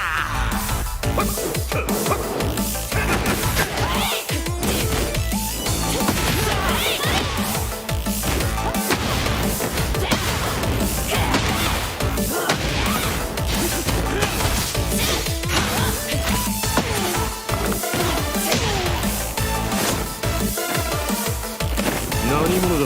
ジン先輩、やっと戦えますね。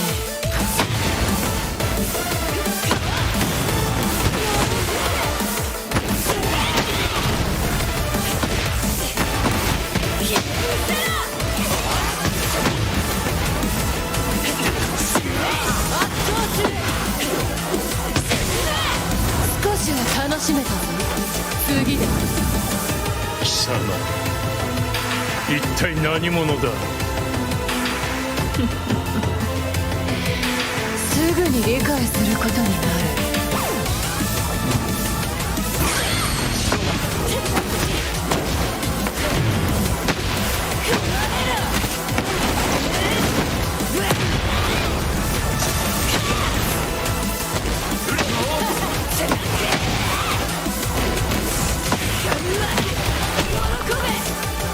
屈服するがいい。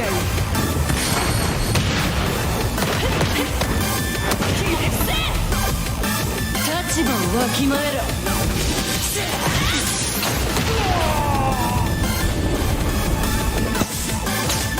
格が違うんだよ。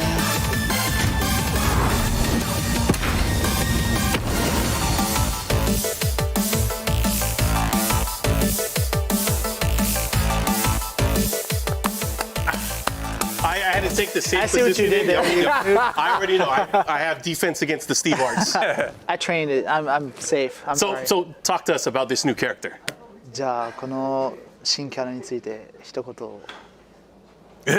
俺なんか余計なこと言っちゃいそうだ。そうちょっと危ないんで。どうぞ。はい、最後の参戦キャラクターは新キャラクターのレイナです。いや以上ではないです。彼女は二面性っていうキーワードにこだわって作成しました。So the new character is named Reina, and so Harada is going to say something that is going to cause us problems. So we're letting Nakatsu take care of this place, and then he said, "Okay, Reina, that's it, we're out." But Nakatsu's going to give us a little bit more info. I mean, wait, before we get into that, I mean, I have to kick him out because he. Oh yeah, I got it. No. But I just wanted to know his thoughts. So I was not expecting another kind of Mishima, but the style of the character, like the way that she talks. I know people were recently talking about like characters not being expressive, but like that right there, like that character's in my roster now. Like hints, a lot of hints. I can see it. So I'm definitely happy with the new character. I can't wait to learn more. So let me let these guys talk. Show me the slides. Harada, I'm gonna shake you later. All right. Go ahead. I'm sorry. Oh, and then Nakatsu was mentioning that one of the key concepts of her is duality is going to be one of the key themes here. ちなみに彼女は本当に使ってて楽しいです。いやマジ楽しい。いや楽しい。She's so fun. 楽しい。I played her a little bit before this trip, just to refresh. There's so many tools she has. It's so man. And I mean, just watching the video, I noticed a lot of familiar stuff, but a lot of really cool, different takes on old things as well. マクマもいろんなこういうヒントを見て、でもそのままのものじゃなくて、ちょっとひねってこう新しくなってる感じが非常にかっこいいですと。嬉しいですね。次のスライド行きましょう。Yeah, let's go まあ next デ slide. ザインもかなりこだわり We're all shaken from Steve. はい。これがはいレーナのデザインなんですけども、鉄拳7でもデザインをお願いした、島崎まりさん。鉄拳7でいうと和美だったり女子のデザインをした、まあベヨネッタのデザインでも有名な島崎さんに、デザインをお願いして、まあ、彼女の二面性を、まあ、コスチュームだったり髪のカラーリングも含めて非常にうまく落とし込んでくれて、大変、満足いってます。Nakatsu was just mentioning that the design was actually done by Shimazaki-san, who was in charge of Josie and Kazumi for Tekken 7, but also more well known probably for being the designer of Bayonetta, right? And so the core direction that we gave her was the duality theme, and she took that and translated it quite well into this character with the coloring of the hair, etc.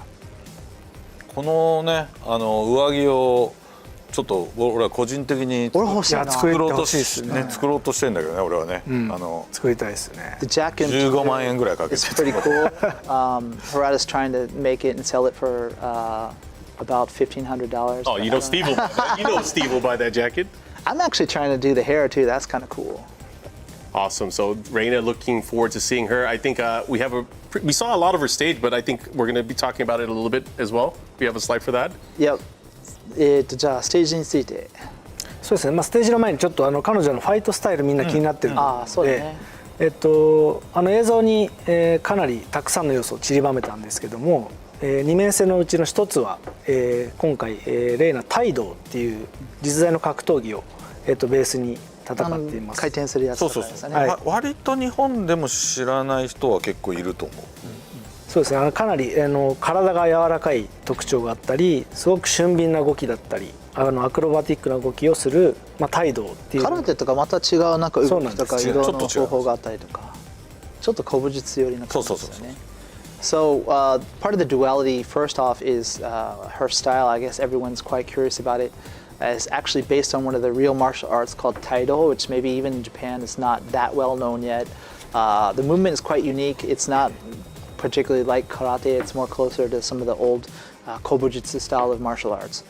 はい、でそんな中でやっぱりその手刀だったり引っかき攻撃だったり結構残虐な技も、好んで使うっていうところと、まあちょっちょっとストーリーを、遊んでもらうのでなかなか、何とも言えないんですけども、なぜか三島流喧嘩術を得得していて、その暴力性があるっていうところの二面性も表現してます。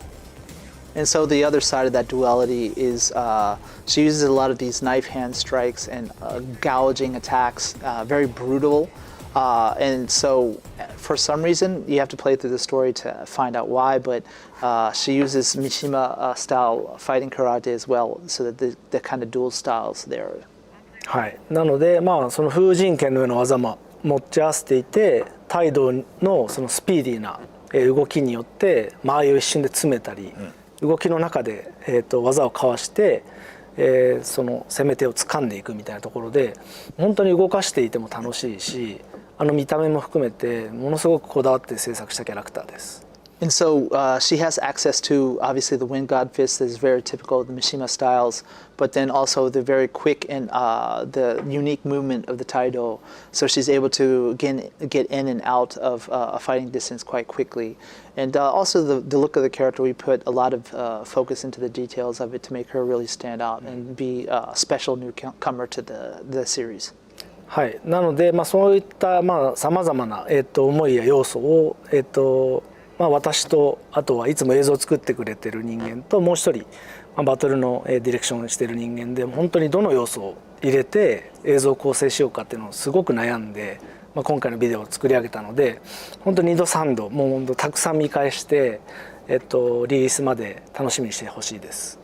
So not only Nakatsu directing overall, but the person in charge of creating the footage for this trailer you saw, and then also the battle director, how to show off this character and make them look as awesome as we can was something that really took a lot of time and effort to get it right before we showed everyone. So we hope that while you're waiting to get your hands on the game, that you'll check out the trailer several times to look for all these hints and all the cool things that she can do. ちょっと今トレーラー見た人のコメントでもちょっとトレーラー見ただけなんでね、性格は一面性しかないみたいなコメントもありますけど、実はそこも二面性があって、とっても怖い子なので、はい、すごい面白い二面性を持ってます。はい。So Harada reading the chat again, picking up comments saying she looks very one-dimensional, but you know, personality-wise, it's kind of hard to say anything like that about her without seeing more of the game, right? So she's got another side to her. She's quite mean as well. She's got a mean streak to her. So we hope that you'll check her out. もうストーリーモードをね、ちょっと楽しみにしててください。Look forward to the story mode. Actually, I'm going to pick her up as a new Mishima. She's so much fun.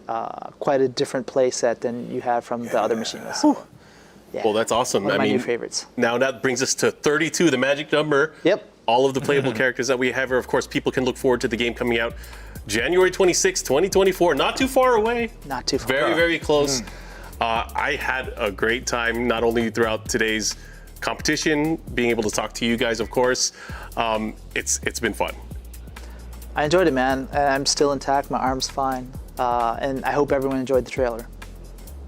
はい、あとですね、今スライドにそうだよね、これ。Another key point. 皆さん多分すごく気にしていると思うんですけども、公開済みのキャラクターに関しての日々ツイッターで言われて、はい、キャラクターの PV 実は自分が編集してるんですけども、ちゃんと作ってますので、随時公開していきます。